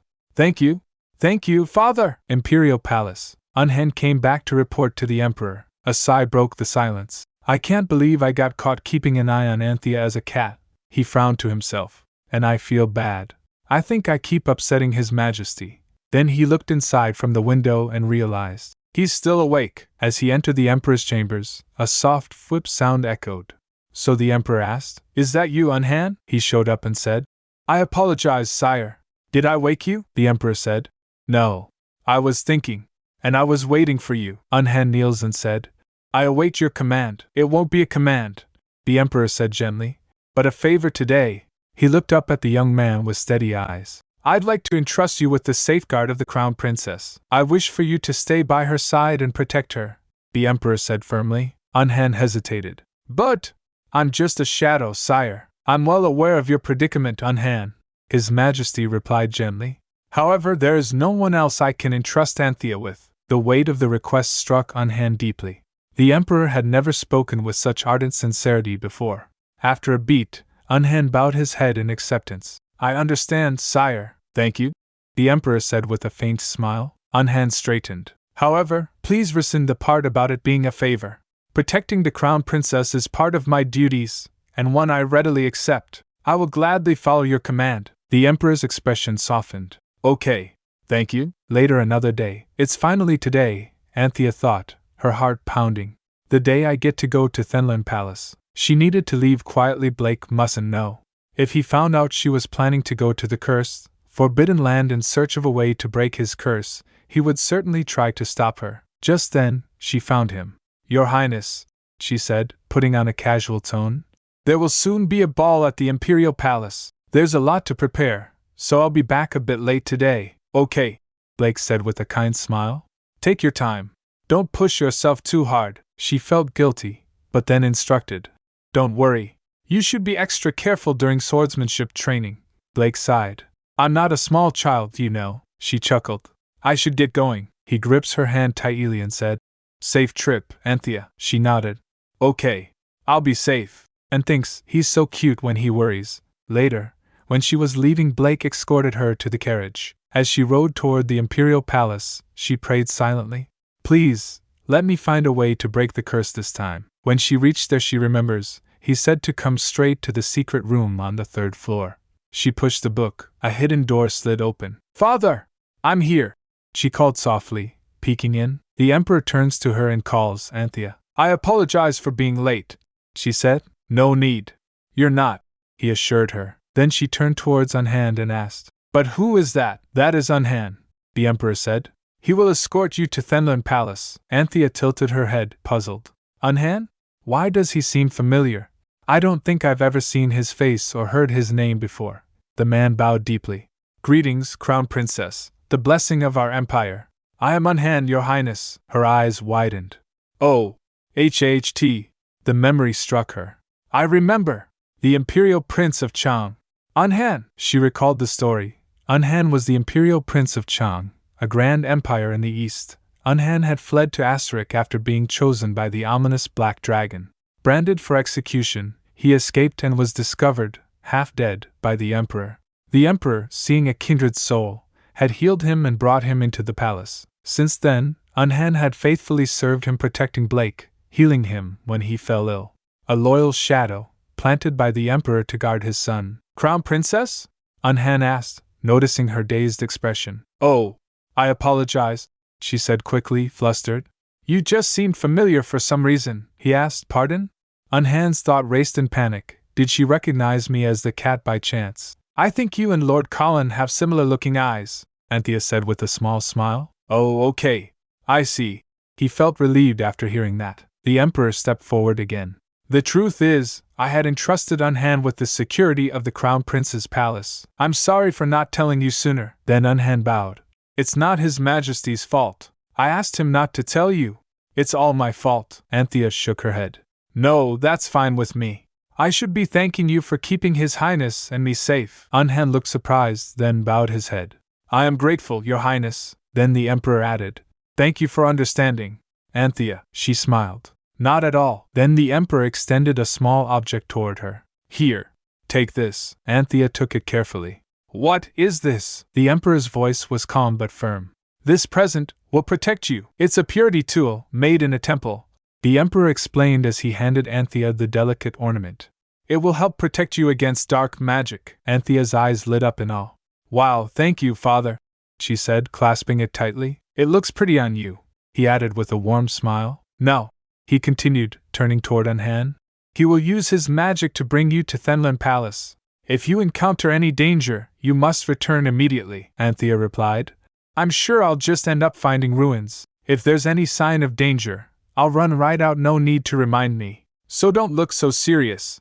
She grinned playfully.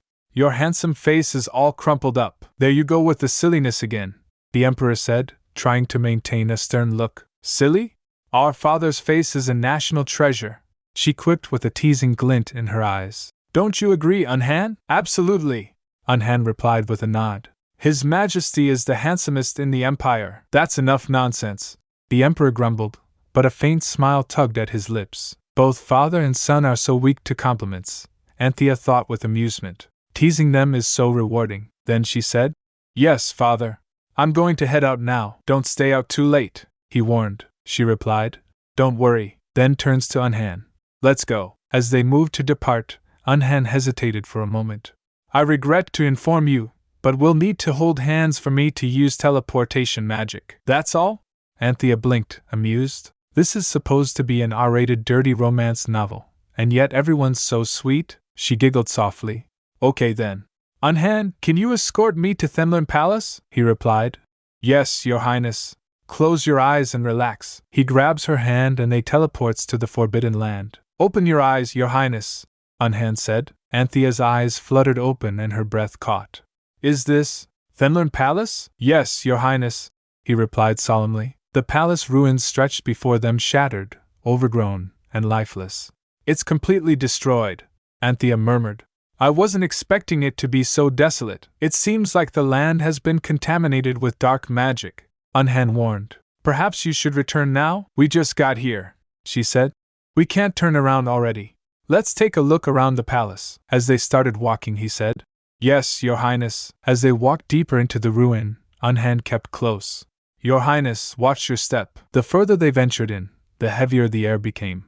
Anthea could feel the oppressive pull of dark energy growing stronger. I think it'd be best to turn around now, Unhan said, clearly concerned. I'm just going to look around a bit more, Anthea insisted. Then she noticed something. Unhan, look at that, she called, pointing. He said, It's a stone slab. They approached a large tablet.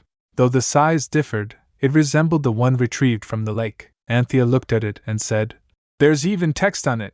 This is ancient text. It's Roman, Unhan asked, shocked. What does it say? Anthea began to read aloud. The great Emperor of Rum, Lakshul, let it be known, the heavens chose the great Rum, and Rum followed the heavens' wishes, to establish the Zelkan Empire and nurture it into a great empire. However, its people were ignorant and ungrateful, jealous of Rum's power, and amongst them, Philip, with power received from the goddess of light, destroyed the Zelkan Empire and founded a new empire. In the year 687 of the empire, on September 1st, I, Lakshul, plan to bring down the Altera Palace to restore law and order. I shall punish Philip and the wicked groups that dared to covet Rum's seat. Foolish subjects, submit yourselves to Rum. If you refuse, everything Rum has bestowed upon you will be taken away. The land of Khan shall be enshrouded in darkness, and forever erode away in suffering. Wow, you really are a skilled linguist, Unhan remarked, impressed. Anthea laughed. It's nothing special, he replied. It certainly is. You're quite special, Your Highness. She smiled, then turned back to the slab. Besides all that, what do you think about the text, Unhan? His expression darkened. I'm filled with rage. After leading a nation to collapse through tyranny, he's not repenting but blaming the civilians to the very end. It's pathetic, heinous, she said. It definitely feels like that, doesn't it? He asked. Do you feel differently, Your Highness? She replied. But something seems off. Doesn't the text feel like it's begging us to criticize Lakshul and Rum? She repeated a line. If you do not submit yourselves, you will be burned to the ground and wiped out, then added. You'll only have your foolish selves to blame for not following Rum, she thinks. I detect the scent of an intellectual anti-fan, she continued. And it's not just because of that. Philip was the biggest enemy of the Rum family at the time.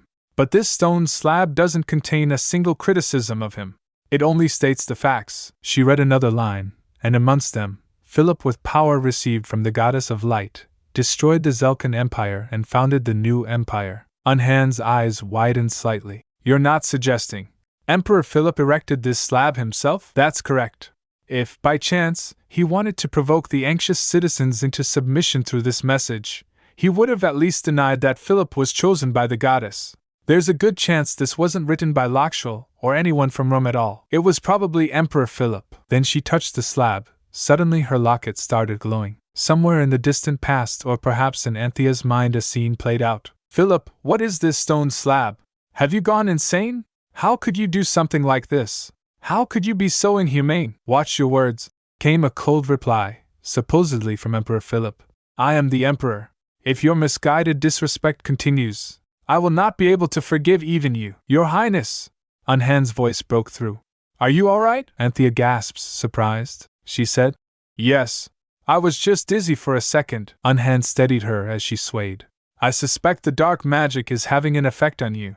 We should head back now. I'm fine, she insisted. Let me just look around a bit longer, he replied. You can't. His Majesty gave strict orders to have you return immediately if you encountered any danger.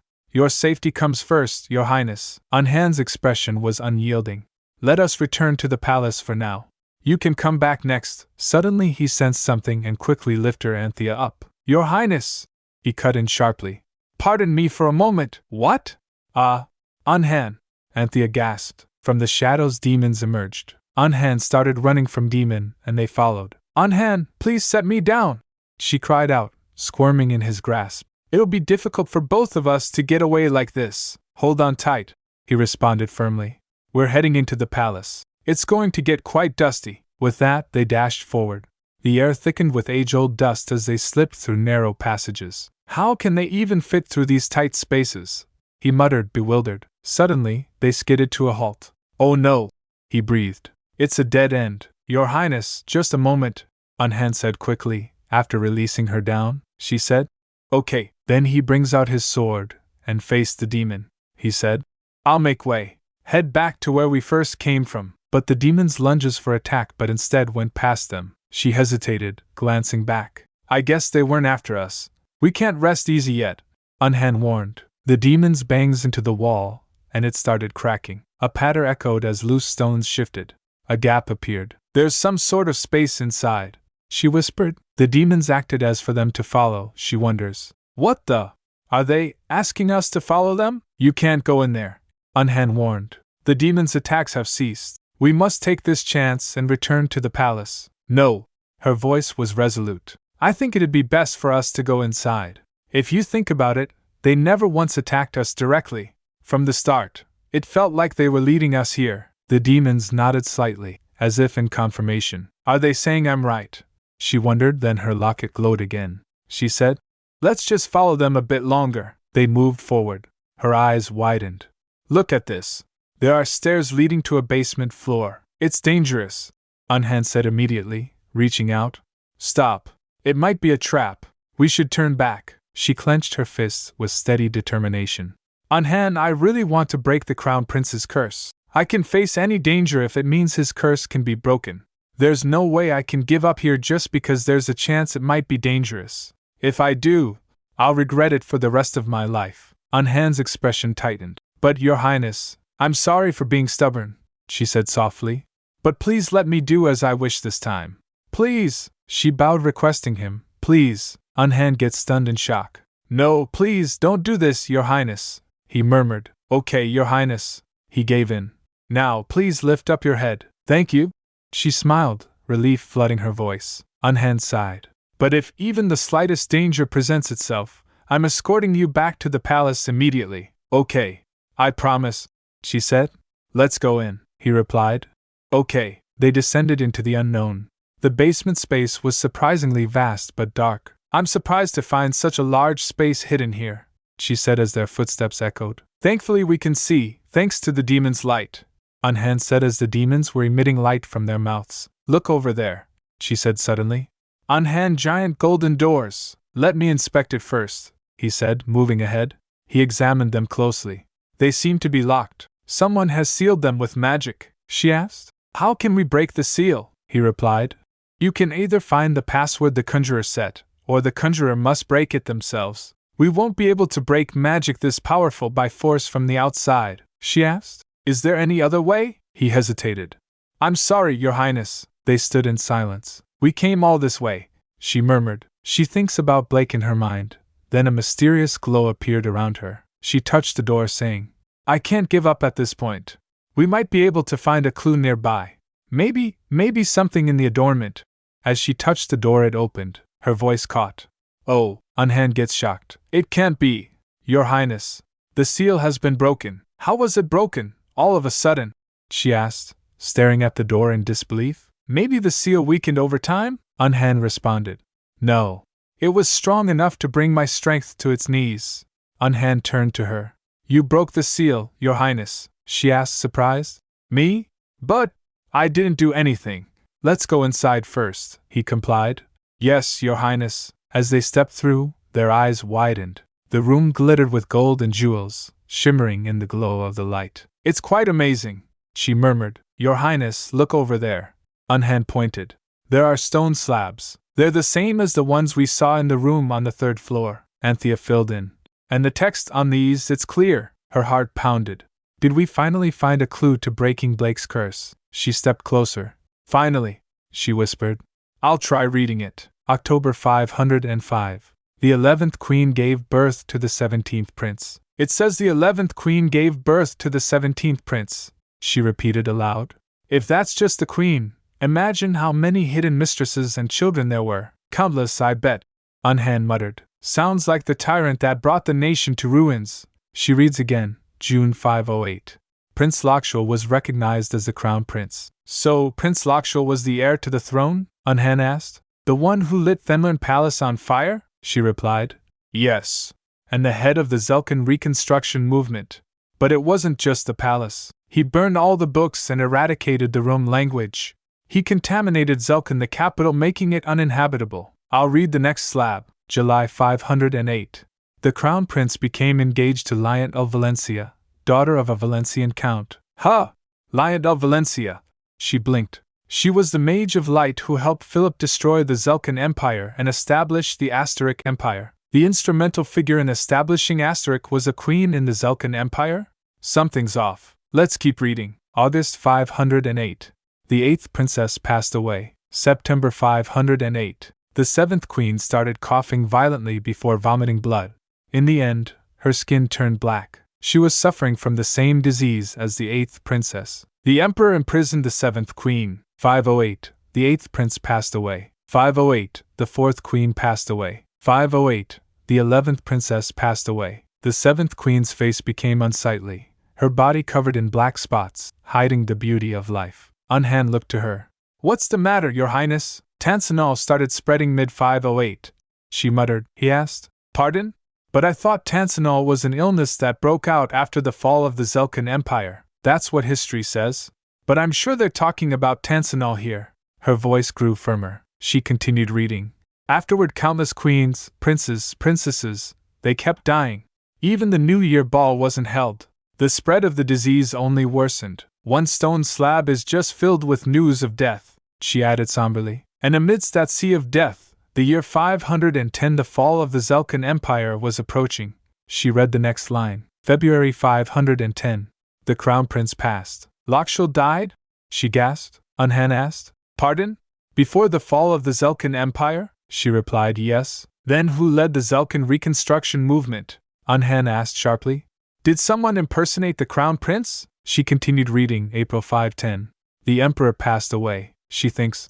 The Crown Prince and the Emperor both died. The story of Philip and Liant of Valencia destroying the Zelkan Empire after it succumbed to the power of light and establishing the Astaric Empire amidst the people's acclamation was a lie. The empire had already fallen. May 510. Philip, of the late emperor's royal bloodline, appeared. As he blessed his subjects with the power he received from the goddess of light, the black spots disappeared and the fevers broke. When the plague vanished, all the people bowed down at his feet. June 510. Philip ascended the emperor's throne. It's completely different from what the Astaric history books say, she said, her voice hollow.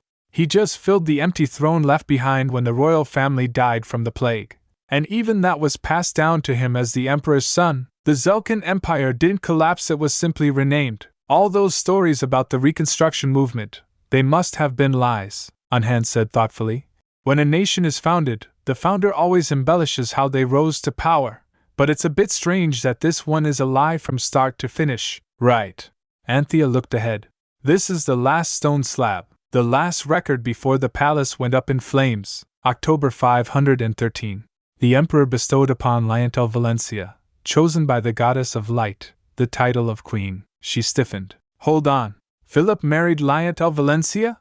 The former fiancé of Crown Prince Lakshul? I can't believe this. Her voice trembled. Philip erected a large stone slab and made it seem like Lakshul was behind everything. But the Zelkin reconstruction movement never existed, and Lakshul, the alleged ringleader of all the tragedies, had already died. She stands up. All the historical records are lies. Maybe there could be other clues, she said, scanning the room. She looked again. Nothing. This is it. There's not a single clue about the curse, she thinks. I came all this way to free Blake from the curse. Her fists clenched. Then why?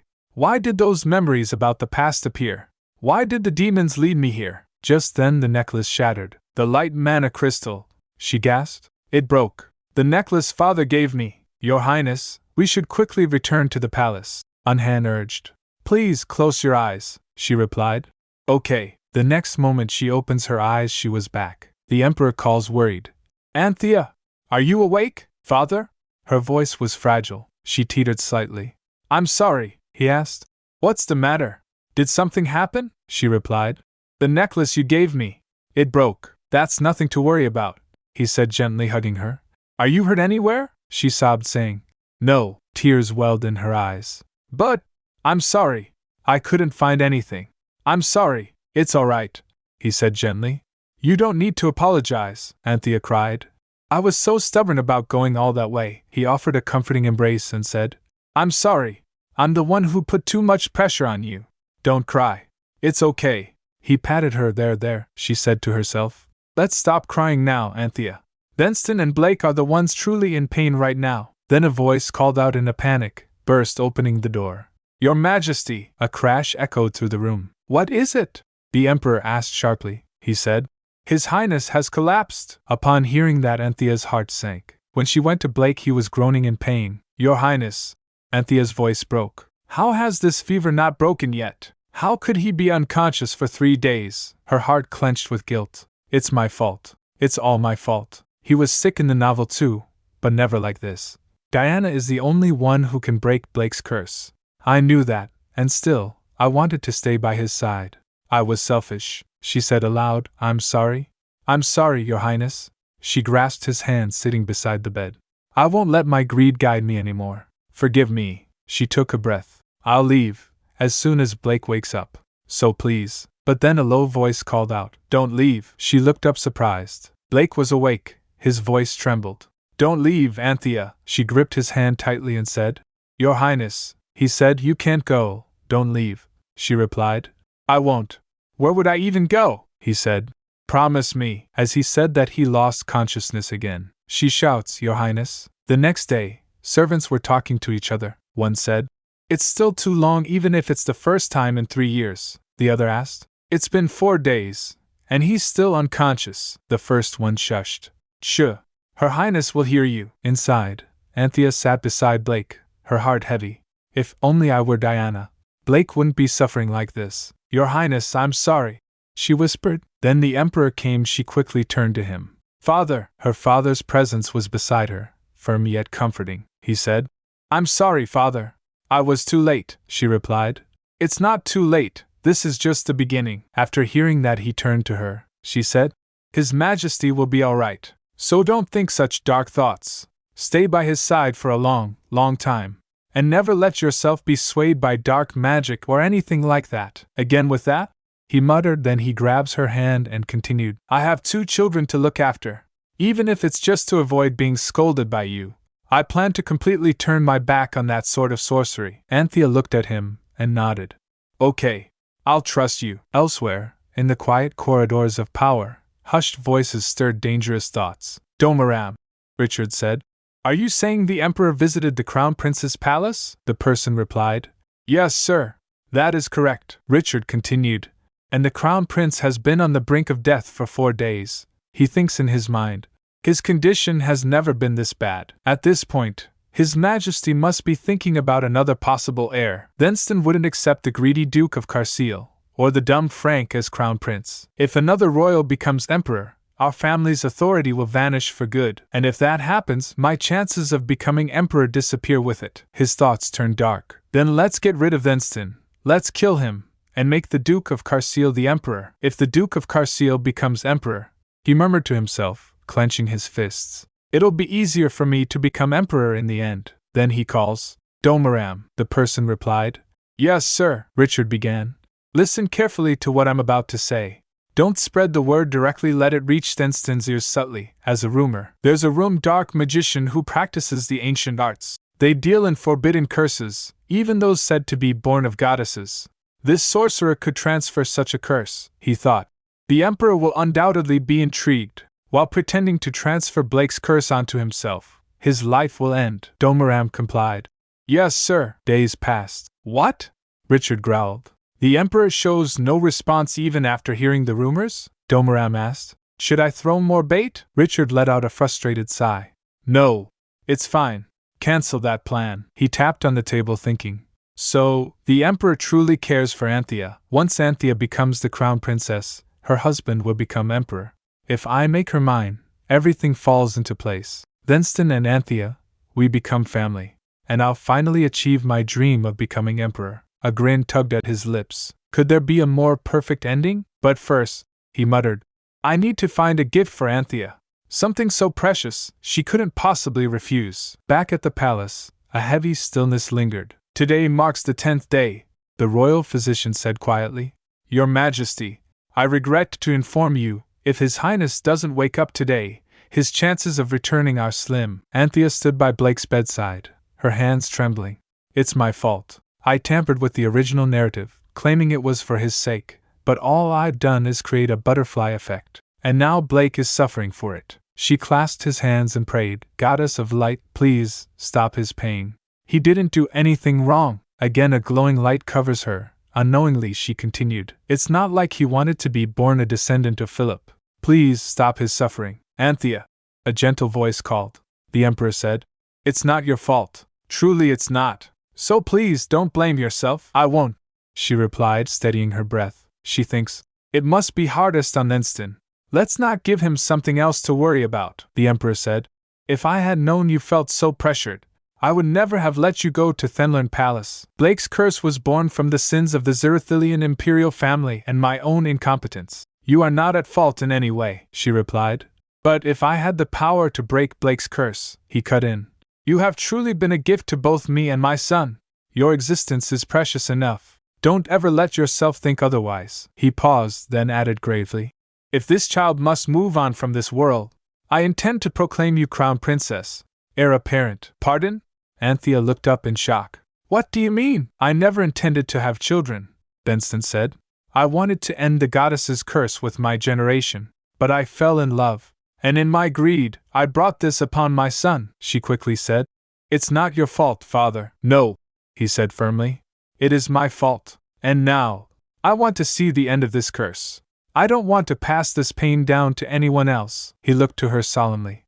And I plan to bequeath the throne to you. She clenched her fists. Don't say that, Anthea said, her voice trembling. Tears were falling from her face. His Highness will overcome this, and his curse will be broken. Yes, of course. But just in case, the emperor said. There's no need for just in case. But Anthea cried. Don't make such assumptions. Blake will wake up. He will overcome this. Her voice rose in desperation. He will most certainly overcome this. Ugh! A faint groan filled the air. Anthea's heart skipped. Anthea! Came a weak, familiar voice. Your Highness! She gasped, rushing. He opened his eyes slowly, a soft smile curling his lips. Anthea, I'm feeling a bit embarrassed. Oh! I'm sorry! Anthea exclaimed, flustered, as she hadn't realized how tightly she was holding him. Blake's hand grasped hers gently and said, Don't leave, Your Highness, she whispered, eyes brimming. Anthea, he asked softly, why are you crying? I'm just happy to see you, she said, trying to smile through the tears. How are you feeling? I'll go and call for the doctor. No, he said firmly, still holding her hand. Don't leave. Stay by my side. Her voice wavered. Your Highness. Then the Emperor interrupted by clearing his throat. Anthea gets aside, face flushed. The Emperor asked, Blake, are you feeling all right? He replied, yes. Then the Emperor checked his fever. She gently brushed his forehead. He really didn't feel hot anymore. Anthea was feeling happy. His eyes widened at the sight of son awake and father reuniting after 3 long years. She thought, father and son, reunited at last. Anthea quietly stepped back. They should have some time alone, she said. I'll go call the doctor. But as she moved to pull her hand away, Blake's grip tightened. He's not letting go. I'll go and get him, Benston offered softly and then quietly stepped out. The air was quiet, a little awkward. Then Blake hugged her and said, Anthea, I miss you. It feels like it's been forever since I've seen my wife's face. Me too, she replied. I've been waiting for you to look at me like this again. He held her hand tighter. Because you called for me, because you asked me to stay, I was able to find the strength, he beamed. Thank you, Anthea. She got overwhelmed by emotions. Tears came to her eyes. Then she sniffled, smiling, and said, Your Highness, thank you for waking up. Tears fell freely again. I'm so thankful. He looks at her and said, Anthea. After Blake woke up on the 10th day, many things began to change around the Imperial Palace. Benston began visiting the Crown Prince's palace regularly every 3 or 4 days, sometimes staying for dinner. One day at dinner, Father, you should try some of this too, Anthea offered, holding up a plate. It's a rolled omelette with mushrooms. Benston took a bite. Thanks.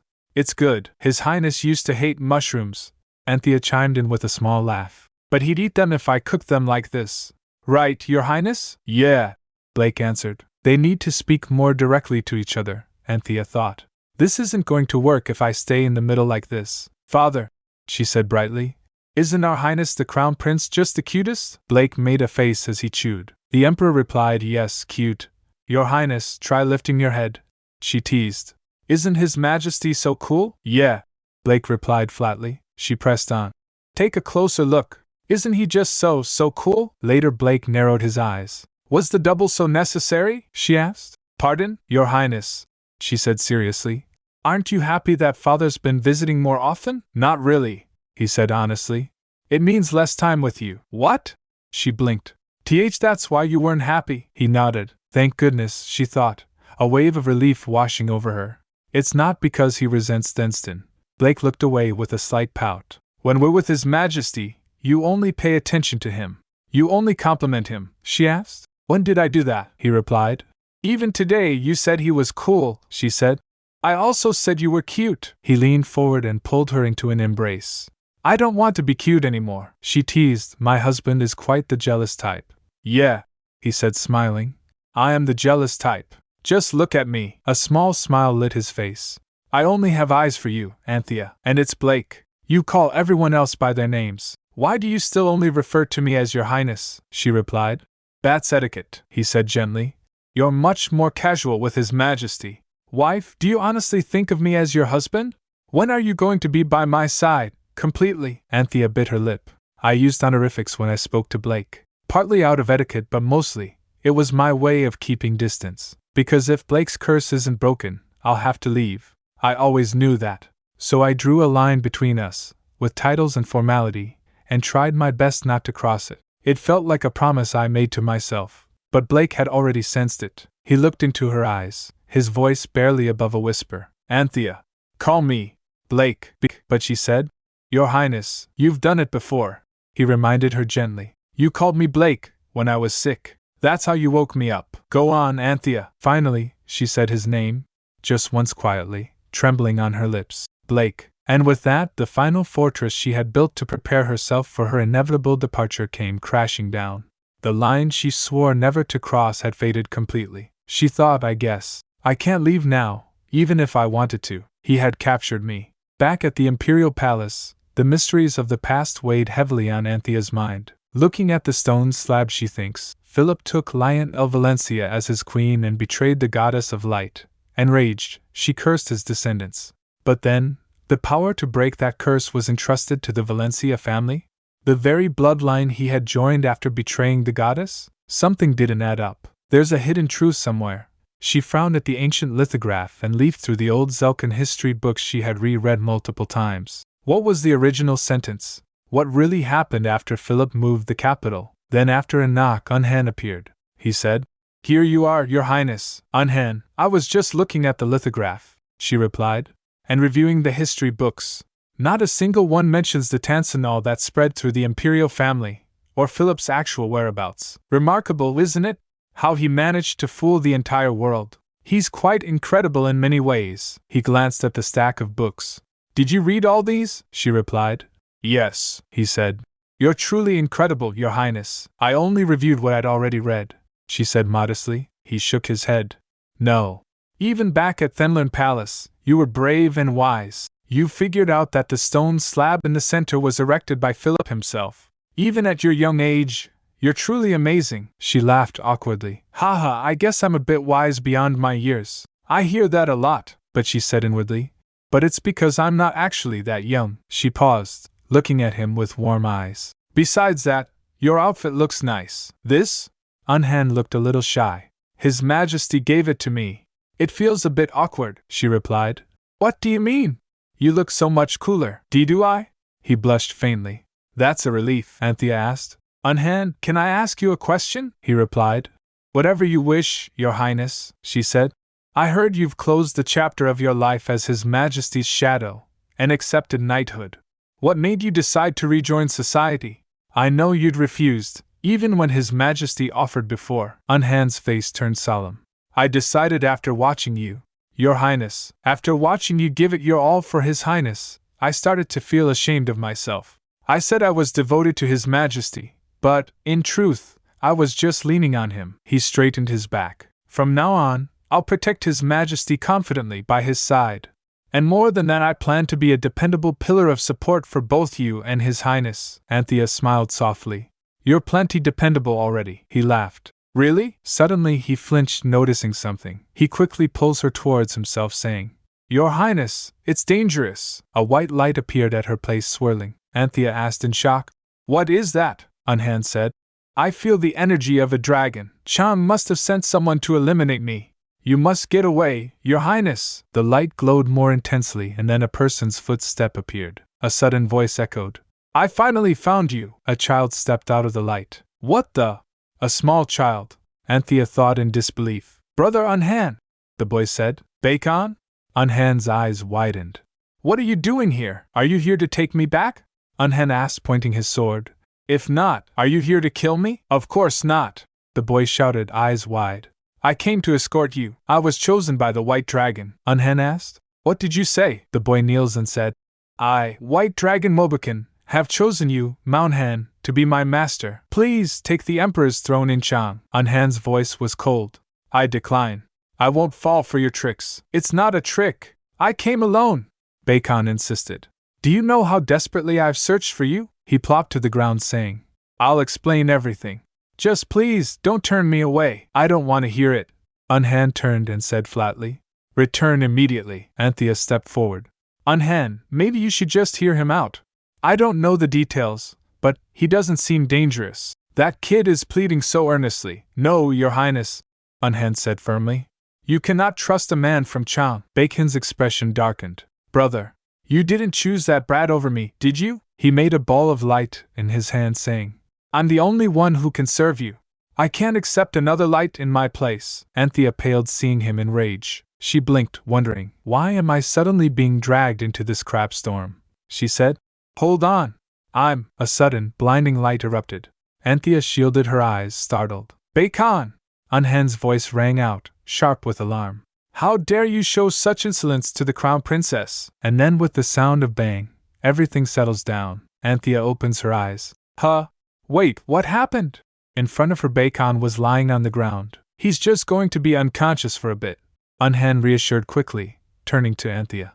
Are you all right, My Highness? Are you hurt anywhere? I'm fine, she said, brushing off the concern. But that person, he replied. He'll wake up soon. Don't worry about him. Unhan gently lifted Bacon's and said, I'll be going home for just a moment. A few days later, Blake called out.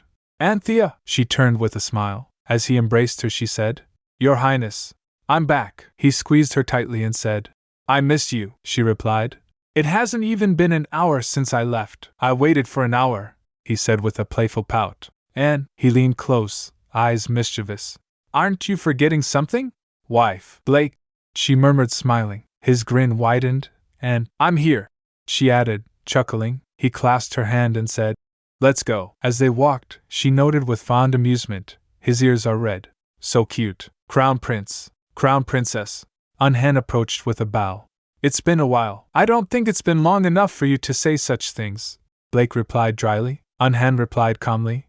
That's true, I have something to tell Her Highness, Unhan said seriously. Anthea realized. He wants to talk about Bacon, she replied. Okay. Let's go to the sitting room. Blake turned to Anthea. Make sure to hurry back, she replied. I will. I'll be back soon. Inside the sitting room, Unhan said. I wanted to apologize for what happened that day. You were almost put in danger because of me. No, it's fine. Nothing even happened, Anthea said gently. Besides that, are you all right, Unhan? Yes. But something in his expression told her otherwise. Do you mind if I ask you a question?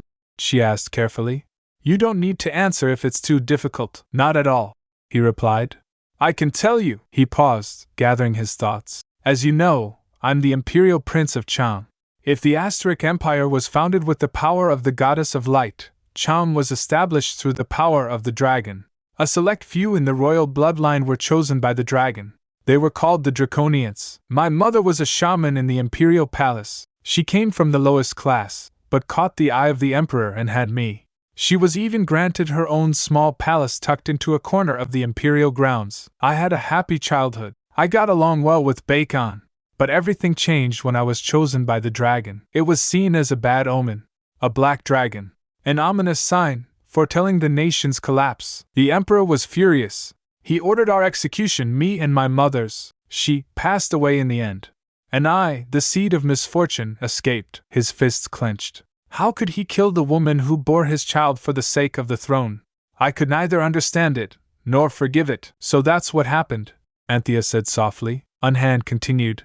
And I heard Bacon was chosen by the White Dragon not long after I left. The White Dragon? She echoed. Yes. The White Dragon is the holiest of all dragons. When you're chosen by it, you become a high priest, revered by all. You're the only draconian granted the authority to choose the Emperor. That same kid snuck out to come and find me. I'm sure it's pure chaos over there right now. For his sake, we should send him back. Suddenly, a familiar voice screamed. They get startled. Anthea quickly turns wondering. Is that Blake? Startled, Unhan jumped from his place. This punk. I apologize, Your Highness, Unhan said quickly. It seems Bacon came looking for me, Anthea said. Hurry, he replied. Yes, Your Highness. Meanwhile, Bacon was sitting atop Blake, while he was lying on the ground. Blake shouts, Who are you? But instead he said, Ho! What an extraordinary human! Is it dark energy? He said, pinching Blake's cheeks. Blake was in shock, surprised. Anthea shouts, Blake! Unhan said, Bacon, what in the world do you think you're doing? Anthea shouts in her mind in anger, What are you doing to my husband? Unhan pulls Bacon and Anthea went near Blake. Bacon said, I was following after you. I made a small mistake and ended up falling here. Anthea asked Blake, Blake, are you alright? He replied, Yeah, eh? Unhan shouts to Bacon, Apologize to His Highness immediately. Bacon replied, I'm a high priest of Chang. I do not bow down unless you're the Emperor of Chang. Unhan shouts, Bacon. Bacon said to Blake, Anyhow, you're with quite an extraordinary human. I was wondering why a strange power kept interfering every time I looked for you. It was because of him. Jumbled. Surprised, Anthea asked, What? What's jumbled? Anthea thinks, they said Bacon was the holiest being in Chang. Then, perhaps he's similar to the Western land's goddess of light? I looked for anything I could find on the curse of the goddess for the past 3 years, but I've never encountered the phrase, jumbled. I'm positive this boy knows something about Blake's curse. He asked, Do you want to know? Anthea replied, Yes, I do. Bacon said, Crown Princess of Asterix, how would you like to make a deal with me? Then Anthea and Bacon went to a room and Anthea said, Tell me the terms of this deal. Bacon said, I heard that my brother was residing here for the Crown Prince's treatment. I would also like to stay here with him. Anthea said, Okay. I'll have them prepare a room. Then he said, And please help me persuade him to come back to Chang. I'm sure you'll be able to change his mind. She replied, That's going to be difficult. Returning to Chang is Unhan's decision. A third party can't argue the pros and cons. He said, If you can help me, I can tell you what you're looking for. I'll decipher the lithograph for you. She asked nervously, Can you decipher them? Wait, how did you know I wanted to decipher the lithograph? He replied, What do you mean how? I know because I can see. He smiled and said, When you get chosen by the White Dragon you lose your vision, but you gain the ability to see something else. Anyhow, please help me persuade my brother. If he returns to Chang, I'll tell you what you want to know about the Crown Prince and decipher that lithograph for you as well. After some time while walking through hallways she thinks, I feel hopeless. Based on the original story, the collapse of Chang isn't too far off. 10 years later they collapse after they hit the peak of their civil war. I can't push someone into harm's way for Blake's sake. The only thing I can do right now is get that cat boy Bacon on our side. A few days later, she presents Bacon some momo and said, Bacon, try some of this. She said this is jasmine tea. She thinks the best way to seduce a kitten is to feed it. Bacon turns his face saying, give it to the Crown Prince. I won't eat that. I can't eat the food that you make. She felt hurt and asked, my goodness, do you hate me that much? He replied, not at all. That's not what I meant. Anyhow, I can't eat this. It's not because I dislike you, so please don't be offended. You will find out when the time comes. She said, okay. Meanwhile she thinks, what is this about? At evening, Blake gave a cravat to Bacon and he wore it. 10 Blake said, Bacon, that looks great on you. Bacon asked, does it? Then he asked curious, Blake, what is this? Amazing. Blake replied, a cravat. Meanwhile Anthea thinks, he had his guard up in front of the adults for some odd reason, but I guess he feels comfortable in front of Blake who's the same age as him. Then she said, Bacon, you're getting good at speaking the imperial language. He replied, I am of the white dragon caliber. I will not fall behind you. Blake asked, but Bacon, how old are you? He replied, that's meaningless for someone of my caliber. Unhan came and said while bowing, Crown Prince, Crown Princess, I'm here to present myself to you. Bacon dashed towards him shouting, Brother, brother, I studied the imperial language really hard today, and I even tried on asterisk clothes. They call this a cravat. Unhan said, be quiet.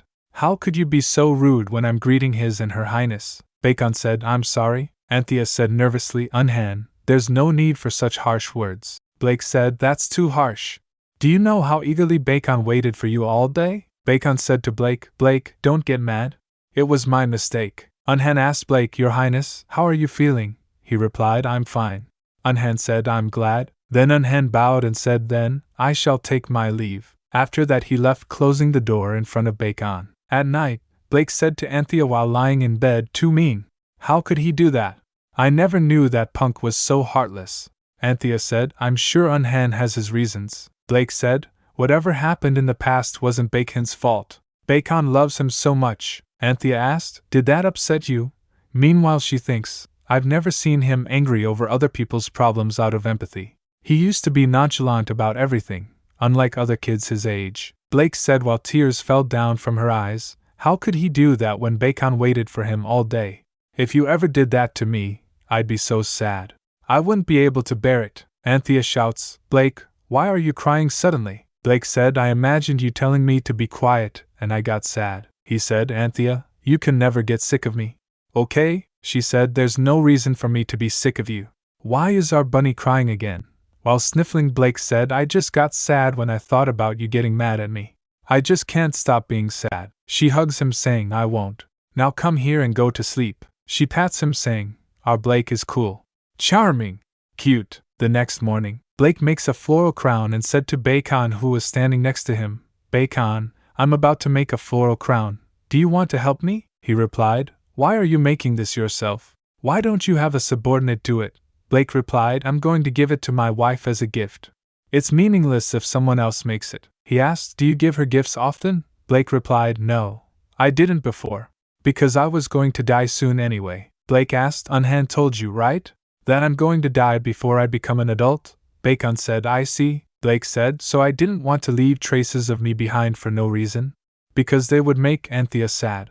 But last year, after I got sick suddenly and realized that I could die, I started to regret it. So I picked a rose from the greenhouse and gave it to Anthea. Flowers die quickly anyway. Just like me. But Anthea was so happy. She even used preservation magic on the rose and looked at it every day.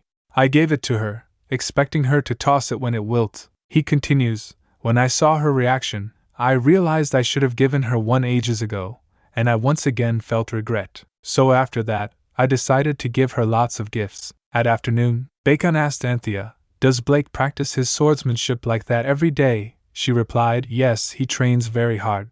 Bacon said, I'm sure his youth has something to do with his overflowing passion. Anthea said, I guess you're older than you look, he replied, not as much as you, I'm sure. Shocked she thinks, me? He said, I see aspects of human nature that humans can't see.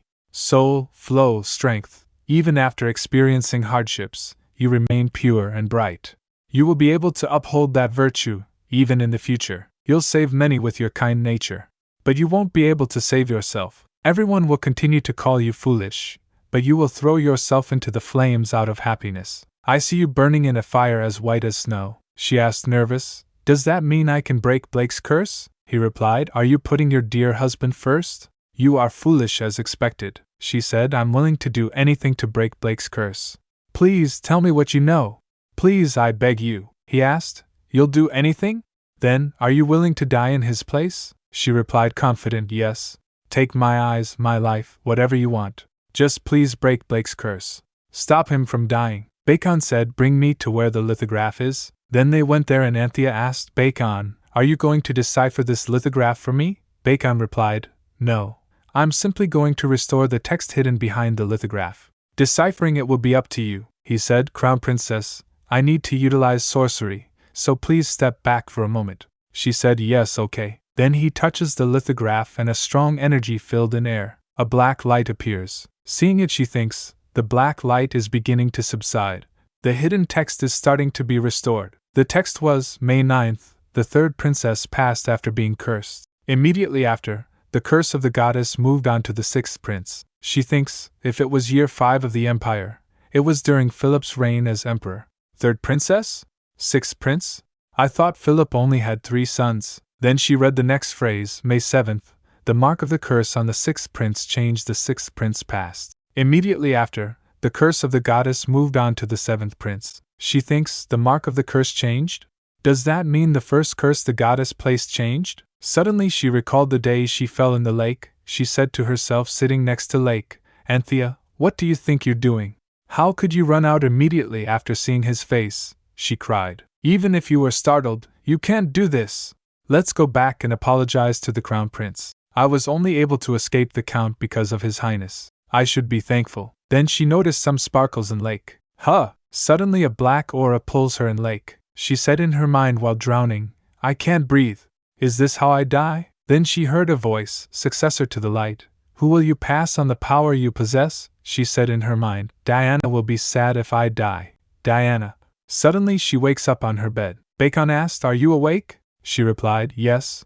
I just lost consciousness for a moment. She then said, I just learned an important fact. I think I actually possess the power of the light. It's me. I am the successor to the light in the Valencia family. Bacon asked, You just figured that out? Surprised, Anthea asked, Did you already know that? He replied, I knew it the moment I saw you. He asked, How could you not know when you glow so beautifully? He said, Your power is strong. Your husband's curse didn't spread all thanks to you.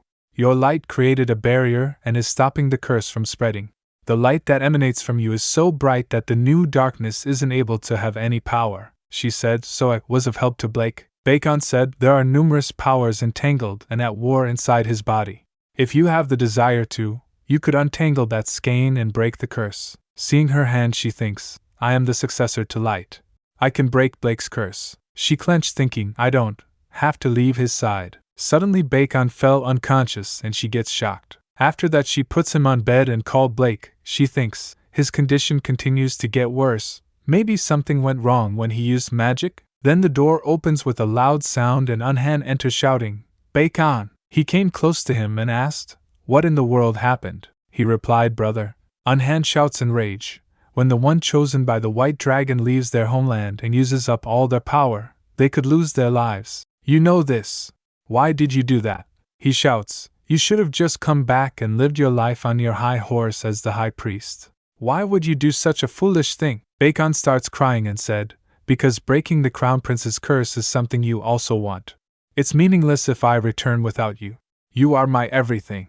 I miss you. He clenched his fist saying, I was surrounded by countless people after I became a high priest, but you're the only one who truly cared about me. I can't forget the people that despised me before I became the high priest. I don't want to go back to Chang. He continued, I'd rather disappear and stay with you than go back to that hell by myself. I don't want to be in Chang without you. I don't think I'll be able to endure it on my own. That's why I helped the crown princess. Because I don't want to go back. Unhan asked. Why are you telling me this now? Bacon said, I was afraid you wouldn't like it if I still acted like a child. Even so, I was happy that I got a chance to see you one last time. He collapsed saying, please, just forget about everything that happened in Chang, and be happy. Unhan shouts, no, Bacon, no. Anthea gets shocked. She asked, Bacon, what happened to him? Unhan, while holding him in his arms, said, he's still with us. He's still breathing, so he'll be able to live if he just gets back to Chang now. Your Highness, I shall now return to Chang. Anthea said, I understand. Please go on. Unhan returned to Chang, and he did not return for a while. Blake called, Anthea. She said, Blake? He said, Anthea, you look sad today. Is it because of Unhan by chance? She replied, no. He went back to his homeland with his brother. How could I be sad about that? Are you all right, Your Highness? It must be a bit lonely without Bacon around. Blake said, no. As you've said, he can now live together with the brother that he loves. We should be happy for them. And how could I be lonely? I have a wife. Anthea felt touched and thinks cute. Normally this cuteness is enough to knock me off my feet, but I somehow have some mixed feelings today. I found out that I was the successor to Light, and I know how to break the curse as the successor. She thinks curse is broken through intimate contact. The sensual male lead in the novel isn't ready yet. She asked him, Blake, when are you going to grow up? Suddenly he starts blushing. He asks, what? I just totally grew a lot. She said, Blake, I told you, right? That I found a way to break the curse. If I'm to break the curse, I need you to grow a little bigger. He said, but I really grew a lot. She said, you must be much bigger than chestnuts. He said, chestnuts. She said, no, cancel. Oh, I think you're at least a peach. He repeated, peach. She then thinks, oh, right, he doesn't like it when I treat him like a kid. She said, Blake, do you want to eat a peach? He said, no. I have fencing training. I'm going to grow big quickly, so just wait a little bit. While walking outside, Anthea asked him, should we eat something after your training? He replied, I'm okay with anything. Then she noticed Emperor and said, oh, father. She said, you're here? He pats her asking, are you off to somewhere? Blake said, we were on our way to the drill hall. Emperor asked, to practice fencing? He replied, yes. Then he said, I'll join you. Some time ago, Emperor was sitting in his room, he said to himself, starting from the complaint about visiting the Crown Prince's palace, to his grievances about Anthea, and even today's request to worship from afar. Arnold is having a blast. He thinks the Duke of Carseal is just raising issues within his influence still. But at this rate, it's just a matter of time before public opinion spreads. As long as Blake remains the cursed heir, their actions are justified. Suddenly he felt a similar energy in air, this energy. Then Unhan appears and Emperor said, Unhan. Unhan kneels and said, I, Unhan, greet you, your majesty, Emperor and the light of our empire. Emperor said, okay, you may stand. Then Unhan said, I apologize for leaving without warning. Emperor said, I heard about your situation from Anthea. How is your brother doing? Unhan replied, he's healthy thanks to your concern. Emperor said, I'm glad. That's a relief. Everyone was worried. Then Unhan continues, and Emperor filled his words saying, are you here today to hand in your resignation? He clenched his fist saying, yes, your majesty. He said, I would like to protect my brother. I'm all that he has. I had a family, but I had forgotten about them for too long. He bowed and said, that's why I'm planning to leave your side, your majesty. I apologize for not being able to protect you until the end. I will never forget the kindness you've shown me. Emperor, giving some documents to him, said, you've protected me all this time. That's more than enough. Lift your head and take this. It's a deed to a gold mine near your homeland. Unhan gasped and said, that's not necessary, your majesty. I'm already ashamed of leaving suddenly. I cannot accept something so valuable. Emperor said, take it. Didn't you say that you were going to protect your brother? You're going to need power to do so. Unhan said, but Emperor said, it's just severance pay. No need to feel burdened. He felt touched and replied, thank you, your majesty. Emperor grabs his shoulders saying, I'm sorry for working you so hard for all these years. Reach out if you ever need any help even after you get back. Unhan replied, no, your majesty. It wasn't hard at all. He said, I, Unhan, will repay this kindness someday. Emperor smiled and said, all right. It seems that we're gaining a dependable ally nation. Then Unhan teleports from there. After that, Emperor, seeing a document on his desk, thinks, Even that child has returned to his homeland without anyone to lean on or anything to his name, to protect his family. Blake and Anthea were so precious.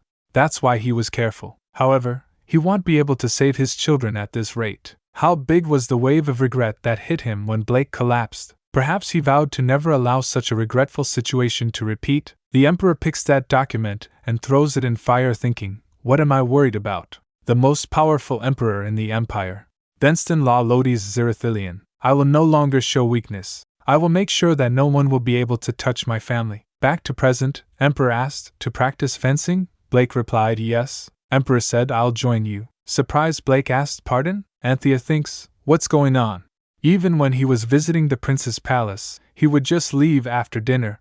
Blake said, no, I'm fine. Anthea grabs his shoulders, saying, Blake, don't be like that.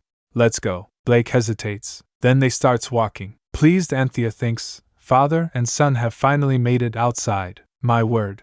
Just seeing them is heartwarming. But Thenston's stride is too big. Emperor turns and said, you're slow. Blake tried to say, I apologue. But Emperor lifts him up. He gets shocked. Anthea thinks, wow, it is a lovely moment between father and son, but you wouldn't lift anyone up like that past the age of 6. Blake shouts, What are you doing? Let me down. He tries to kick him. Emperor said, it's dangerous. Stay still. Anthea thinks, those fists aren't going to inflict any damage. Blake gets enraged, saying, in front of my wife. Emperor asked her, Anthea, would you like me to carry you as well? Shocked, she shouts, what? No. I'm fine. Meanwhile she thinks, do you know how old I am? He picks her up too, she shouts, ugh. You should let me down. I'm not a child. Emperor said to me, you and Blake are both just babies. Anthea thinks, I'm really not a child. So unfair. She asked, but aren't we heavy? He replied, haha, what a silly thing to worry about. Blake squeezed him. He smiled and said to Blake, let's see your fencing skills. They reached at drill hall. Holding a wooden sword, Emperor asked Blake, so this is what you train with? He replied, we use real swords too, although we're taking a short break from it. Emperor throws the sword towards him, saying, here. He catches the sword. Then holding a sword by himself, he said, let's give it a go. Seeing them, Anthea thinks, I guess he really wants to spar.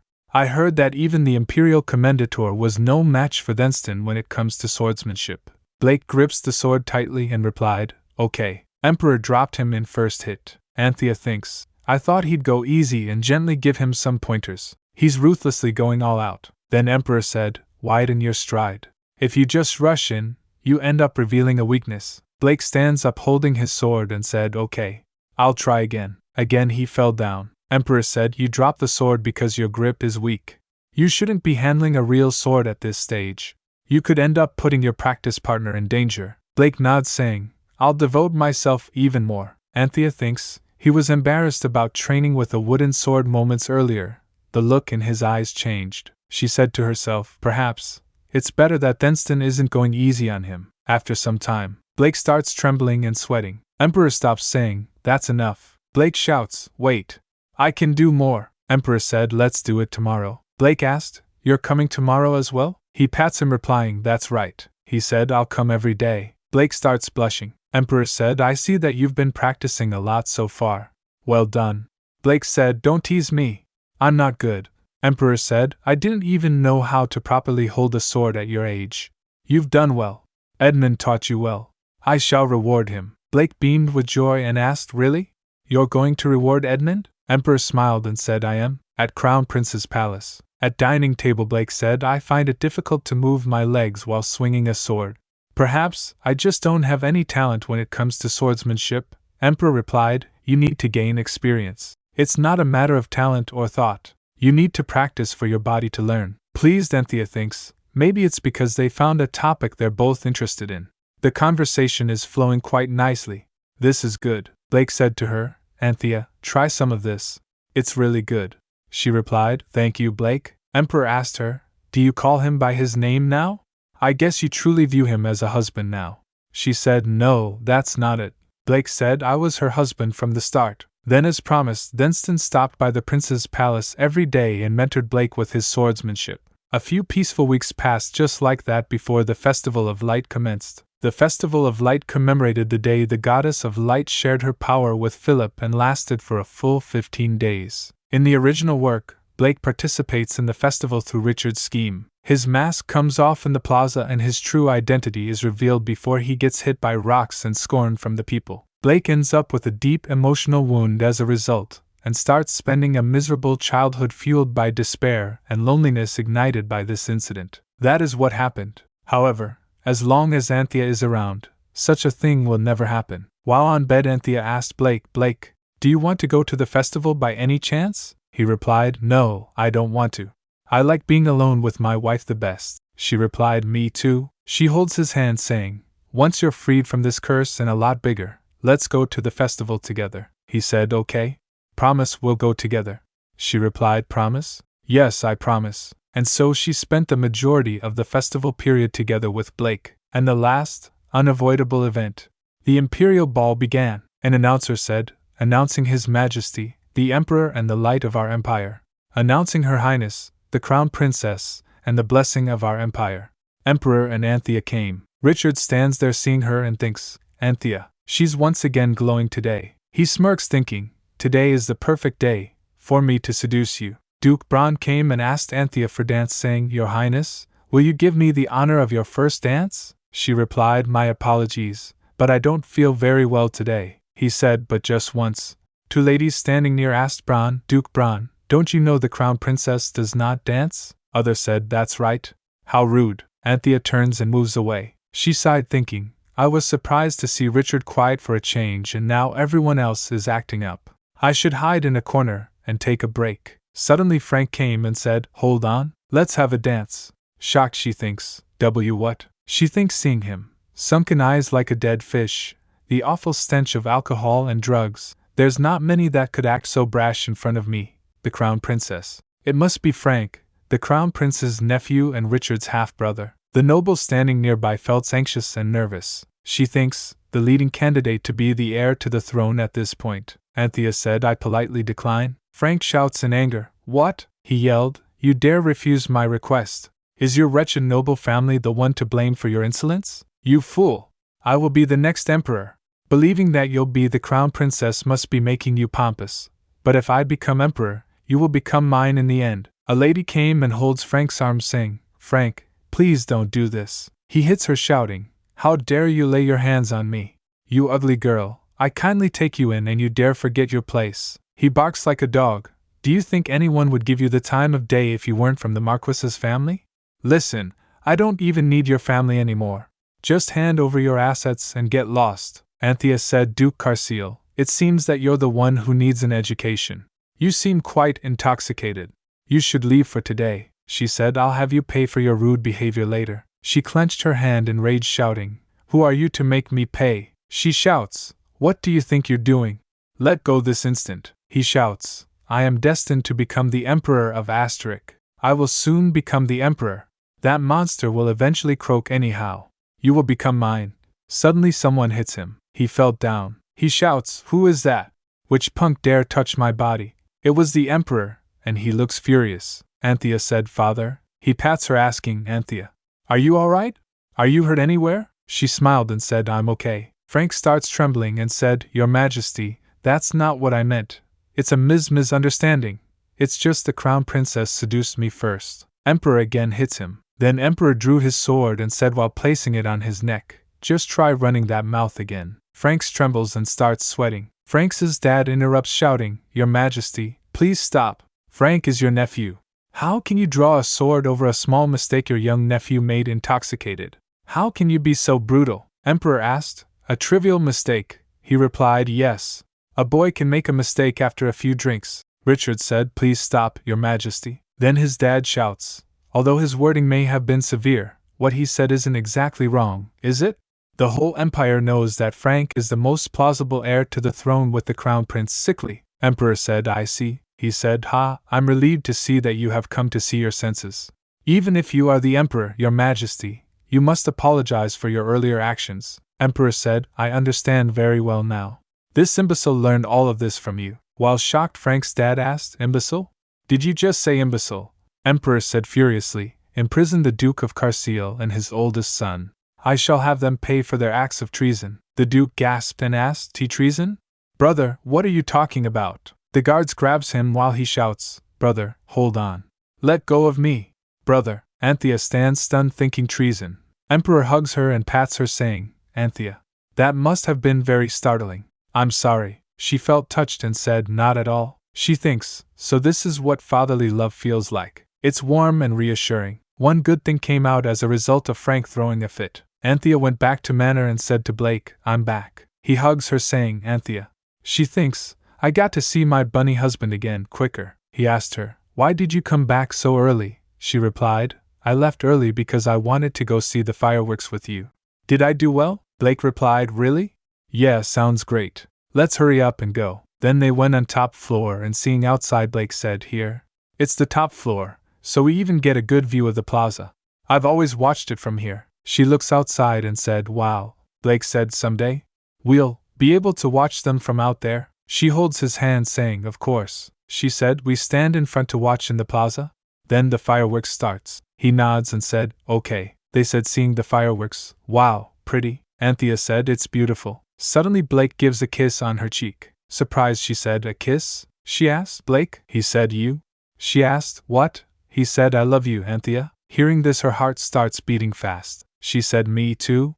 I'm really happy that I met you. The Blake kissed her. He hugs her saying, I'm happy too.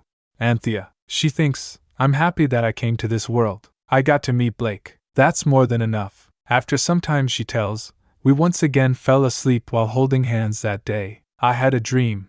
I was walking through a dense forest with Blake. Black hair that glitters in the moonlight, dignified nose, a refined yet chiseled jawline, and warm, kind eyes that looked back at me. Completely freed from his curse, Blake had grown up to be an impressive man. He said while touching her face, look at me. Anthea blushed. Then she wakes up with tears in her eyes, and Blake said, why are these tears? He asked, Anthea, are you crying? She replied, no, I'm not crying. She asked him, did I wake you up? She suddenly noticed something, Blake. She holds his face and spins it. Confused, he asked, huh? Blake's marks were gone and she said, Blake, your curse has been broken. Shocked, Blake asked, what? Touching his face, he said, gone? She said, yes, they're gone.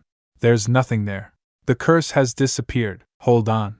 I'll bring over a mirror. She was about to stand when Blake hugs her. Blake. He starts crying and said, Anthea, my curse has been broken. She embraced him saying, that's right.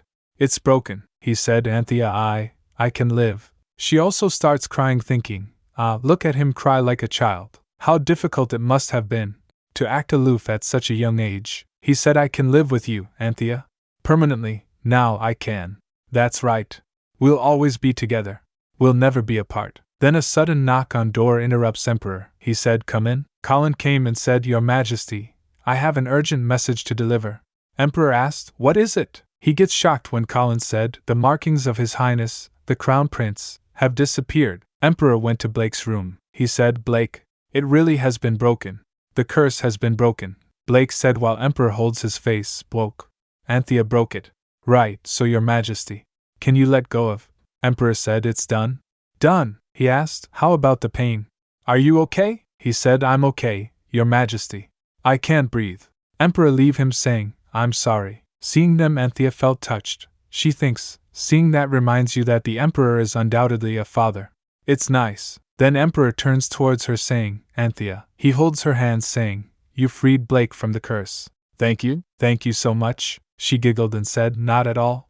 I didn't do much. Then Blake holds her hand saying, His Majesty is right.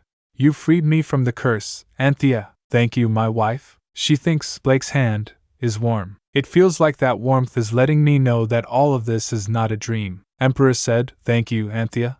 Blake said, I'm the one that's really thankful. She thinks, I prayed for this happiness to last forever silently. Meanwhile, at the place where Emperor kept the Duke, Richard gave a bag of coins to the guard. The guard said, you have exactly 10 minutes. Please be as quiet as possible. Richard said, I shall. Seeing him, Duke shouts, Richard. Duke stands and shouts on him, this is all your fault.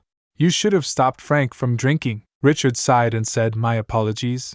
I never realized he was so incapable of discernment. Richard thinks the commotion that ensued at the royal banquet was a part of my plans. Frank was already addicted to gambling, alcohol and drugs. That day, I was given the duty of making sure he remained calm and that he arrived at the royal banquet on time. However, I intentionally let him loose before bringing him over there that day, Fully intoxicated, I was planning for Frank to throw a fit and dig his own grave so that I could slowly save Anthea and win her favor. Everything was going to plan. Even him flinging the daughter of Marquis Weston was perfect. I was about to make my move and take care of things, when an extraordinary variable presented itself. Not to mention, the dumb Arnold Carciel also joined. He thinks, ugh, it was an unbelievably horrific mistake. But he still can't pull himself together. He said to Duke, "Sir, this is no time for you to be worrying about your brother.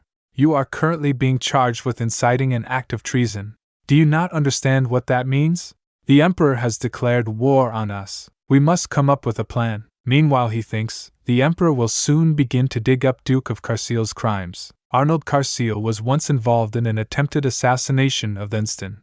When the nobility fell in shock after Blake was cursed, the Duke of Carciel ran with it, and attempted to kill Thenston so that he could be emperor. However, Thenston quickly took care of the situation, and Carciel's plans went to pieces. Duke shouts, "There will be no evidence anyhow."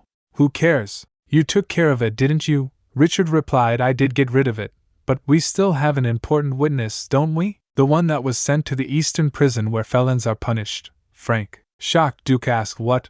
Are you saying that Frank will betray us?" Richard said, "He might already have. We must draw that line now. Let Frank take the fall for everything and get yourself released, sir. If you don't, that might be the end of your family." Hearing this, Duke slaps Richard. He shouts, "You ungrateful bastard! If Frank really is in serious danger, you should risk your life to save him. Have you forgotten why I took in such a lowly thing like you? It was so that you could serve Frank." Richard clenched his fist. Duke shouts, "Get Frank and me released by the end of today. If you don't, you will be disowned by this family. If you don't want to end up like your mother, you will save my Frank immediately." Richard left thinking, maybe I should just kill all of them? Trod, maybe I'll kill all of them and become the Duke of Carciel? But if the Carciel family falls like this, what good would being a duke do me? What must I do to protect both the power and status? At Prince's Manor, Blake asked, "Anthea, why are you staring at me like that?" Still staring, she said, "It's nothing new, but it's just that my husband is so cute." He felt touched and starts blushing. Anthea asked, "What is it? Do you not like that?" He replied, "No. I was just a little embarrassed." She said, "We see each other every day. What do you need to be embarrassed by?" Meanwhile, she thinks, "How cute." Blake said, "That's why I'm embarrassed every day." She thinks, "My husband. You say that you're embarrassed, but you sure don't act like it." He hugs her while she thinks, "Recently, I've had some rational doubts. I suspect that my husband might have quite a devious personality." Blake said, embarrassing. She thinks, "Nah. Look at how sweet he is. How could he be devious?" 10 days later, they held a ball to celebrate the Crown Prince's curse being broken. A servant said, "Your Highness, Viscountess Perian is here." Blake said, "Let her in." Then the Viscountess came and said while bowing, "I present myself to His and Her Highness, the light of our empire." Anthea, noticing a girl next to her, thinks, "Huh? Who's that girl next to her?" Viscountess introduced her daughter, saying, "Oh, this is my daughter, Sharon. Sharon, introduce yourself to His Highness, the Crown Prince." When Sharon heard that the curse of His Highness, the Crown Prince, was broken, Sharon insisted on coming along to congratulate him, so I brought her here. Anthea thinks, "So is that the situation?" She thinks, "I've had Viscountess Perian make me countless dresses, but she had never once brought her daughter along with her." Viscountess said, "My Sharon is 1 year younger than His Highness." "Your Highness, I'm sure you've never seen a girl younger than you." "Her Highness is a bit older, isn't she?" Anthea thinks, "Is she mocking me by pointing out that I'm older than Blake?" Viscountess said to her daughter, "Now, Sharon, you must congratulate His Highness." Sharon said, "Okay." She grabs Blake's hand. While holding his hand, she said, "Congratulations, Your Highness. I was scared because everyone told me you were a monster, but you're so handsome in real life." I guess Sharon was scared for no reason. Anthea, enraged, said, "Look here, Lady Sharon." Meanwhile, she thinks, even if she's young and lacks etiquette, how can she call someone a monster to their face? Blake slaps her hand, saying, "Let go." He asked, "Who gave you permission to touch my body?" Sharon starts crying and her mother felt nervous. She said, "I apologize, Your Highness. This sweet child was just too naive and made a slip of the tongue." Sharon said, "Well, it's just that Sharon liked His Highness, because she liked him." Blake said in a cold tone, "Are you professing your love to a married man? I see that your parents failed to educate you properly. I don't want to even look at your face anymore. Get lost." Then the Viscountess and her daughter left dashing. Anthea thinks, I've never seen Blake get angry like that. She asked him, Blake, are you mad? He replied, they were dismissive of my wife. I never want to see them ever again. She grabs his hand saying, thank you for getting angry on my behalf. Blake said, I'm so angry. Anthea thinks, even when people called him a monster before, he didn't get this angry. She hugs him saying, you can't act like this already. There's going to be a line of girls with crushes on you now. Blake said, I don't want that. You're the only one for me. Anthea said, really? I'm sure there are a lot of girls prettier than me. Blake said, you're the prettiest. Anthea said, you can't take that back later. He replied, I won't. You're the only one for me. Suddenly she heard a voice in her mind, save me. Save me. I'm scared. She gets shocked. She turns and Blake asked, Anthea, what's the matter? Anthea asked, did you hear something just now? He asked, just now? No, she asked, really? She thinks, what was that? Was I just hearing things? Blake asked, are you okay, Anthea? She squeezed his hand saying, I guess I just imagined it. I'm okay. She hugs him saying, I'll look into finding another dressmaker. He said, okay. Meanwhile, Richard sitting in his room thinks, okay. If I kill Dunstan and take advantage of the chaos that ensues to get rid of Frank, there's a good chance I'll be next in line for the imperial throne. Dunstan has quite a major weakness. He can't help but be swayed if I tell him there's a way to break Blake's curse. Spreading a false rumor is the only way to lure him out. Richard calls Domaram.